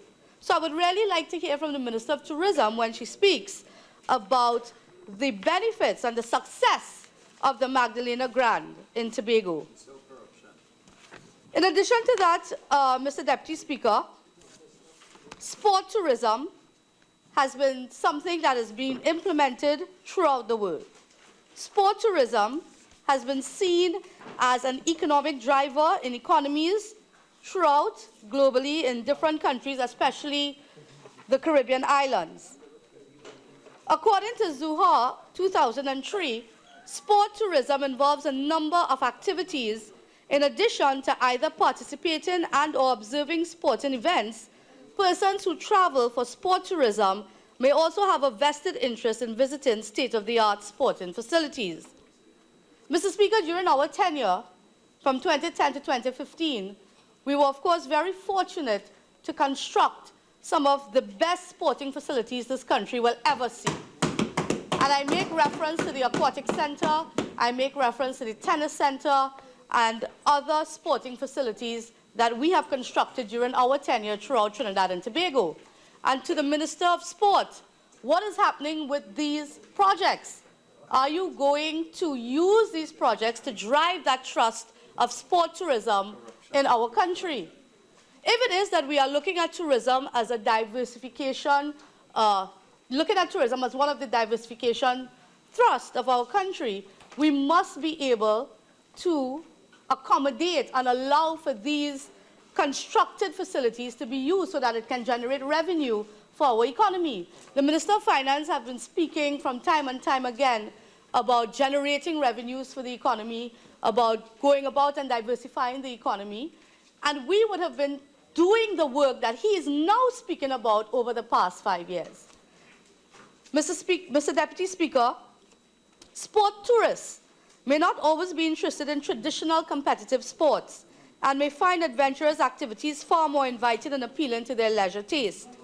Some of these adventurous activities may include bungee jumping stations, zip-line canopy tours, hiking trails, water adventures such as snorkeling and golf, and of course, sport tourism offers several economic benefits to the local community, the region, and the country. And why I mention this in terms of ziplining and bungee jumping and trails, hiking trails and nature trails, is that again, under the People's Partnership Government, we were fortunate to see the development of the Chaguanas Broadwalk, Mr. Deputy Speaker. And in developing the Chaguanas area, we were able to introduce that form of ziplining, that sport tourism to attract persons to that area. And we have a lot of domestic tourism taking place also within Trinidad and Tobago, where we have persons venturing to that Chaguanas area to enjoy what is there in terms of the Broadwalk, to enjoy the water sporting facilities, to enjoy the ziplining, to enjoy the beach facilities that we now have in that area. And that was developed under the People's Partnership Government. And I am sure that MPs from the Diego Martin West, Diego Martin Northeast, Diego Martin Central, most of those constituents would be visiting that area very regularly from time to time, being part of that diversification trust, Mr. Deputy Speaker. In addition to that, we have had going on in our country with respect to the diversification trust and dealing with tourism is that, of course, of the former Minister of Tourism turning the sod and having Cabinet approved for a facility at Mayaro to be opened or to start very, very soon. A 4-star, it is reported in the newspaper, Mr. Deputy Speaker, a 4-star all-inclusive hotel and integrated resort will be built in Mayaro. And it went on to say that 510 acres of land at the Lagoon Du Estate in Mayaro, owned by Cape Developers Limited, was confirmed by Cabinet at the Office of the Prime Minister. And of course, this project would see that diversification trust going down into the constituency of Mayaro and that part of the country where, again, it would create 900 jobs for the people of Mayaro and environs. And it went on to say, Mr. Deputy Speaker, in 2001, the Lagundu estate comprising 510 acres in Mayaro, owned by Cape Developers Limited, was approved for the development of a major resort, which at that time would have been the first of its kind in Trinidad. The project was envisaged to establish the credentials of Trinidad as a resort location similar to the sister island of Tobago, thereby propelling the establishment of Mayaro as the node in the recreational corridor. The Ministry of Tourism is of the view that the project, which has been experiencing a long gestation period, should now be expedited, given that it could yield substantial private returns as well as contribute positively to the socio-economic benefits of Southeast Trinidad by way of employment and income growth.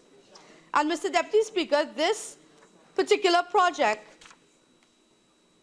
was, of course, sought after by the then Minister of Tourism as a public-private partnership arrangement. And we have heard the Minister of Finance talking about, using that PPP model and moving forward to have investment and, of course, revenue generated from that moving forward. And a little bit about this project, Mr. Deputy Speaker.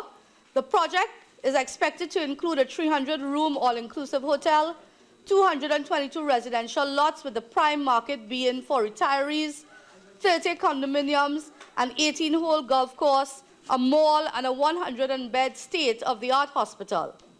And at that point in time, the people of Mayaro and environs would have welcomed that project, Mr. Deputy Speaker. So I wait to hear from the Minister of Tourism with respect to this project, where it is that this project has been held up to date. Mr. Deputy Speaker, another form of tourism that we have seen, of course, of lately generating our country or coming to the fore within our country is that of culture and heritage tourism. And I make reference to an article from the Trinidad Express newspaper on Thursday, May the 19th, when the Tourism Ministry launched the Sugar Heritage Village. And, of course, that heritage tourism site was opened at that point in time by the then Minister of Tourism. And in there, he stated that the economic importance of tourism is far greater than many people think, with 88,000 people accounting for some 14.9% of this country's employment working in that tourism industry. And of course, it went on to say that this particular heritage tourism site or village, Sugar Heritage Village, launch would develop and preserve the country's indigenous culture. He also went on to state that an advisory committee dealing with heritage tourism would be set up, and that advisory body would then, of course, advise the government of the day at that point in time in terms of expanding this type of tourism within Trinidad and Tobago. Mr. Deputy Speaker, in addition to that, the then minister would have stated that the Sugar Heritage Village and Museum would become a new tourist attraction, an experience which cannot be found anywhere else in the world. He said it was also a fitting tribute and celebration of sugar workers' contribution in developing this country. The tourism potential of the Sugar Heritage Village and Museum is phenomenal, as it ensures that our sugar story is told to more people for many years to come, he said. And Mr. Deputy Speaker, these are some of the projects, these are some of the plans, these are some of the implemented working projects that the People's Partnership Government would have done during its tenure in trying to push that tourism trust in order to diversify the economy moving forward. So far, we have not heard, again, as I reiterate, we have not heard anything from the Minister of Tourism as to where we are going with our tourism trust and what are the plans and projects in place moving forward to diversify the economy. Mr. Speaker, in addition, I would also like to add that at this point in time, and earlier on during the question time, the Minister of National Security, of course, confirmed to me through my question that one of the vessels used in that latest $5 million drug bust was, of course, purchased by the People's Partnership Government during our tenure. And therefore, you know, Mr. Deputy Speaker, as many of the previous speakers have reiterated, these ministers and members of parliament on the government side is of course coming to the House and feeding wrong information to the general public. We know what we did as the People's Partnership Government for the past 5 years. We know where the monies are invested. We know that it is all for the benefit of the people of Trinidad and Tobago. And Mr. Speaker, Mr. Deputy Speaker, I want to draw something to your attention. You know, in the same way we have had the previous PNM governments would, of course, been engaged in battles with certain public officials and individuals. I mean, like any other government. But the PNM government has a history of hounding public officials out of office. And I make reference to the former Speaker, Oka Sipol. I make reference to the former Chief Justice, Sat Sharma. And now they are using the same tactic, Mr. Speaker, for the central bank governor. And I am very, very much concerned about this type of behavior.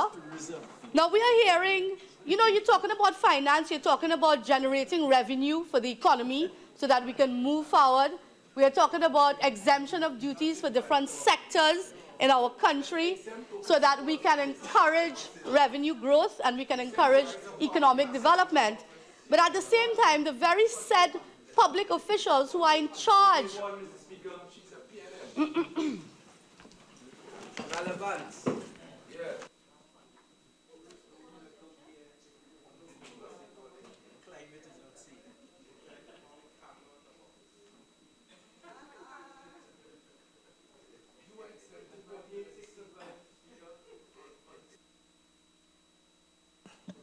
Honourable member, let's keep on the topic, please. Right? Keep focus on the motion that is being debated, please. Thank you, Mr. Deputy Speaker. Mr. Speaker, 48.6 as well. I didn't get to catch your ear properly on that.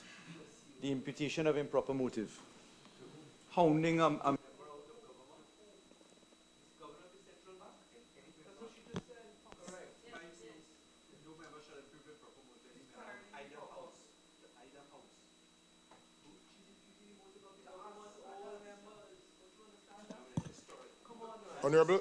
Honourable member.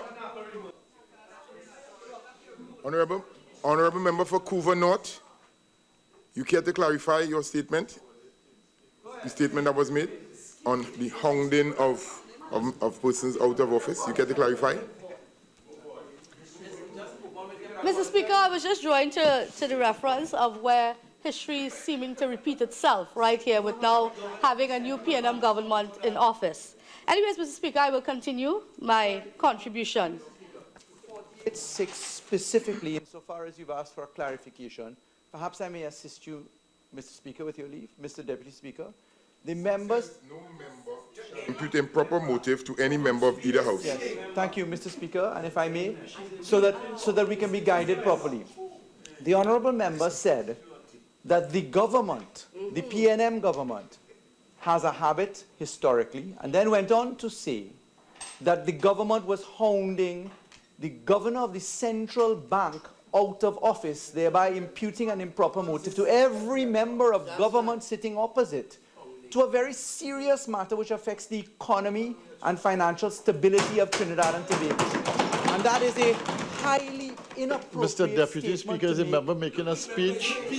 It's a highly inappropriate statement to make. I have given the okay for the member to clarify his statement. Thank you, Mr. Speaker. And it is insofar as you have asked for a clarification that I have dedusted what was specifically said on the record and which I take serious umbrage on behalf of each member of government opposite. That is a terrible imputation of purpose which is not only entirely false, Mr. Deputy Speaker, but it is a very grave condemnation for our economy to be watching. Okay, honourable members, the member for Couva North shall proceed with her debate. All I would say on the matter is that member for Couva North, please stick to the relevance of the debate. And with regards to making the statement of hounding members out of office, we presently have no present situation of that. So let's keep on track with the debate, please. Noted. Noted, Mr. Deputy Speaker. Thank you very much. Mr. Speaker, so I will continue to say that the state of the economy, of course, yes, it is declining, it is contracting, as the economic critics have been saying out there. But at the same time, Mr. Speaker, the people of this country elected a government to assist and, of course, to manage the economy in a way where they would not feel the full brunt of the contraction of the economies that we are seeing around the world. And if it is that we have a Minister of Finance who is coming to this House ever so often at every sitting to make a statement about what we did and the excuses that he's giving as to what we did, and it is because of us we are now in this economic dead zone, so to speak, then I think we need a new Minister of Finance. It is obvious, Mr. Deputy Speaker, that the Minister of Finance is way in over his head. And if we are talking about exempting duties and all of that to encourage industrial activity, Mr. Deputy Speaker. Members, please give the Honourable Member for Couva North. Thank you. So, Mr. Deputy Speaker, my point is to say, of course, is that we need to be cognizant as leaders, both the government and the opposition, and I'm going to conclude at this point in time, we need to be cognizant of the statements that we are making.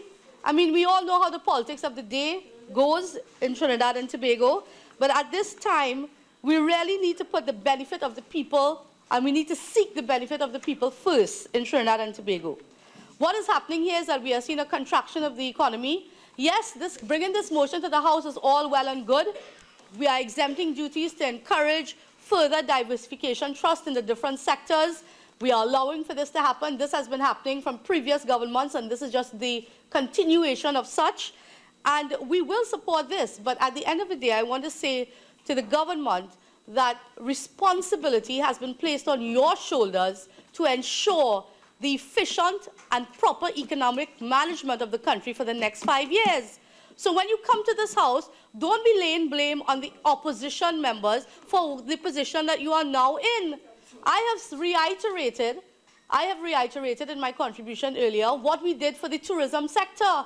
I am yet to hear from the Minister of Tourism what is her policy, what is her plans moving forward for tourism in this country. I am yet to hear from the Minister of Trade and Industry what is the trade policy for Trinidad and Tobago moving forward, what is going to happen, where are we opening up new markets, what is happening. She quoted a lot of statistics and facts about the Honourable Member quoted a lot of statistics and facts about the declining in exports and the declining in revenues. So what are your plans as a government to see this revenue increase? The diversification trust. We are, of course, or we have started it during our tenure, and I trust and I hope that this new government will continue to do so. I have just reiterated that in Trinidad and Tobago, we have many various opportunities for expanding our tourism sector.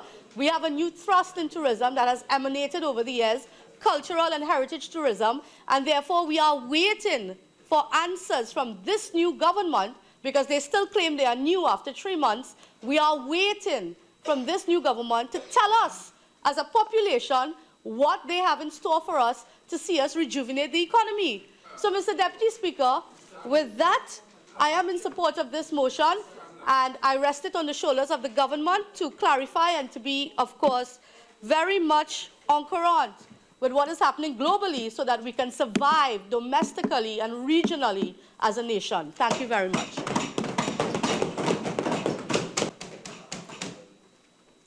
Thank you. Honourable Member, Minister for Tobago West.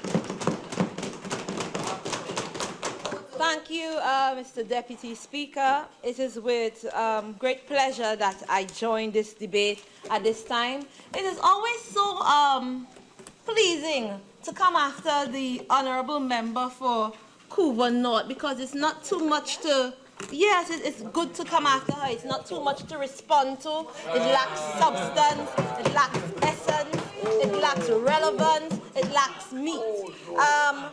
Yeah. You don't worry. Mr. Deputy Speaker, I want to speak from the onset. Mr. Deputy Speaker, I want to speak from the onset. When others are speaking, I sit in my corner and I listen So I would like the same respect to be paid to me also when I'm on my feet. I would not be distracted, and I would not allow anybody, anywhere, at any time, to walk through my mind with their dirty feet. I'm going to stand and I'm going to give my contribution and make my speech. Mr. Deputy Speaker, allow me to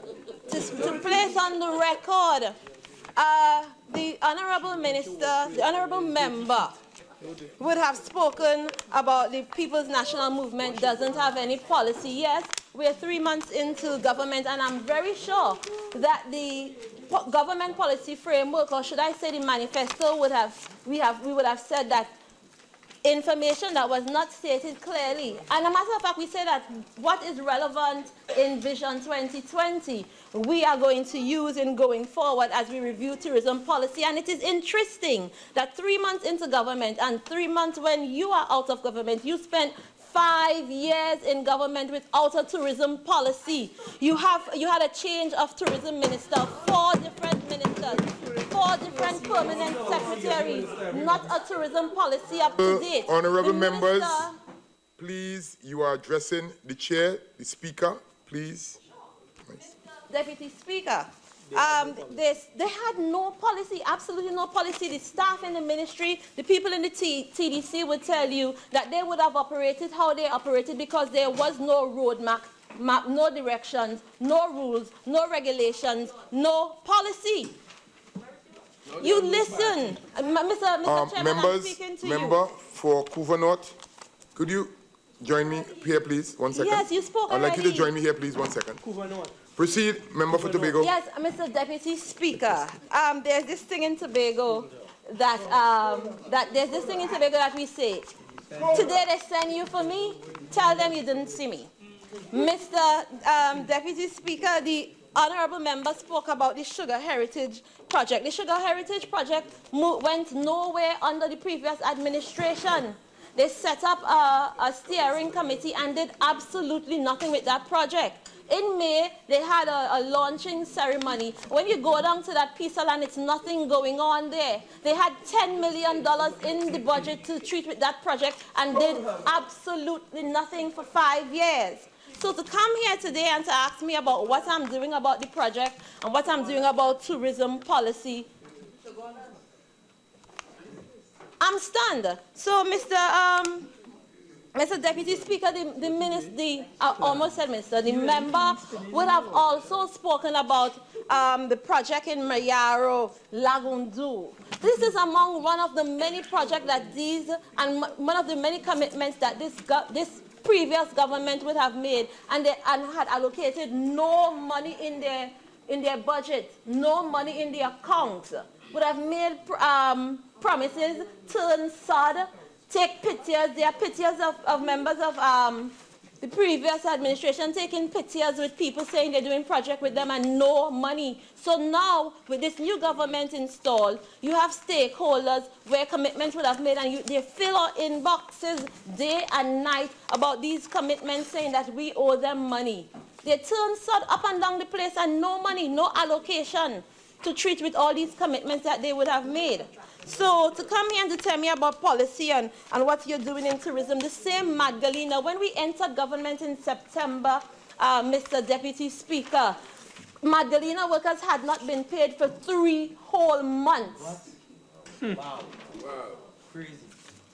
And the list goes on and on. We could speak about even within the area of tourism, the BMX project, the Steve Harvey project, FV advertising. There's another one regarding Dyer Griffith that they have made commitments or claim to have made commitments with no money, no allocations.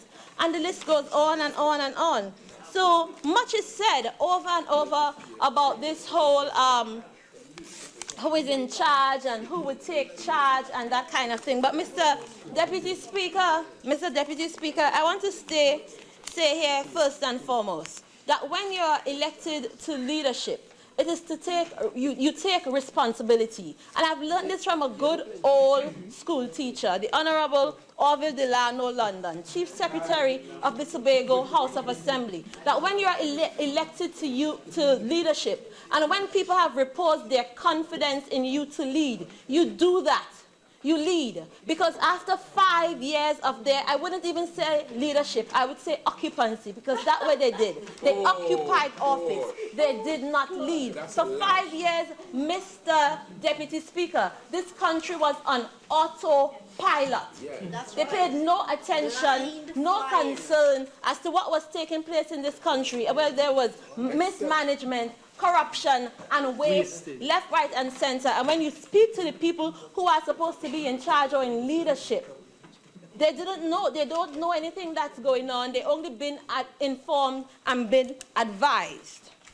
So, Mr. Chairman, Mr. Deputy Speaker, I have no qualms in saying that this People's National Movement, these ministers, these members of parliament were elected to take responsibility. We take responsibility for the very good and the very bad that we have inherited. Because when you go into office to lead, you do just that. Rather than spend the whole 5 years like they had done, complaining and spinning up and down in front of the media, Mr. Deputy Speaker, when you're in a position of leadership, you lead. And my mother always said, it is he who in the kitchen would feel the heat.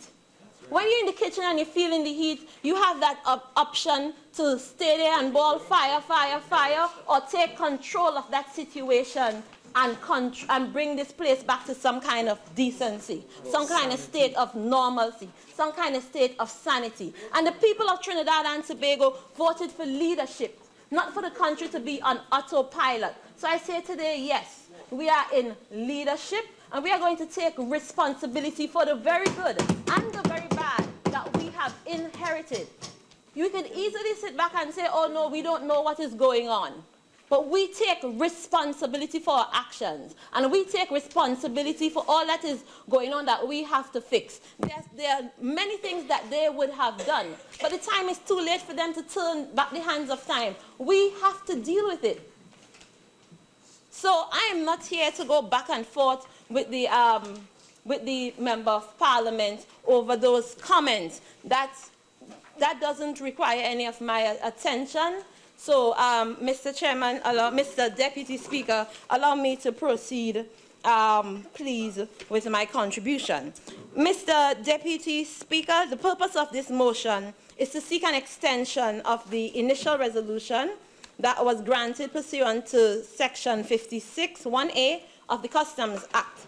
The extension will facilitate local stakeholders in the tourism industry who require important inputs for construction, for renovation, for expansions, for upgrade of accommodation, and for tourism transportation, without being required to pay the customs duties. Now, Mr. Deputy Speaker, the exemptions that I would speak to today are concerning the tourism industry. And in Part 3A of what we are proposing here today, would have spoken to exemptions for hotels and for vehicles or means of transportation for the purpose of tourism. Now, the first time this was instituted was in January of 2014 with an expiry date of December 31st, 2015. So that facility expires in a couple weeks. And I feel like this facility, it continues to be of considerable benefit to the members of the tourism industry, to all our stakeholders and our service providers, and I think the continuation of this exemption is critical. This facility would help tourism stakeholders in Trinidad and Tobago to compete more effectively with their international counterparts. This facility is important to our sustainable development thrust and commitment to promote economic diversification. Now, Mr. Deputy Speaker, the development of the tourism sector involves diverse actors ranging from government, which influence development through policy intervention, infrastructural development and regulations, to key private sector players. These include numerous small and large local and foreign enterprises that provide supplies and services such as hotels, restaurants, transport, local guides, and various leisure and entertainment services.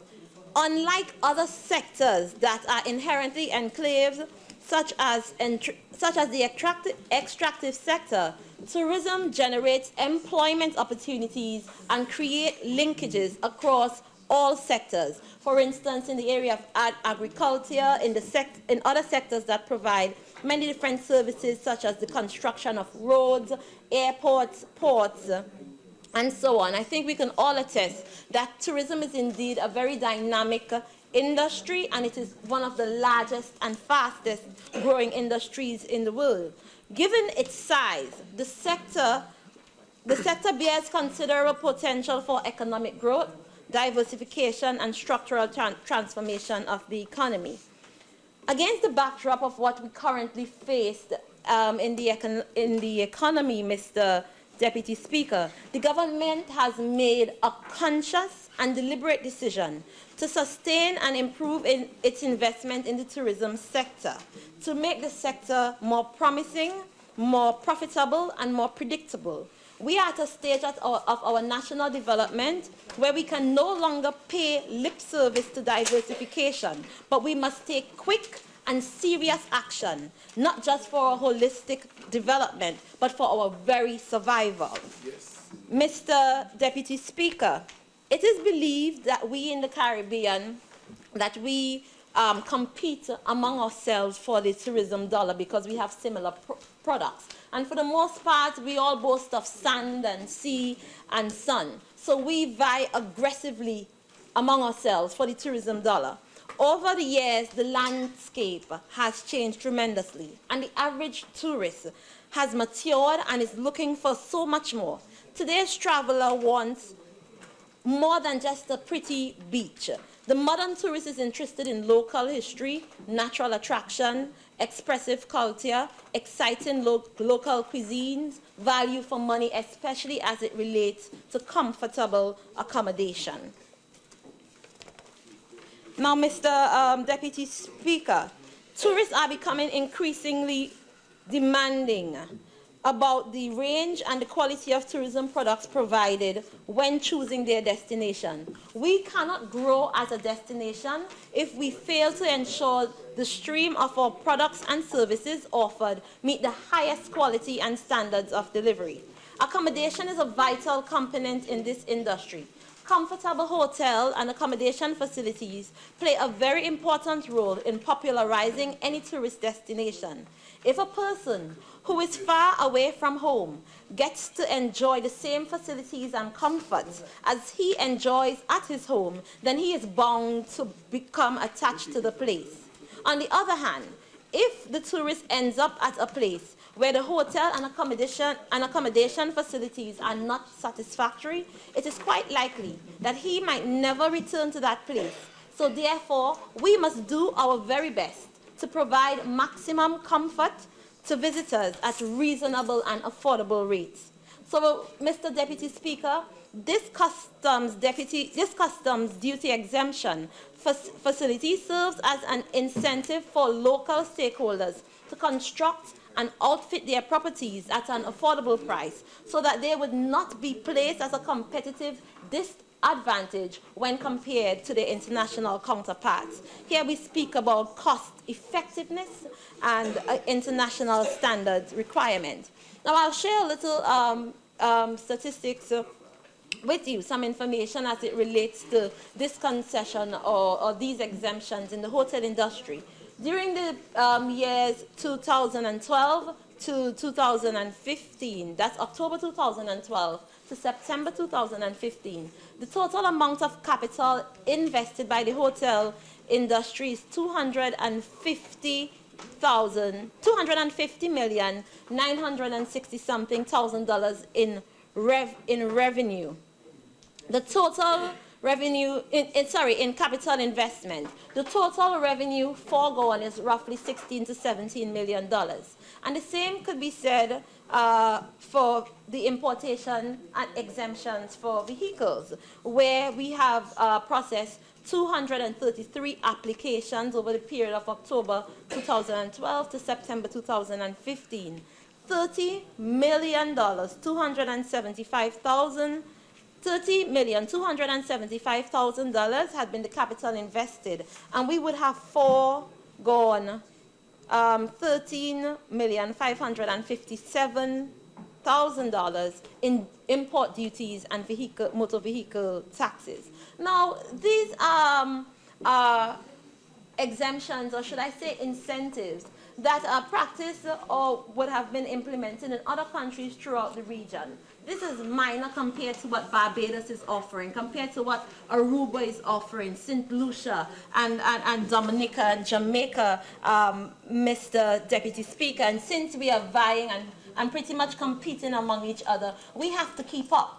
We have to get in the game and we have to make our mark so we could be on the same playing field, or even as close to, or even better than our competitors up the region. Now, Mr. Deputy Speaker, the previous government would have spoken glowingly about some of the incentives that they claim to have proffered to the stakeholders and the practitioners in the tourism industry. For instance, the previous trade minister would have spoken about the room upgrade program. Now, the room upgrade program was developed by the People's National Movement in 2009, early 2010. And when this government came into office, they would have executed that program and would have discriminated against properties in Tobago, because to this day, as much as they boast about that incentive program, not one hotelier in Tobago had been able to benefit from it. And we are now today, this new government, this new administration, currently discussing ways and means to get hoteliers from Tobago to be able to get on board this room upgrade program. So for your whole 5 years, all the policy and all the plans and all the bright, you had found no way. And where's Couva not? She ran away. She ran away. You speak of all these things that you claim to have done and have not benefited Tobago in any way, form, or fashion. What kind of policy is that? That's why Tobago run here. And then when Tobago speaks to the UNC, they upset.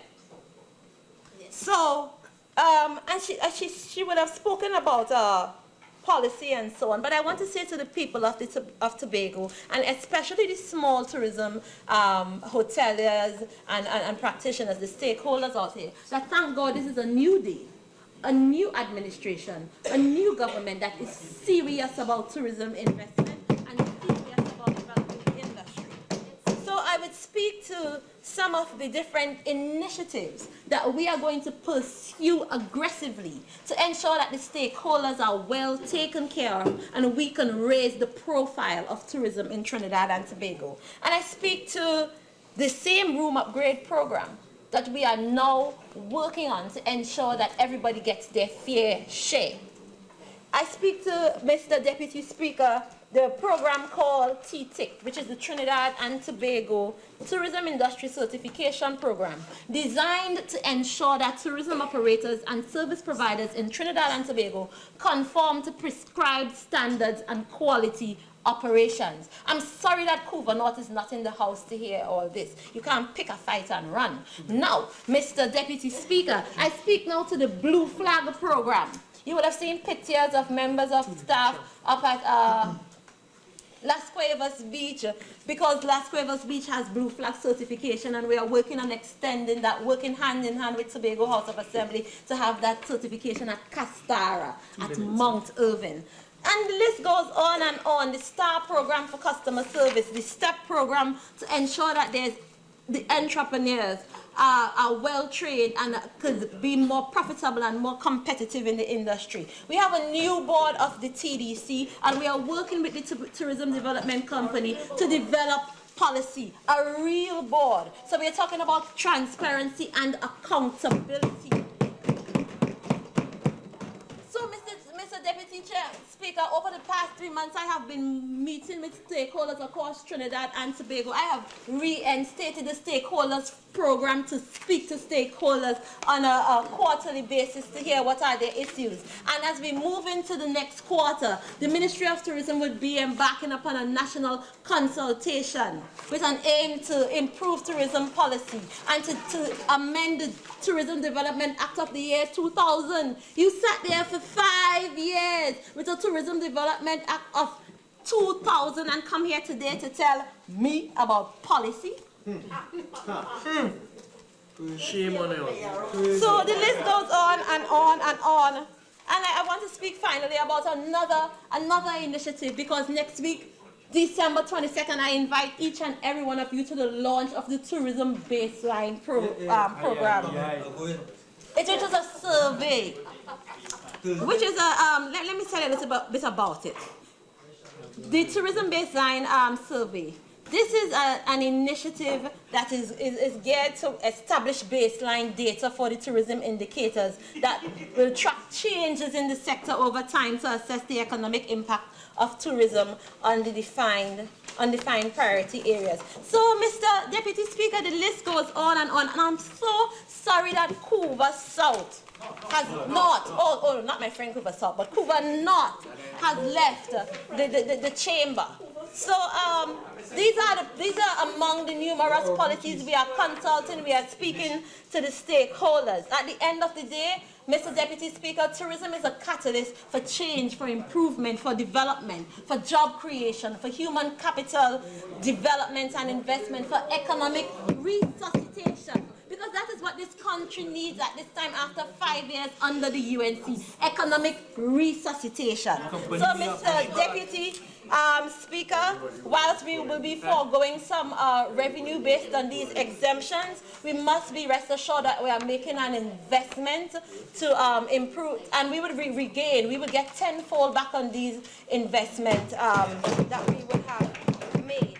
I want to say one more thing about the 2 years that the member of Caroni Central would have been concerned about. I am pleased that we are initiating, or we are instituting this exemption for only 2 years, because it gives us the opportunity to review our policy, because the more we give local stakeholders the ability to bring in foreign goods, it may pose some challenge to the local entrepreneurs. So it gives us a chance to develop the different industries. So I see like soap making and candle making and so on. These products should be showcased in the hotel room. I feel like the hotel room should be a showcase of many local products. So we need to improve local content and encourage economic activity, so the local entrepreneurs and prospective private sector movers and shakers could have an opportunity to spread their wings.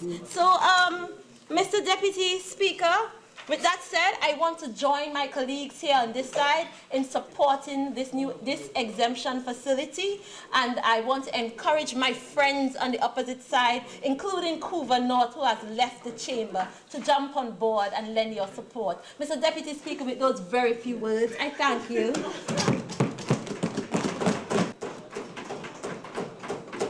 Honourable Member for Mayaro.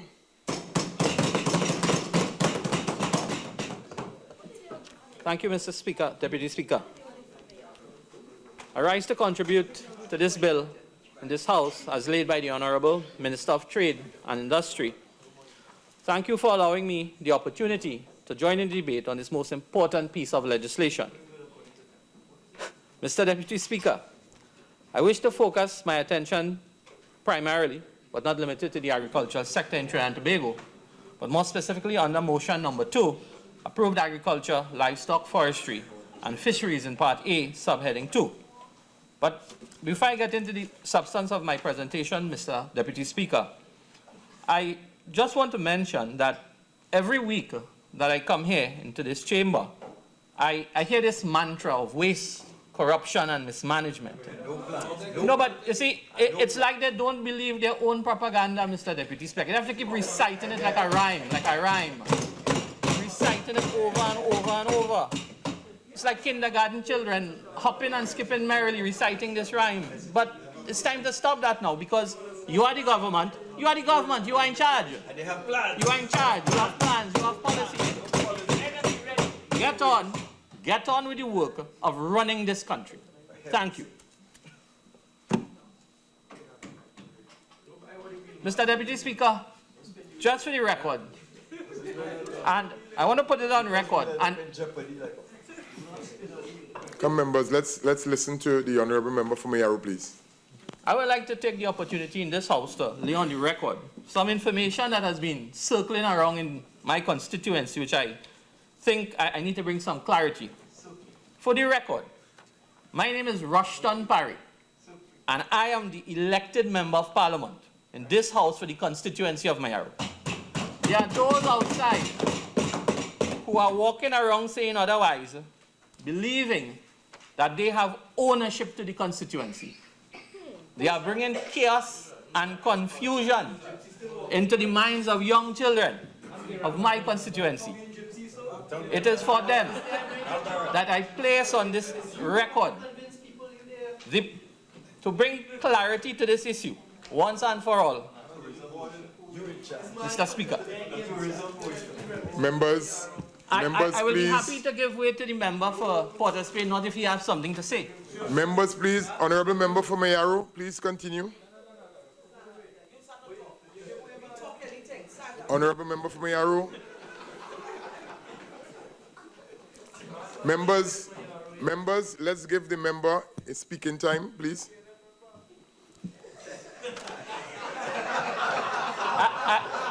Mr. Deputy Speaker, I can clear that up too. But you see... Member, let's stick to the motion at hand. Let's take the members. Now, the acting Prime Minister has asked, had previously asked if we could have been brief, but they're taking up my time. But anyhow, I'll go on. Mr. Deputy Speaker, having cleared that up, I wish to proceed with the matter before us here in this House. We are dealing with the substantive matter of exemptions from custom duties and taxes in various areas of goods and services in our economic framework. The provision for exemptions on custom duties and other charges on a wide range of goods and services are nothing new in terms of incentivizing the specific components of our economy. The farmers in Trinidad and Tobago have been benefiting from exemptions for decades in one form or the other. What it means for our farmers, Mr. Deputy Speaker, is that they have been enjoying the exemptions from duties and taxes over the years, and today in this House, we have come to extend the life of these exemptions. I support the government in extending the tax exemptions on both plant and machinery and other related items. This will no doubt continue to provide considerable relief for our farmers. I have the distinct pleasure of speaking to farmers in preparation for this debate. More so because I live in the constituency of Mayaro, where agriculture and livestock plays an important role in our local economy. There are many practitioners of this trade whose livelihood depends on this sector. So therefore, Mr. Deputy Speaker, I have no issue with the intent of the bill, and I see no reason not to support it. But what I must call into question is the modus operandi of this People's National Movement administration. Mr. Deputy Speaker, less than 2 months ago, we sat in this House and approved a $63 billion budget, where the agricultural sector was allocated less than 2% of that national budget. Mr. Deputy Speaker, in the Senate debate on 8th of the 12th, 2015, that was last Tuesday, the Minister of Agriculture, Lands and Fisheries gets up and tries to justify, and he says, and I'm not quoting him here, that the $50 billion loan that we approved in this Parliament on Friday last, he will be able to pay the salaries of workers in the reforestation unit on the Ministry of Agriculture, Lands and Fisheries. Yet, less than 48 hours later, the country learns that it's for the building of the rapid rail and for the very government that are purchasing 10 paintings for $3 million. It's in the newspaper. I asked the question to the national community, are these two items priority at this time, Mr. Deputy Speaker? I also question the logic of the Minister of Agriculture, Mr. Deputy Speaker. Why would the minister have to wait on a $50 billion loan to pay workers in the reforestation program when the allocation was already included in recurrent expenditure for the Ministry of Agriculture? And earlier on, the Minister of Agriculture came here and he couldn't connect forestation to reforestation and forestry. So that says something. Mr. Deputy Speaker, several of my constituents in that program have not been paid for over 5 fortnights. How are they to put food on the table for their families, Mr. Deputy Speaker? Again, no planning, no vision, government by VAPs is how I see it. Mr. Deputy Speaker, we are today asking our agricultural sector to somehow miraculously leapfrog to the head of the line. Mr. Deputy Speaker, the People's Partnership Administration made the most advances in pushing the development of the agricultural sector over the last 5 years. However, the challenge has always been that the culture here in Trinidad and Tobago has always been anti-agriculture. We have always made the oil and gas sector our savior, and we heard it here today. I heard it here today. The Honorable Minister of Energy made some statements to that effect that, we are going to continue driving the sector, the hope of resuscitating it and so on. But you see, the mantra that has been repeated in this country year after year is that if we can't grow it or we can't build it, we go buy it. We have money, we go buy it. That is simple. That is the simple case here, Mr. Deputy Speaker. But, Mr. Deputy Speaker, I will not use the blame game in this debate. I will stay clear away from that because it's really nobody's fault that we are scrambling economically to redirect our ship and ask the agriculture sector to be our hope and savior. It's nobody's fault.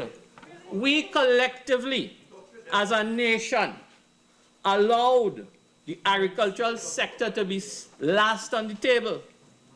We as a nation, all of us over the years, we de-incentivized the administration of agriculture in Trinidad and Tobago to take risk and move with technological improvements in the industry.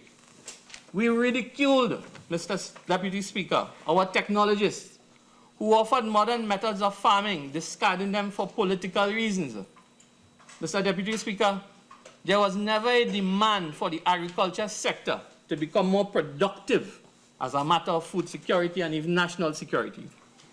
We as a nation, collectively, buried our heads in the sand over the last 50 years, thinking that God is a Trinidadian or Tobagonian, as some may believe today.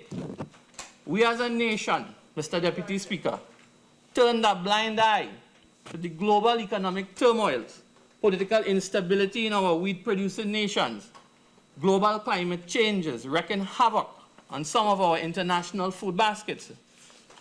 More recently, Mr. Deputy Speaker, this administration has neglected to see the relevance of COP21, the Paris Climate Agreement, by the non-attendance. But the ramifications of that is another story by itself that I will leave for another opportunity to speak on. What worries me, Madam Speaker, Mr. Deputy Speaker, is that we will now lay the burden of this nation on the shoulders of our farmers. And we are going to do that via a series of knee-jerk reactions. Again, no plan, no vision.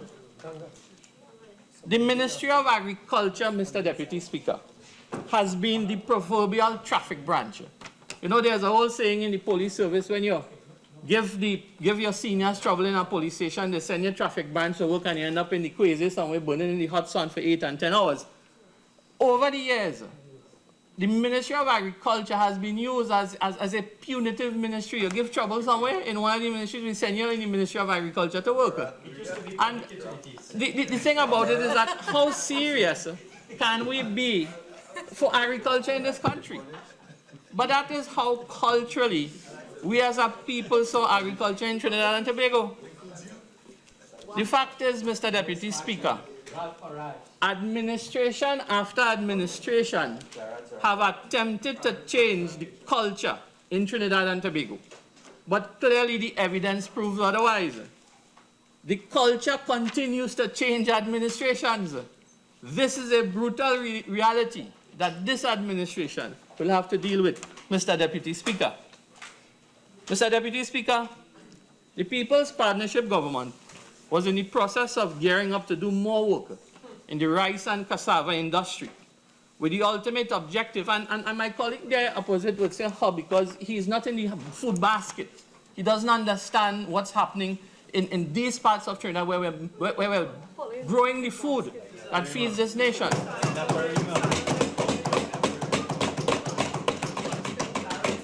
With the ultimate object. No. Parents only walk in Mayaro and you have a ministry to run. Sorry, Mr. Speaker. Mr. Deputy Speaker. The Honorable Minister. However, because of our romance in this country with the energy sector, agriculture was always placed on the slow lane, Mr. Deputy Speaker.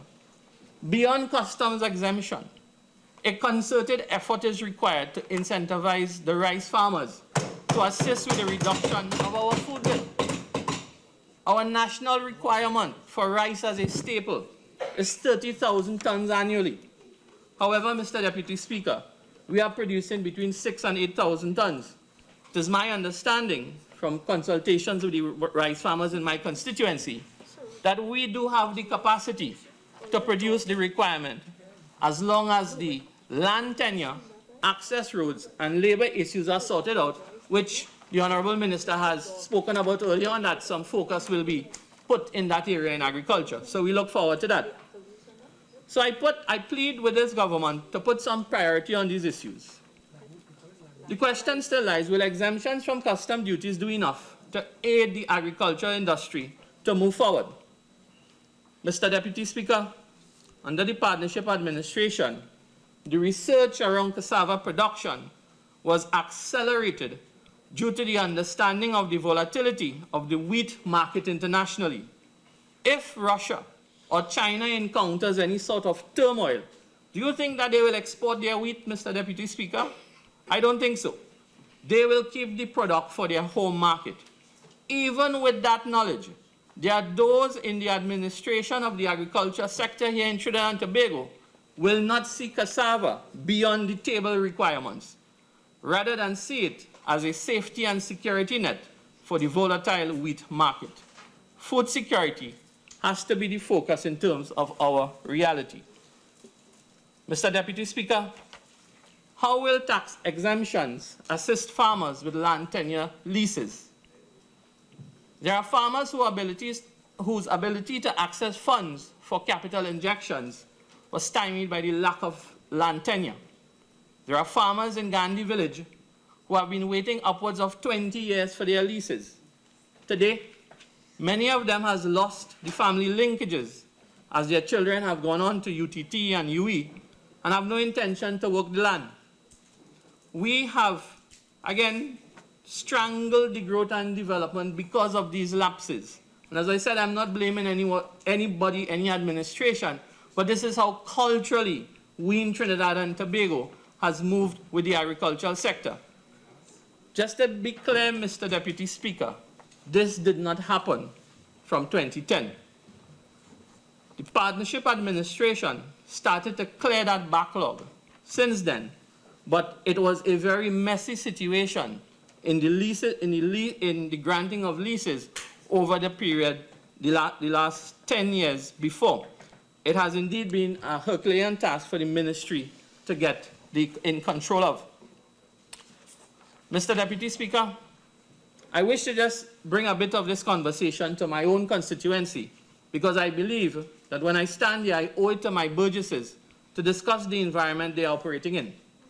In my constituency of Mayaro, there lies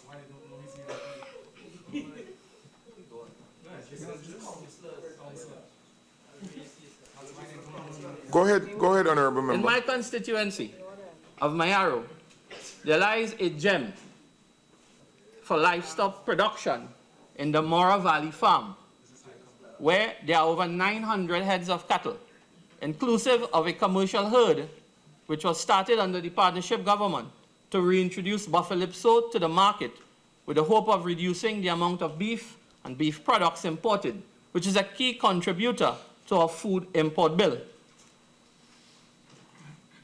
Mr. Deputy Speaker, why not use this farm to develop a cattle breeding program for the livestock farmers in the area? Yes, we know that there are some issues with that Mora Valley farm, The Minister of Agriculture is fully aware of it.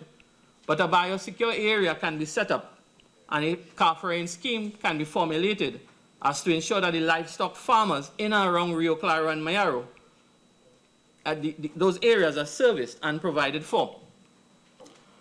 What we're doing with a lot of the tax exemption, Mr. Deputy Speaker, is being thrown left and right, but there is no policy direction. I have not heard any policy direction of how are these going to benefit our farmers in terms of reducing the food bill, creating an alternative for the products that we are spending US currency for. There is no plan. There's a lot of activities, but no plans. Mr. Deputy Speaker, yes, we can speak about customs and excise duties, but we cannot do so in isolation because agro-input is not just equipment or capital, it is also land. And whilst the Minister of Agriculture is witch-hunting land leases, one must ask, what about those who receive lands for agricultural purposes under their administration prior to 2010 and have never planted one seed to save a life? We must look at these things, Mr. Deputy Speaker. We must take a holistic view and deal with it across the board. Mr. Deputy Speaker, when one thinks about Trinidad and Tobago and the incentivizing of the agricultural sector, one must not think it in isolation. When St. Vincent and the Grenadines was storm-torn and left with an economy in tatters, it was agriculture that saved them. And today, agriculture continues to be, particularly that area of the agro-industry, and trade via their food crops have brought them out and are keeping them floating today. I am saying, Mr. Deputy Speaker, that the small island developing states, such as Trinidad and Tobago, where seascape trumps landscape, we must maximize the landscape by minimizing the wastage and neglect, especially amongst livestock, leased lands in areas such as Guayco, Carlson Field, Wallerfield, and get them back into production in order to boost trade and investment into the sector. The current agricultural incentives program, while commendable, does not address the issues of agricultural inputs in terms of seed, some chemicals and fertilizers, which represents the major input cost in agricultural production after agricultural equipment and machinery. I would like to recommend that the government consider much needed relief to the sector in terms of the importation of seeds and approved agricultural chemicals and fertilizers. For example, Mr. Deputy Speaker, the Canadian sweet corn is a crop that is in demand in this country. However, the cost of the seeds is between $300 and $400 TT per pound. There are some who want to sell $2 per seed. Madness, Mr. Deputy Speaker. Surely the government can do something about this, and I urge them to look into this. On this note, the government should consider adding price controls into the agricultural inputs, especially where you have a lot of large importers and big agrochemical companies jacking up the prices to over 100%. For example, a gallon of the imported weedicide Swiper prices ranges from $99 to $160 per gallon, depending on where the local supply is. These things must be addressed if we want to encourage our farmers to jump to the head of the line.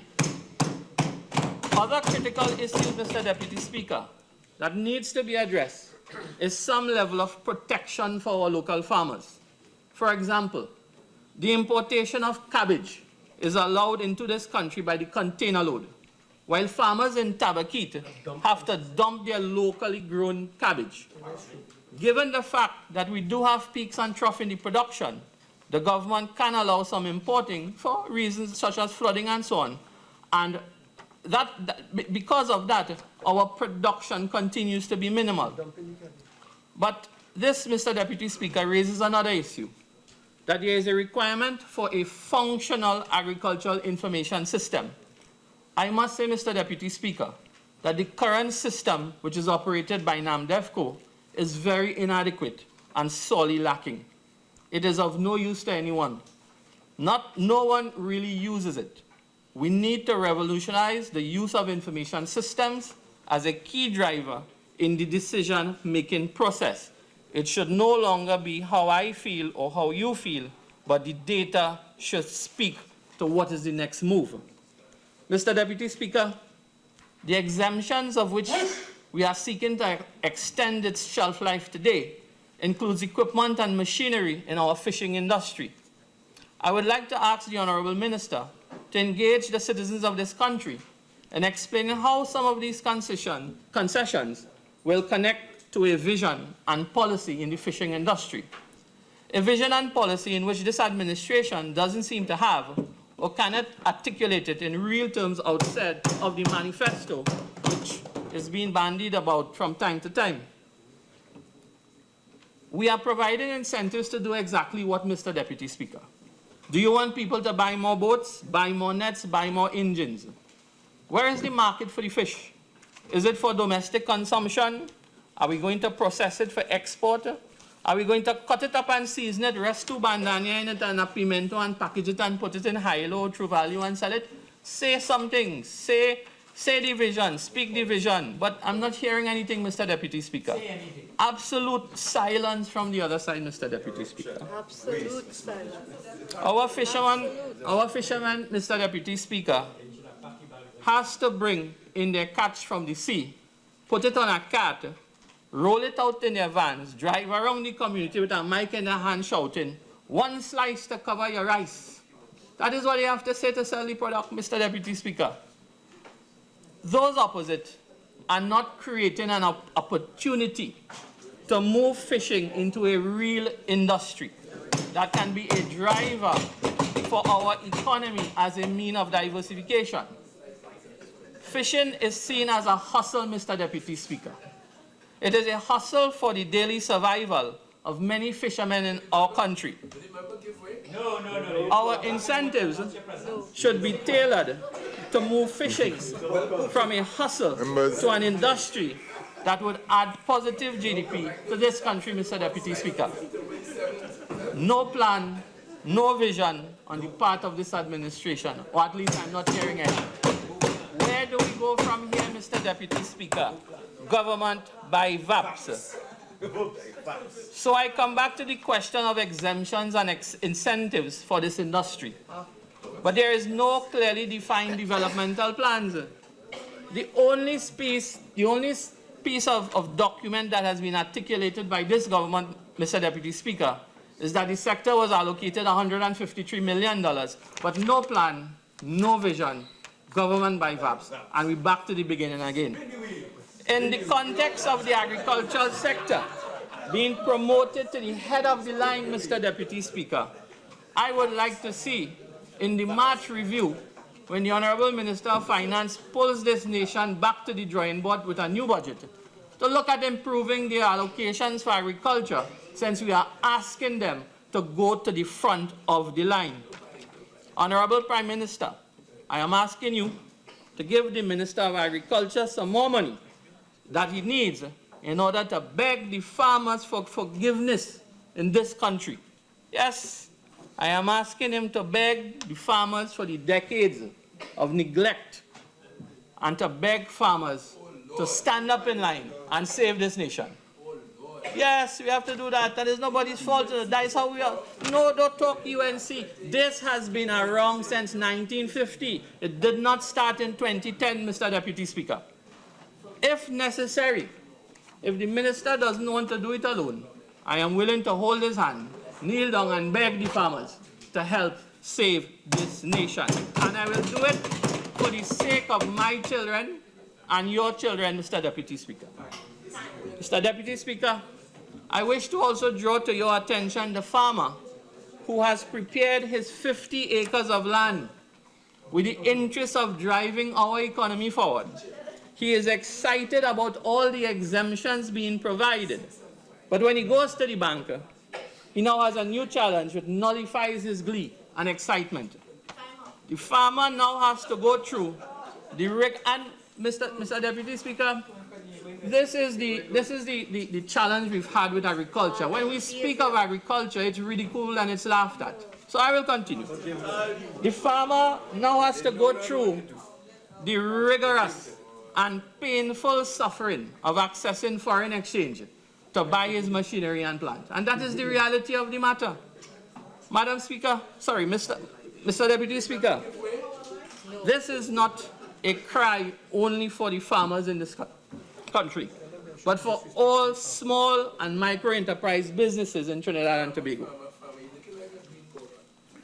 Member for Laventille West, please, member. Yeah.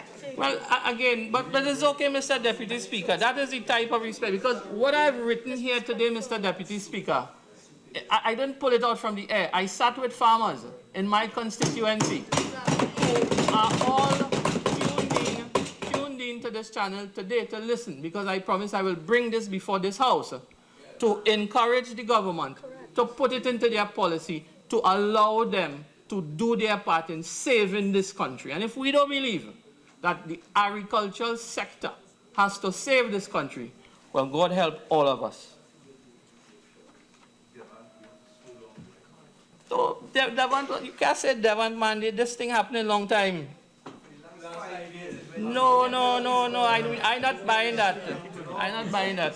Madam Speaker, Deputy Speaker. Yeah, they want to discuss the farmers' issues, Mr. Deputy Speaker. That's what, so they throw the jabs left and right. But the farmers will judge that themselves. Mr. Deputy Speaker, another neglected area which can play an integral role in the increase of trade and earning of foreign exchange is the export of our local agricultural produce. Example, hot peppers, pumpkin, popoy, dasheen, shadow benny, to mainly the North American markets and the European Union. Everyone knows that our best cocoa in the world, Trinidad Fine Flavor Cocoa. Well, colleagues, besides that, besides cocoa, we have other crops that are well known internationally. Remember our Moruga scorpion pepper, which was ranked the hottest in the world? Whatever happened to that? We should have capitalized on that. But much like our agricultural sector, it has faded into oblivion. I ask you, what is NAMDEFCO doing about that? Mr. Deputy Speaker, the demand for our local agricultural produce is tremendous and can be a real source of foreign exchange earnings. But our state agencies must get off their rockers and do what they have been mandated to do, which is to facilitate agricultural trade. Mr. Deputy Speaker, this has been the longest honeymoon in recorded history. 3 months later, 2 weeks before the celebration of the birth of Jesus Christ, we have thousands of families without bread on their tables. What is that to say about leadership, Mr. Deputy Speaker? Is that how we boost trade and investment and confidence in an economy? By having thousands jobless today? Madam Speaker, I am bombarded daily. As the Member of Parliament for Mayaro, I meet my constituents every day. They come to my home, my place of business, and my parliamentary office. And I don't have, I walk in the road. I'm not in any air-conditioned office. Don't get up. I don't have one office, Mr. Deputy Speaker. That's why she's not an MP. I don't have one office. They have 7 office days. And this is one cry. There's one cry that is coming to my office. MP, I cannot put food on the table for my children. There are those opposite who will never, they will never understand that, Mr. Deputy Speaker. They will never understand, or I feel they don't care. Madam Speaker, sir, Mr. Deputy Speaker, let me explain what has happened. What we are witnessing in this country today, Mr. Deputy Speaker, is a free fall in this economy.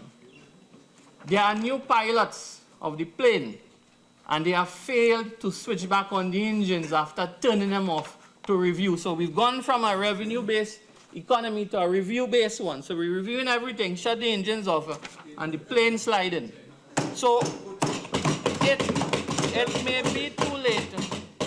I hope that it is not too late by the time the reviews are over and when they're ready to tumble the engines of that plane, that we have sufficient time to climb back into the clouds, Mr. Deputy Speaker. we are headed for disaster if these economic engines are not turned on right away. So, in wrapping up, that's all right, that's okay. Again, it's the respect for agriculture. So in wrapping up my contribution, Mr. Deputy Speaker, I wish to remind the government that they need to kickstart this economy today, tonight if possible. Go beyond tax incentives and outline your plan and vision to take Trinidad and Tobago forward. I honestly hope and wish and pray that you are making the right decisions, because your success means the future for my children will always depend on what you decide to do today. Mr. Deputy Speaker, since this may be the last sitting of the House for 2015, since this may be, I wish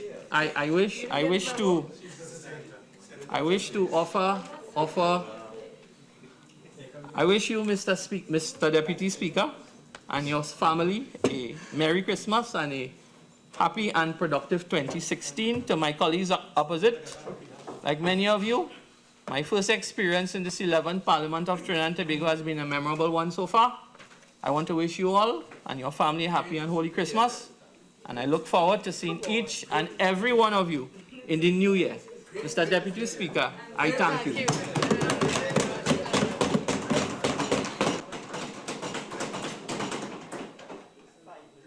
You have a question, Member for Tabaquite? Well, actually, the Honourable Minister was on her feet.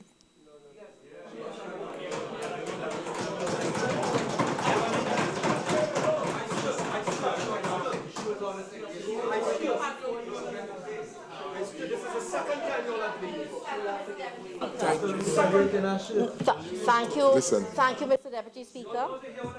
Keep talking, no. Thank you, Mr. Deputy Speaker. I wish... No. Thank you, Mr. Deputy Speaker. I wish to thank all the contributors. I wish to thank... Just like you wanted to shut down Mr. Paray when you spoke about farmers, shut down the opposition. He needs to... Just down. The Honourable Minister for Trade and Industry was on her feet before you proceeded to raise your hand, Member for Tabaquite. Mr. Deputy Speaker, with due respect, you are looking down and standing here. Because, Honourable Member, remember the debate has been going government, opposition, government opposition. So from the time the member, I started to identify, and she was on her feet before. Right?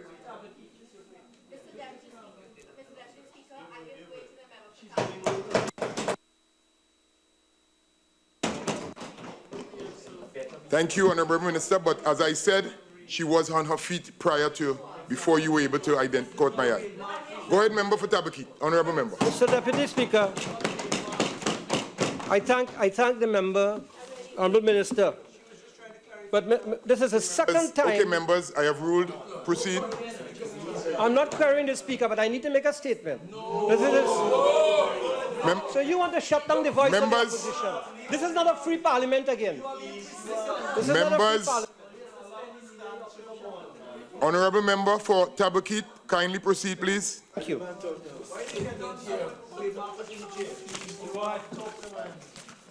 Thank you, Mr. Deputy Speaker. Mr. Deputy Speaker, this is a free parliament.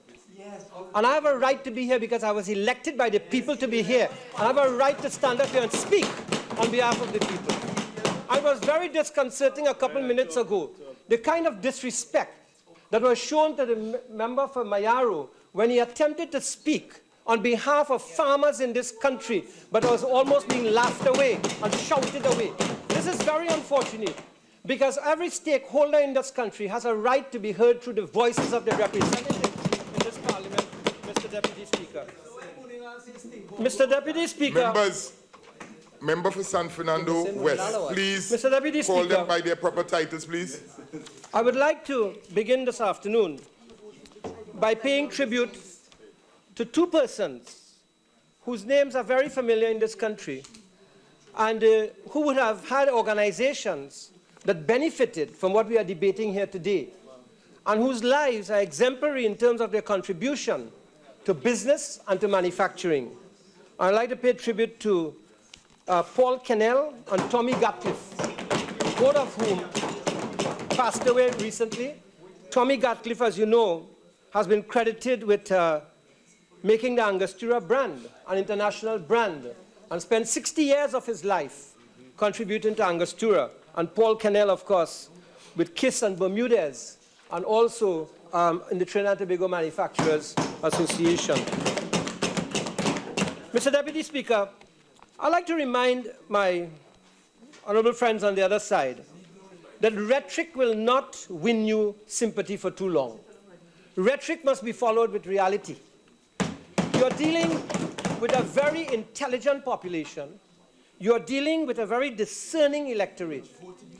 And even if they have voted us out, they are entitled to vote us out. That is the democracy in which we work. And we have accepted that. We have accepted that, your member for Laventille West. We have accepted that. But the point is that they will have an opportunity to also vote you out in 2020. Because for 94 days you have been in office, you have been a government of inaction and a government of rhetoric, a government of complaints. And no amount of political jabs would exempt you from answering the cry of those who are suffering under the PNM government and who have been dismissed from their jobs, Mr. Deputy Speaker, and who continue to ask for some measure of relief. And I speak particularly this afternoon in the context of what my friend from Tobago West, the honourable member for Tobago West, was saying about tourism. That, you know, I would like the Minister of Tourism to investigate. Because if you are giving all these incentives to the tourist industry, even here in Trinidad, one of the things that tourists expect is quality food and quality service restaurants. But maybe the minister, honourable minister, is not aware that at the Ministry of Labour and the Ministry of National Security, that restaurants who are applying for work permits for specialized cooks, including the East Indian restaurants who are serving authentic Indian, South Indian food and Thai food, they are having difficulty getting their work permits. To the extent that I have in my possession, which I'm going to turn over to the Minister of National Security, 3 sets of applications which have been submitted, and people are getting difficulty in order to get the work permits for their specialized cooks to come into the country to cook. And because if you're arguing that you want to give all these incentives to the hotel industry and so on, you must also argue what are some of the impediments to delivering a quality service in the hotel sector. And I think it's very important that I raise this issue here on behalf of the restaurateurs who contribute to the tourism sector in the country. Mr. Deputy Speaker, this debate today, while it may appear to some to be a very routine debate, given that it occurred in 2011, it occurred in 2013, and it seems to just be, maybe for some repetitive, I want to say that it is not to me a simple renewal of allowances and exemptions. I don't want to think of that is. For me, this debate comes at a time when it is necessary to increase output in the non-petroleum industry sectors. Very, very much so. And in view of the decline in foreign exchange, occasioned by low energy prices, which the Minister of Finance would not be happy to hear fell even further at the close of trading today to about $36, which is not good news for Trinidad and Tobago. And therefore, it reinforces my point that we have to do everything in order to improve our ability to earn foreign exchange from the alternative manufacturing sector. But more than that, the debate comes at a time when there have been massive layoffs in the country, massive layoffs. And particularly in the construction sector, amongst others. Not only ArcelorMittal has laid off 600 persons, but industries associated with ArcelorMittal have also laid off people. And people in the construction sector, the local contractors are also sending home persons at this point in time. The economy, we are told, is in a recession. Now, Personally, I have great doubts about that, whether the economy is in a recession. Because I have always argued, even when I was a member of the government, I've argued that the calculation of GDP needs to be examined very carefully to see whether it excludes activities taking place and whether, in fact, there's an underground economy in this country which is not reflected in the real GDP of the country. The honourable member for Brea, in a contribution, in another motion, referred to the fact that they brought down the debt ratio from 70% to 32% and what have you. But the question I want to ask is, wasn't that also based on the higher oil prices that you got, which would have reflected a different level of GDP and therefore a change ratio, or was it really due to you paying off the debts? But looking at the years when that happened, it had to be a function of the higher prices that you were getting for oil, which was up to $150 US a barrel at one point in time. So to claim that you brought down the debt to GDP ratio by efficient management might not be telling all of the story or putting all the variables into context. But be that as it may, our policies and incentives, or what we're giving up here is almost $592 million, I think it was the Honourable Minister stated, the loss in revenue, or you may want to treat it as an investment in the future if you wish. However, it is $592 million. In the short run, we have to ask the question, to what extent is this loss of revenue on an annual basis, or what have you, going to really lead to a diversified economy? You cannot speak diversification. In this country, we need to make an instantaneous leap in terms of our thinking and our action in order to diversify the country. And it seems to me that we are a victim of our own wealth. We are a victim of our own wealth at all levels, in that we are earning foreign exchange, therefore we don't need to do anything else, and we can spend foreign exchange like we want. But let me say again, the foreign exchange went down from where we left it in September of about $12 billion to below $10 billion right now. And therefore we are eating up foreign exchange in the country at a rate, if it continues, that will put us into great difficulty unless we have a situation where we begin, instead of just giving these incentives, to tie the incentives to foreign exchange earnings. In other words, to have a production-centered, a reward for production in terms of what people earn as foreign exchange, and how we tie these incentives to that. I'll give you an example of what I'm talking about. We have a teak industry in this country. We have a lot of teak. In fact, we have some of the best teak in the world. And at one time, we were supposed to have one of the largest reserves of teak in the world. But people who do woodworking in Trinidad, their prices of woodworking with teak has become very high and exorbitant. So it's not affordable to a lot of people who want to put in a nice kitchen. And therefore, what did the hardware people are doing and so on, and specialists, they are now going to Florida and going to Canada, and they're importing complete cupboards into Trinidad at a lower price than what the teak, people making teak cupboards can do. But the point, Mr. Deputy Speaker, I would like the member for the Honourable Minister to understand that I have a certain amount of time allotted to me in this Parliament. And I am going to try and use my time so that the population will have an idea of what I want to see. Go ahead. Honourable members, please. Member for Tabaquite. Mr. Deputy Speaker, so that every time they import a set of cupboards into Trinidad to put in somebody's kitchen, rather than have the teak manufacturers, teak people build it here, we lose about $3,000 in foreign exchange. $3,000 in foreign exchange. And therefore, while we have these incentives from machinery and so on and so forth, what incentives are there to make teak, for example, available at a lower cost so that we can have import substitution at an affordable price that makes the teak manufacturers competitive? Mr. Deputy Speaker, we import finished goods and we sell semi-finished goods and add sometimes little value to it. We need, in giving incentives and concessions, to, I repeat, to link these with the earnings of foreign exchange, local value added, and at this time, job creation. We have a dramatic paradigm shift is required. It may even necessitate a change in policy. Sometimes, you know, I think it appears that we have learned nothing from the recession that confronted the NAR.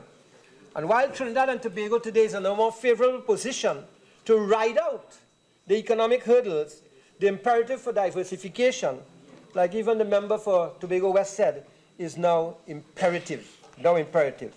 Let me say I'm not against the concessions or the incentives, but let me hasten to say that there must be a return for what is an investment for the government and a possible deferral in other areas of services for the citizen. The key question is, therefore, how are manufacturers going to make use of the exemptions? During the administration of the People's Partnership government, several initiatives to deepen trade links with Latin America were concluded. And I'm asking the Honourable Minister of Trade to perhaps reflect and to let us know what use is going to be made or has been made in the last 94 days about these bilateral arrangements and agreements we have with Panama and Guatemala, which have been signed. In the case of Guatemala, this means access to 20 million people, if such access is good. Then we have the question of the Caribbean arrangement with Canada, which remains unconcluded at this point in time, with the Canadian government going back to the WTO to have a 10-year extension of that arrangement. And maybe the minister would like to say what is happening with that Caribbean arrangement, because that will have implications for our manufacturers accessing the Canadian market in terms of our exports. Now, that is important, Minister, because the minister said here today that exports fell by about 40%, extra CARICOM exports. Therefore, we'd like to know what's happening to CARICOM. And closer to finalization, of course, would have been the CARIFORUM agreement, the EPA agreement with Europe, and which will allow us access to about 500 million people with a purchasing power of about 31,000 US per person, and the export of services also. So we need to know what is going to, what is happening to that. Because if manufacturers are benefiting, we need to know what the government is going to do further than these customs exemptions in order to get them into those markets. Because if we have to earn foreign exchange, we have to get new markets. Mr. Deputy Speaker, and Madam Minister, the success of your incentives will also be conditioned by the ease of doing business in Trinidad and Tobago. In this regard, we made several attempts to reform the bureaucracy while we were in office. And you made reference to BizLink and so on today in your presentation.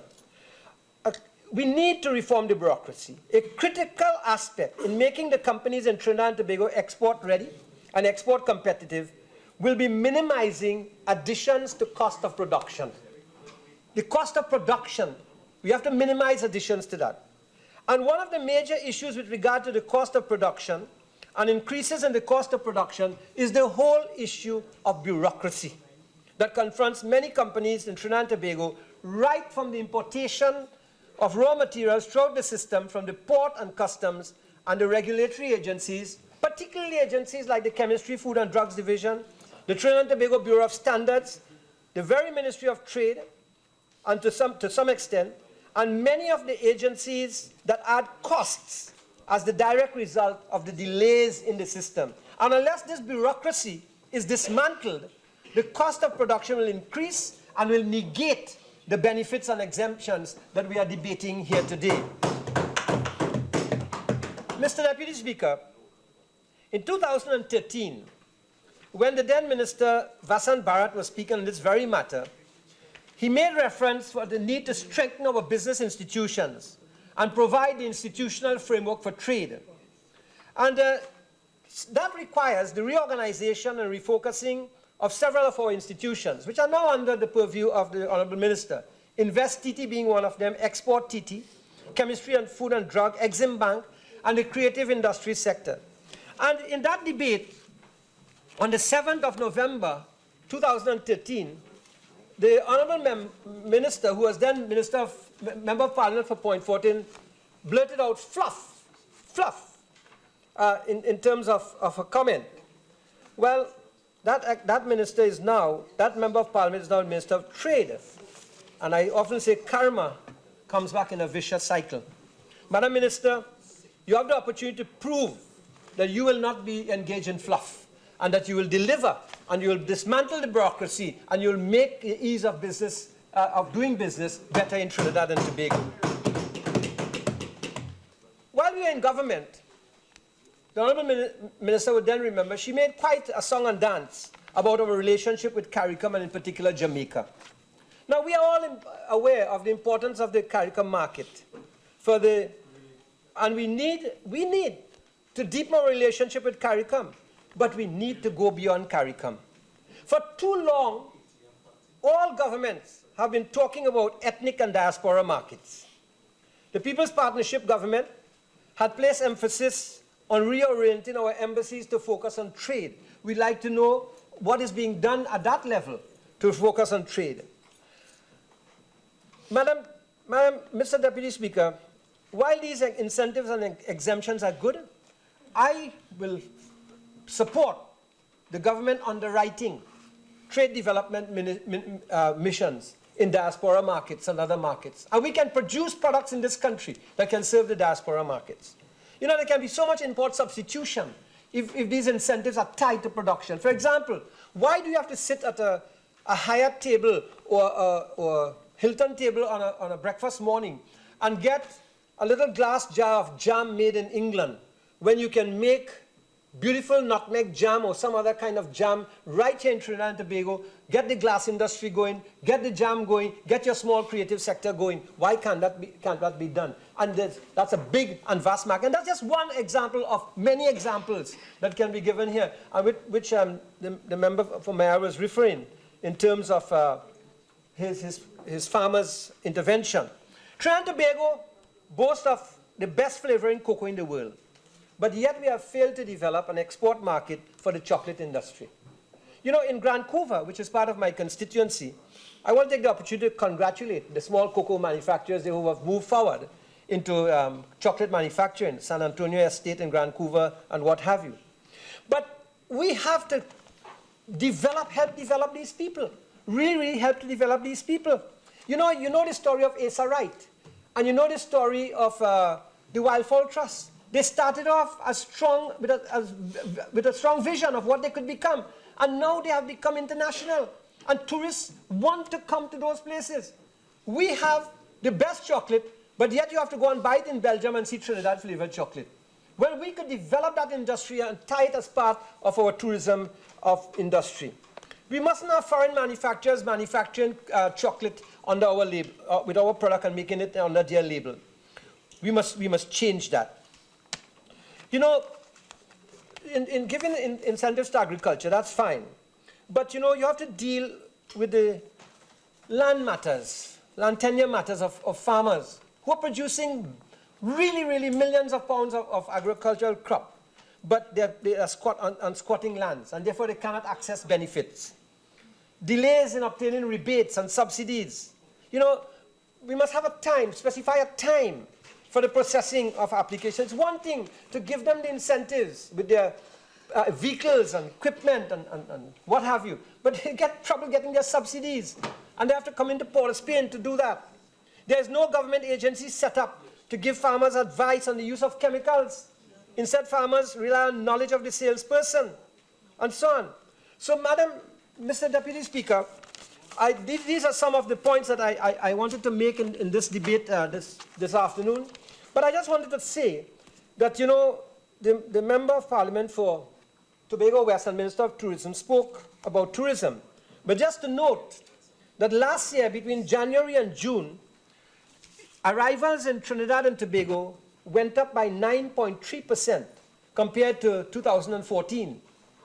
And that is very important. And cruise ship arrivals went up by 104%, 2015 over 2014 for those 6 months. I hope that the policies that the Minister is talking about will in fact lead to an even higher increase in tourism arrivals than what we did when we were in office at that time.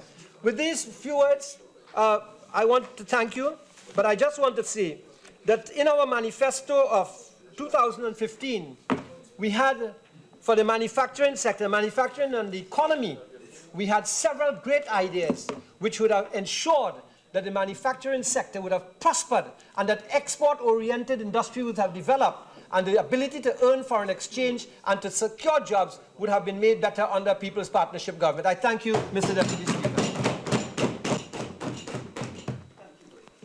Honourable Minister, Trade and Industry. Thank you very much. Please reply. Thank you very much, Mr. Deputy Speaker. And in wrapping up, I wish to again thank all the contributors and all of us on both sides for the support, the obvious support in approving these exemptions here today. I was a little disappointed, Member for Tabaquite. I eventually gave way to you, and of course, you did not even thank me. I was so generous. Oh, you thanked me?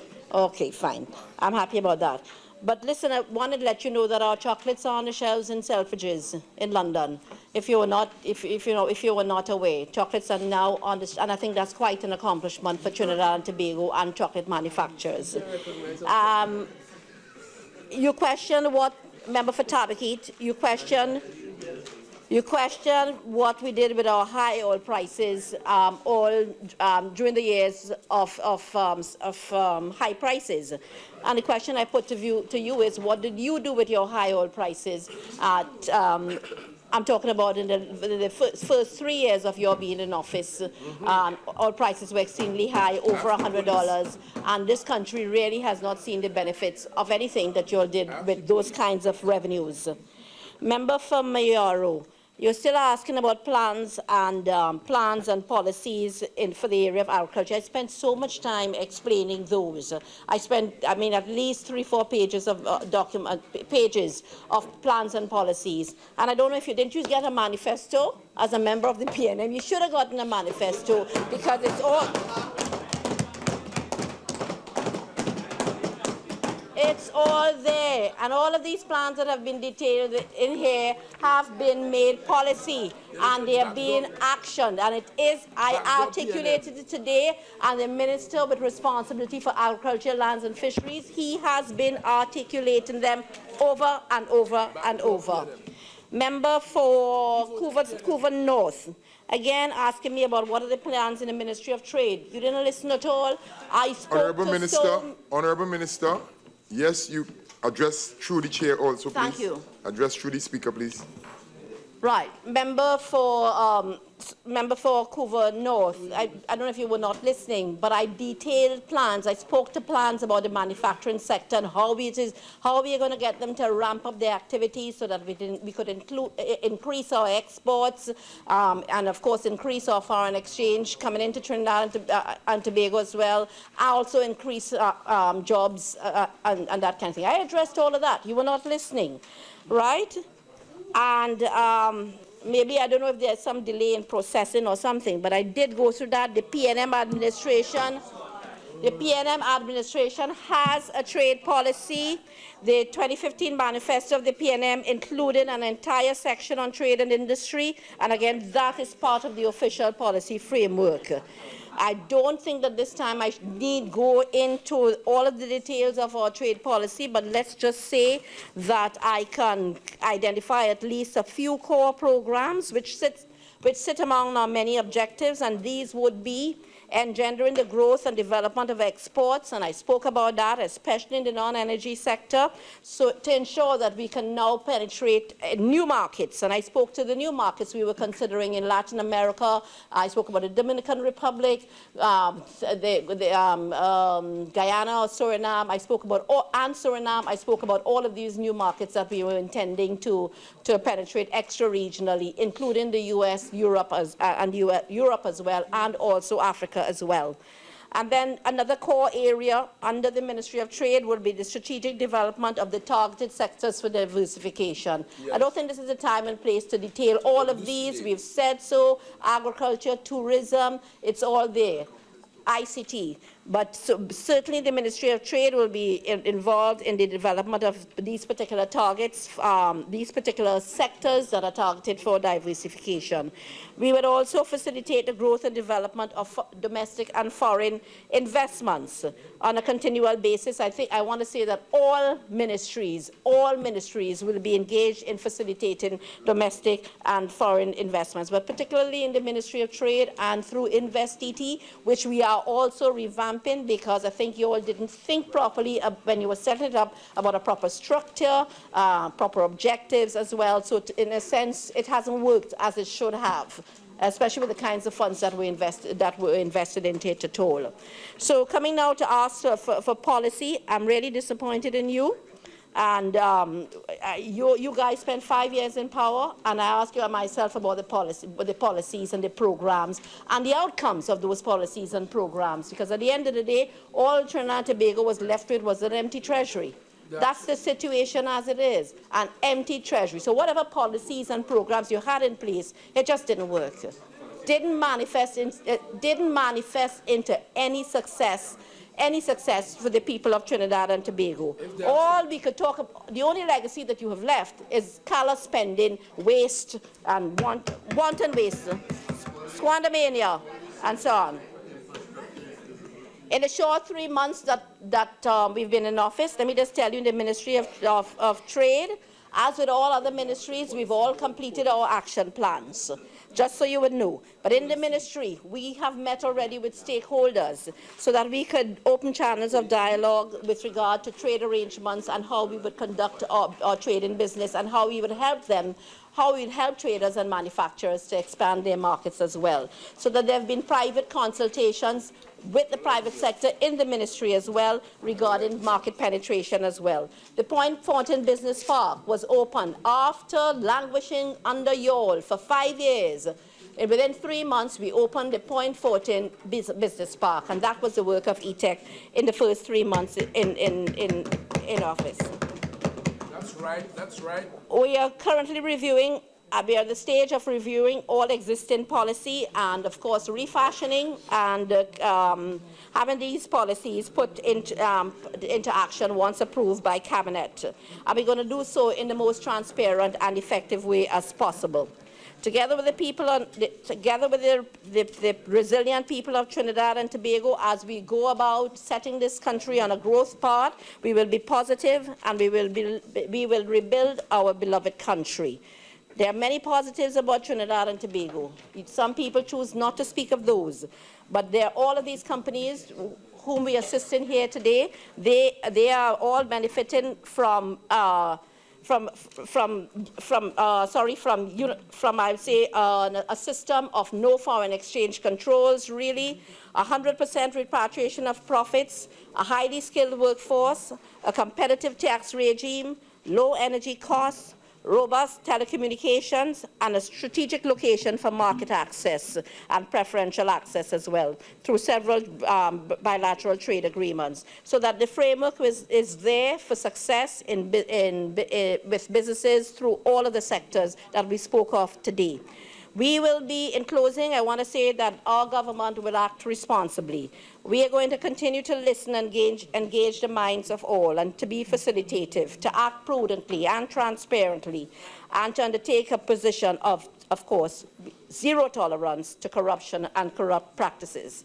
It is on this basis that we are pleased to bring forward these recommendations here tonight for incentives, which will benefit a range of businesses and sectors. And again, I thank you for your support, and I beg to move, Mr. Deputy Speaker.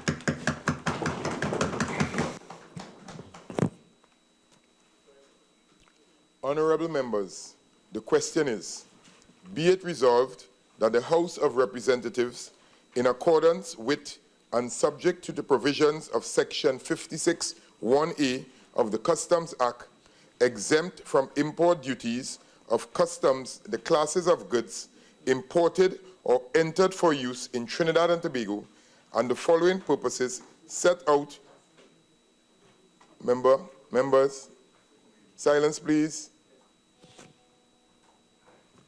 Exempt from import duties of customs the classes of goods imported or entered for the use in Trinidad and Tobago for the following purposes set out in the list of conditional duty exemptions in the 3rd schedule to the Customs Act. A, approved industry in Part A, subheading 1. B, approved agriculture, livestock, forestry, and fisheries in Part A, subheading 2.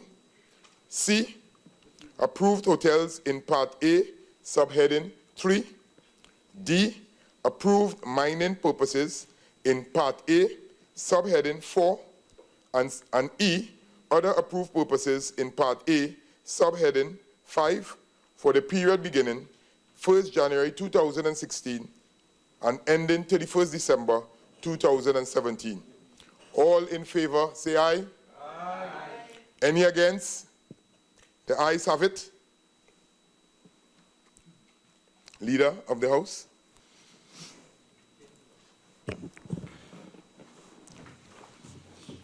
Mr. Deputy Speaker, I beg to move that this House now adjourn to a date to be fixed.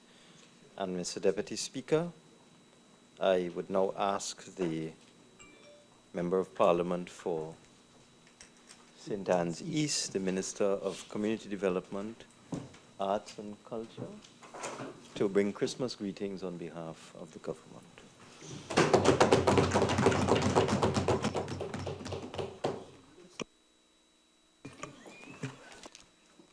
Mr. Deputy Speaker, distinguished members of this Honorable House, I thank you for the opportunity to address you very briefly on this festive season of Christmas. This season has been traditionally celebrated with an emphasis on peace, generosity, humility, and family togetherness. Over the years, Deputy Speaker, I must admit that I have found myself searching for the evidence that these values remain a part of the modern celebration of this season. Mr. Deputy Speaker, I wonder if we have lost the spirit of Christmas. At the surface, it may seem that this spirit perpetuates because our traditions still exist. The lights are up, the fruits are soaking, and seasonal music is in the air. Yet few of us take the time to contemplate the true message behind this festival, which tells of the joy of the birth of Jesus Christ. Sadly, many of the songs which resonate throughout the country during this season, though possessed of catchy tunes, link the celebration of this most holy festival with practices which are becoming increasingly lewd, crude, and even debased. A strong spiritual foundation is critical to the development of well-balanced citizens who contribute to the enhancement of communities and national growth. Our Honorable Prime Minister, Dr. Keith Rowley, has continued to impress upon this nation the need for a conservative approach to expenditure, as well as the importance of voluntarism and the return to traditional values. During this season, we should place significant focus on helping the needy, spending time with family and friends, and deepening our connection with God. The concept of evaluating and enhancing these relationships is a foundational element of Christmas and is more valuable than any lavish present. So as I close, Mr. Deputy Speaker, on behalf of the government, the People's National Movement, and my own family, I wish Trinidad and Tobago a happy and holy season and a prosperous 2016. Let's allow the true spirit of Christmas to resonate throughout this great nation of Trinidad and Tobago, a true Trinbagonian Christmas spirit, which, as the author says, is not the things you do at Christmas time, but the Christmas things you do all year through. Mr. Deputy Speaker, I thank you.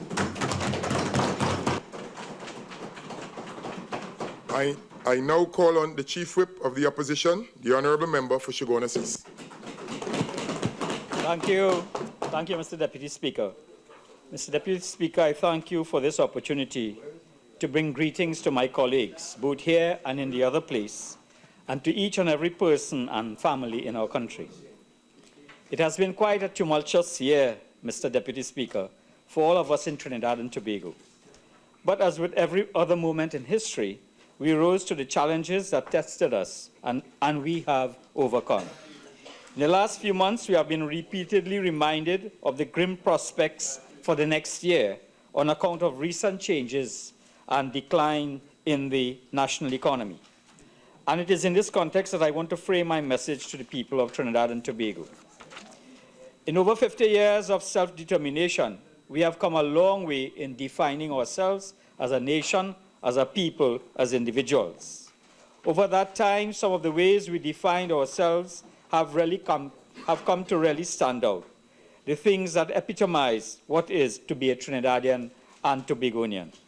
We in this country love the energy and excitement of celebration, whether it is in sport, in carnival, in religious celebrations, or in academic and professional achievement. We treasure those glorious moments when we stand together as truly one progressive people. We in this country are also an innovative people who have stamped our identity around the world. We always choose to see hope, and more times than not, we choose to believe that good will prevail, even if it is a rocky road we must travel. We in this country are a protective people. We work hard for what we call our own, and we defend it as strongly as we defend our fellow citizens. And most of all, we in this country are a peaceful but strong people. The warmth and welcoming demeanor of each citizen of Trinidad and Tobago serves only to shield a character that, when tested, becomes stronger. Just as we stand together in moments of victory and celebration, so too do we stand resolutely in times of challenge and doubt. The Christmas season brings with it a magic that softens us, that reminds us that we should be grateful to God for what we have and hopeful as we pray and work for the benefit of those who do not have. As we celebrate the birth of Jesus Christ, let us resolve to allow ourselves to be reborn by shedding that which burdens us and embracing that which will uplift us. So this year, as I wish every person, every family, every child, and all of our elders a safe and joyful Christmas season and a 2016 of achievement and safety, I also urge Trinidadians and Tobagonians to stand tall and proud, even when obstacles stand between you and your ambitions. Do not be daunted by the challenges brought by changes, for even as we must sometimes come apart to rediscover ourselves, we must also renew ourselves and our resolve, a process that has already begun. As we all work together to overcome and walk forward from these challenges, we do so with God in our hearts, our goals in our minds, and our feet firmly on the ground. To my colleagues here and in the other place, I urge you to return to the important promise you made to the people to be here. For there is no force on earth that must stir us into action, motivate our passion, and preserve our comfort as the dignity of service to God, country, and people. Mr. Deputy Speaker, I wish you and the staff and the clerk of the House and the security forces, together with all of Trinidad and Tobago, peace, joy, and love at Christmas, and strength, purpose, and progress in 2016. Mr. Deputy Speaker, I thank you.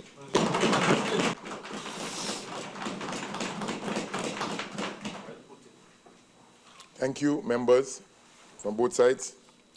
Honorable members, it is my pleasure to bring end-of-year greetings at this last sitting of the House of Representatives for the year 2015. This is always a hopeful time as we celebrate the end of one year and the beginning of another. We have achieved quite a considerable amount of work in a short space of time, and it is my hope as we start a new year, we continue in this spirit of cooperation and productivity. Although our challenges are great, each of us has the courage and determination to rise up and meet them. Members, as you know, the Christmas season commemorates the birth of Jesus Christ and fills our heart with gratitude for the many blessings in our lives. With those blessings come a responsibility to reach out to others in need. Therefore, I beseech you, especially in this season of warm tidings, to demonstrate the duty to love our neighbor just as we love ourselves. Allow me, on behalf of the Office of the Parliament and of my own family, to extend season's greetings to you and your families. I extend warm season's greetings also to the parliamentary staff, including the hard-working parliamentary cat reporters parliamentary attendants and the officers of the police unit, as well as the media and other guests who are faithfully and religiously present in the galleries. On behalf of all members of this House, I convey our prayers to the citizenry for a holy, joyful, and safe Christmas season and a bright, prosperous, and peaceful 2016. Thank you.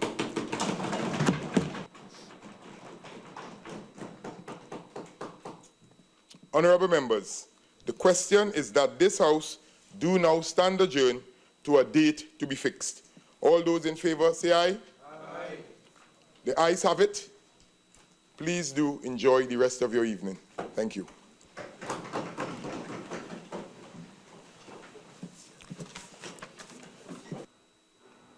With those words from the Deputy Speaker, we've come to the end of the 11th sitting of the House of Representatives in the first session of the 11th Parliament that takes place on Friday, December 11th, 2015. Time now for a brief recap of today's sitting of the House of Representatives. Leave of absence was granted to the Member of Parliament for St. Joseph for sittings from December 19th to January 15th, 2016. Leave of absence was also granted to the member for Paray, the member for St. Augustine, the member for Barataria San Juan, and the member for Aruka Maloney for today's sitting. 3 papers were laid in the name of the Attorney General and Minister of Finance. Paper number 3 was referred to the Public Accounts Committee. Prime Minister's questions took place today. There were some 12 questions listed on the order paper. There were also 6 questions listed for urgent response and 2 questions for oral answer. The Member of Parliament for Chaguanas West sought leave of the House to move the adjournment of the House on definite matters of urgent public importance. The Deputy Speaker ruled that he was not satisfied that the matter qualified under that relevant standing order. The Minister of Finance made a statement on the status, the cash flow status of the government, and the Minister of Trade and Industry moved 2 motions asking the House to exempt from import duties of customs certain equipment, materials, and supplies. Both motions were considered and both motions were approved. The House is now adjourned to a date to be fixed, and we expect that this will be the last sitting of the House of Representatives for the year 2015, and indeed the last sitting altogether, since the Senate would have also extended Christmas greetings, as was done a moment ago by the Member of Parliament for St. Anne's East, the Member of Parliament for Chaguanas West, and the Deputy Speaker. So the House is now adjourned to a date to be fixed.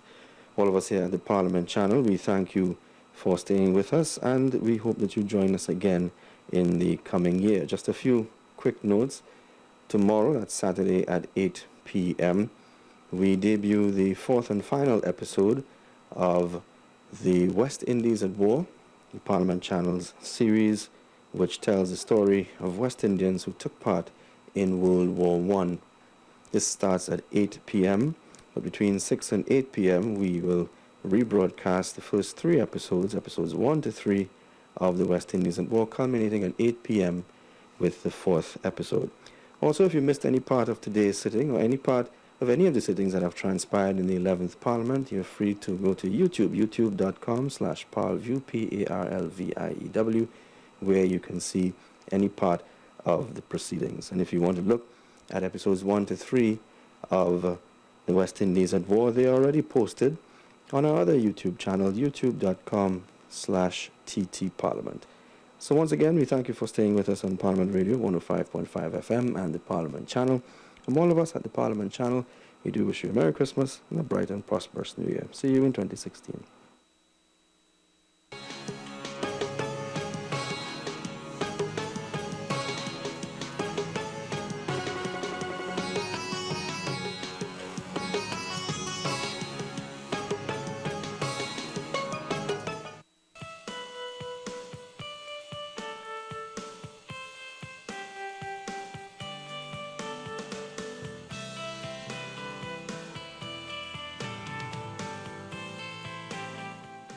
This is the Parliament Channel and Parliament Radio 105.5 FM.